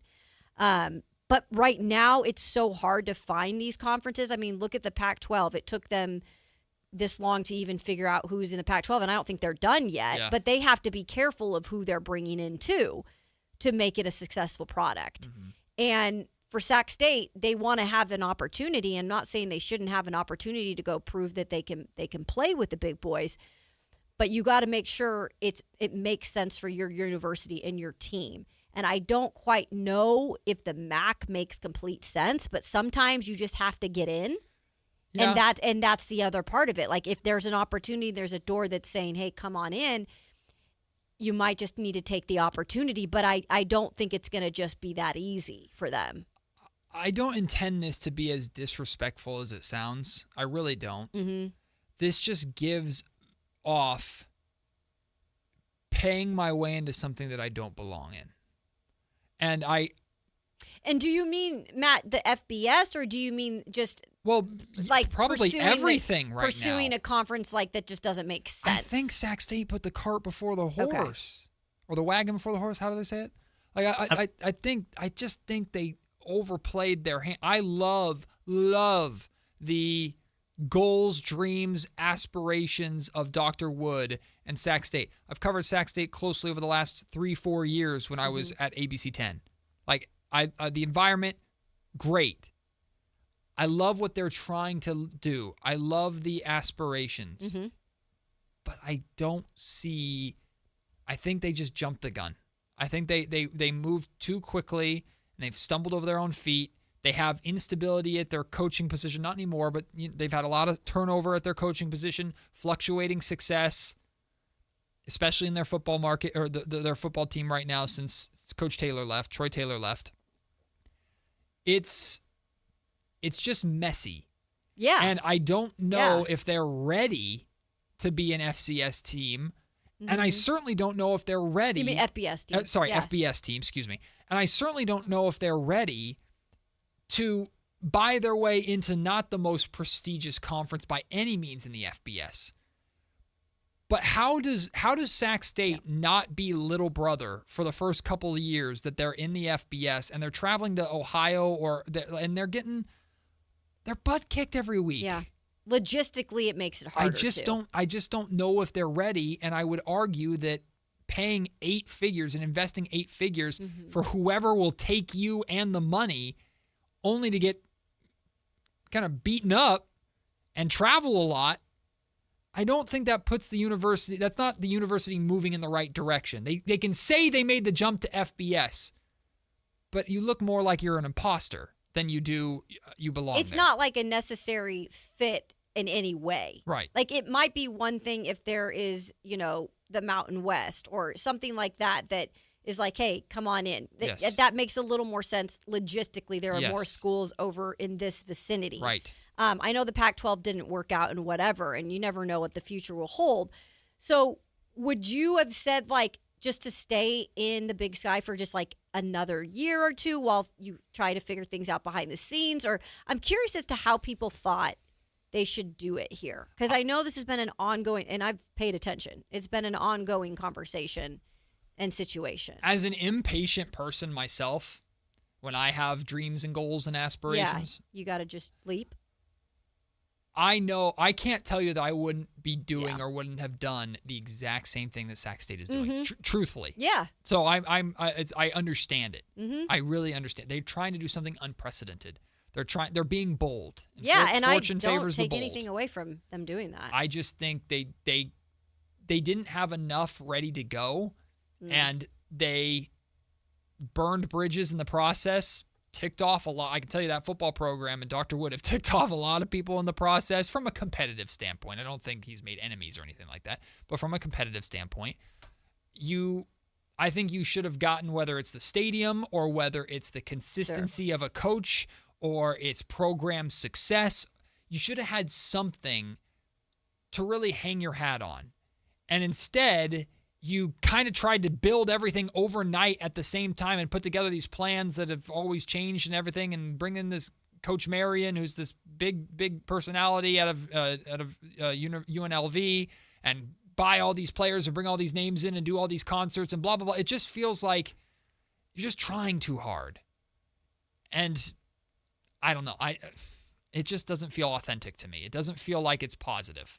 And that's the part that concerns me, is that this in general will end up being more of a negative than a positive for Sac State. I think it's trending in that direction, and paying your way into whatever conference will take you, I don't think is the right way to go. But they might be forced to at this point because they're homeless. Yeah, the MAC is it's difficult. There's not a lot of these conferences right now that are willing to expand or want to expand.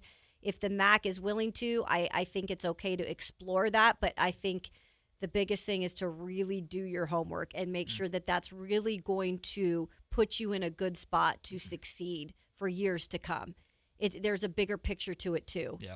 And I think we're in a day and age, even for football programs and a lot of these programs, like what can we do now? Because we got to just jump on we got to just make it happen. Go. But long term, you always got to think of that, because again, the grass is not always greener. I'm rooting for Sac State. I am too, man. I hope they figure it out. It would be cool, but I think there's just a lot more bad than good, and they don't have as strong of a foundation to stand on as they maybe initially thought they would at this point.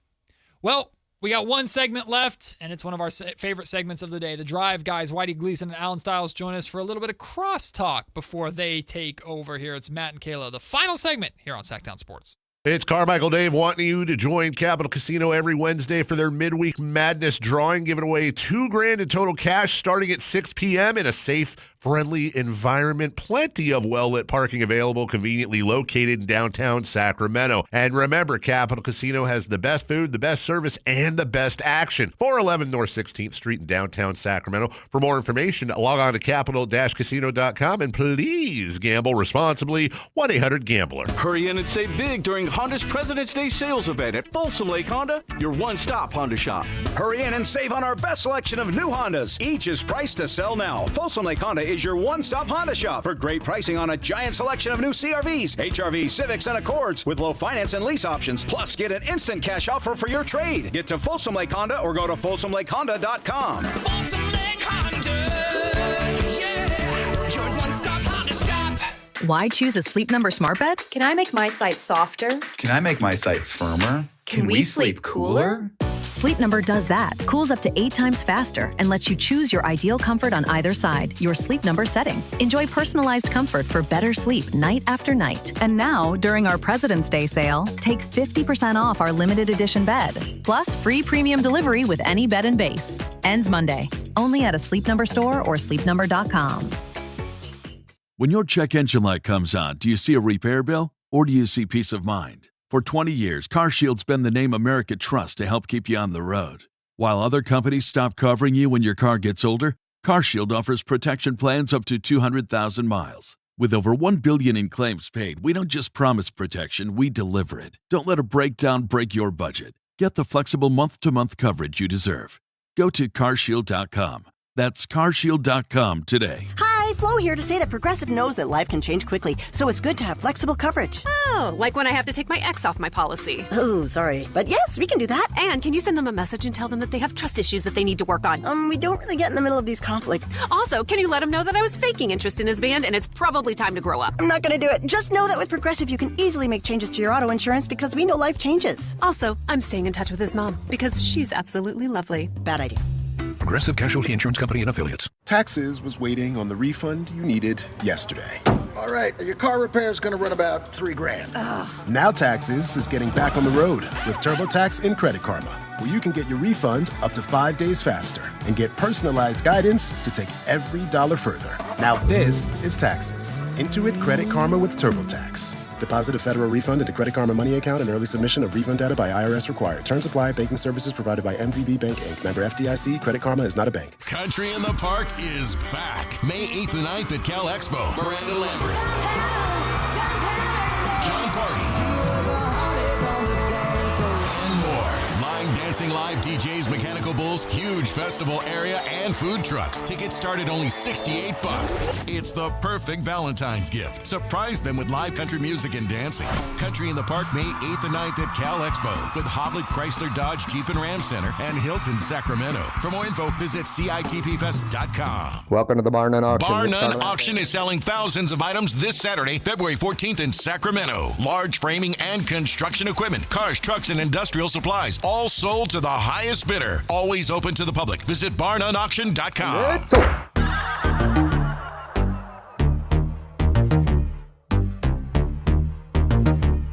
It's Matt George and Kayla Anderson on Sactown Sports 1140.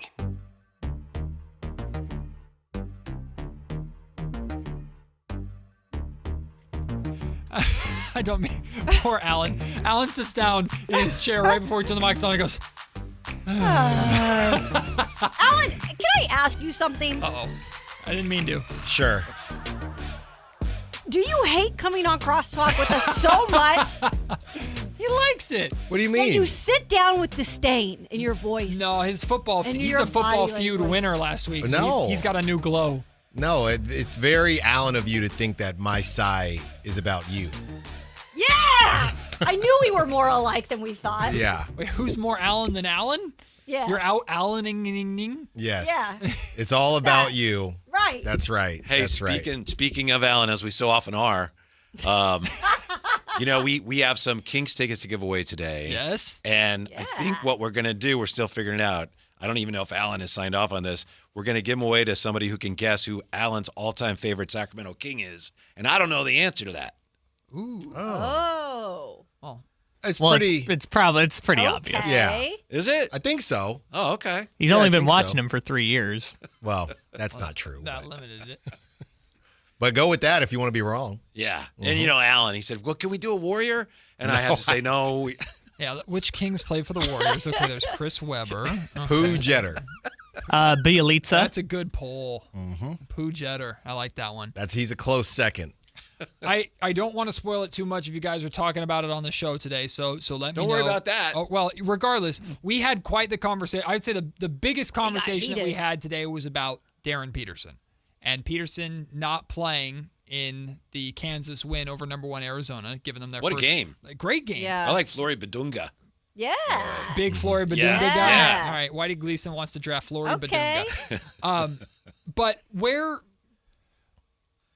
do you guys fall on the concern, or like you have to take it into account? You don't want to judge everything based off of it. Talent's more important than anything else, but this is a pattern that people outside of Sacramento, people around the basketball world, are just a little bit with Darren Peterson like, what is going on? This has to be a red flag. But putting it into a Sacramento perspective, if you're Scott Perry and you're considering drafting your next franchise player, if you're so lucky to get the number 1 overall pick, and there are these concerns of, well, he wasn't fully committed to Kansas. Will he be fully committed to Sacramento with the Kings? And they haven't been the model organization.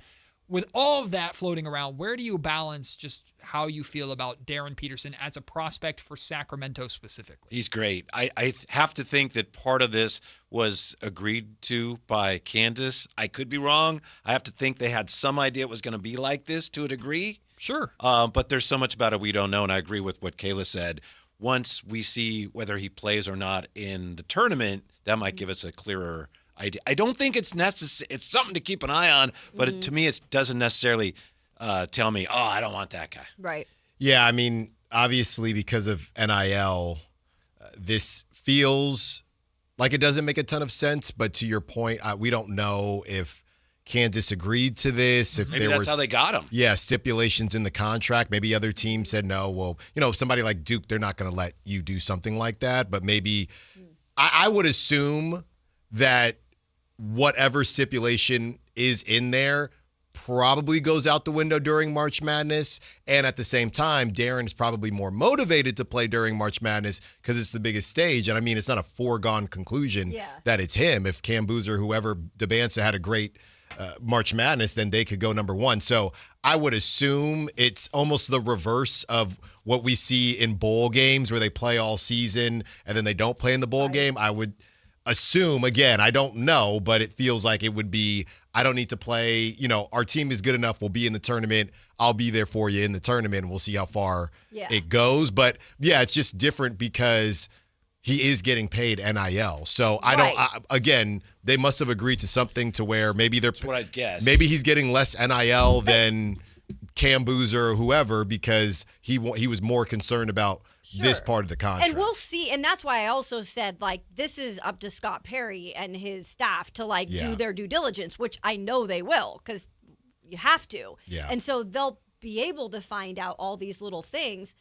But I think, when I see him not playing in the biggest games that are on his schedule, Arizona was the number one team in the country. They were undefeated. And I think that just, for me personally, it just rubs me a little wrong in terms of the competitiveness of a player that's just naturally there. Yeah. Right? Yeah. What I just said, March Madness, if he cares at all about the stage, I mean, you would think last night was a night where he would want to play, because a lot of people would be watching against the number one team in college basketball right now versus playing Dartmouth or whoever. Hey, I'm cool. But I don't know. Then the other part of that is he could probably go for 40 against Dartmouth, and he might not look great against Arizona. I don't know. I'll tell you what's impressive. The first time I ever heard the term flu-like symptoms was Michael Jordan's flu game. So even when even when Peterson is sick, he's Jordan-esque in his illnesses. Goodness, look at that, Whitey. That's impressive. Yeah. I like it. As far as what the Kings should do and if it's a red flag, I got to be honest,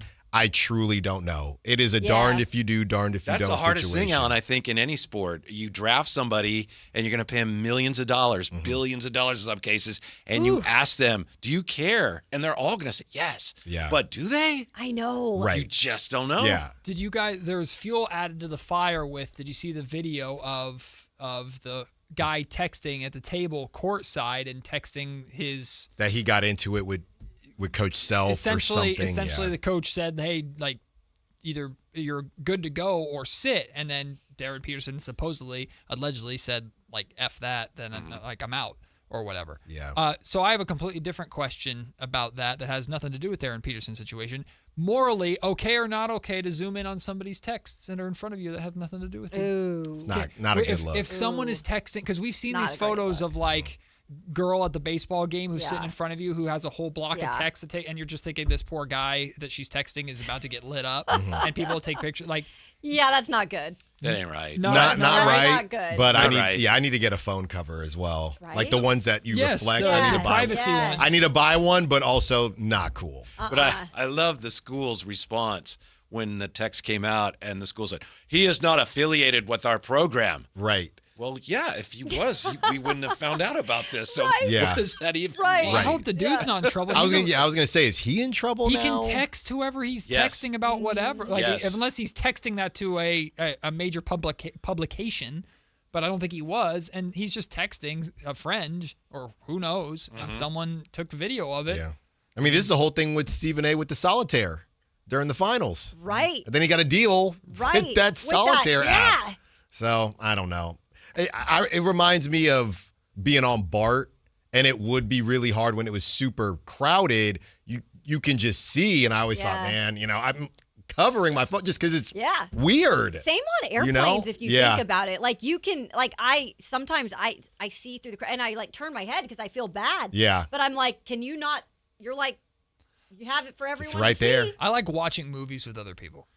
I like if they're watching movies. That's where you gotta do this, Kayla. Put the phone under here.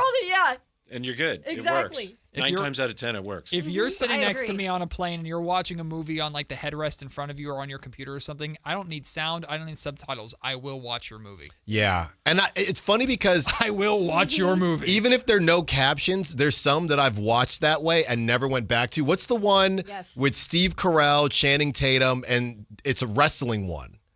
It's a comedy. No. Oh, it was based on real deal. It was a very intense movie about wrestling and Channing Tatum and Steve Carell. And I watched the whole thing with no sound, and I never went back and rewatched it with sound. No.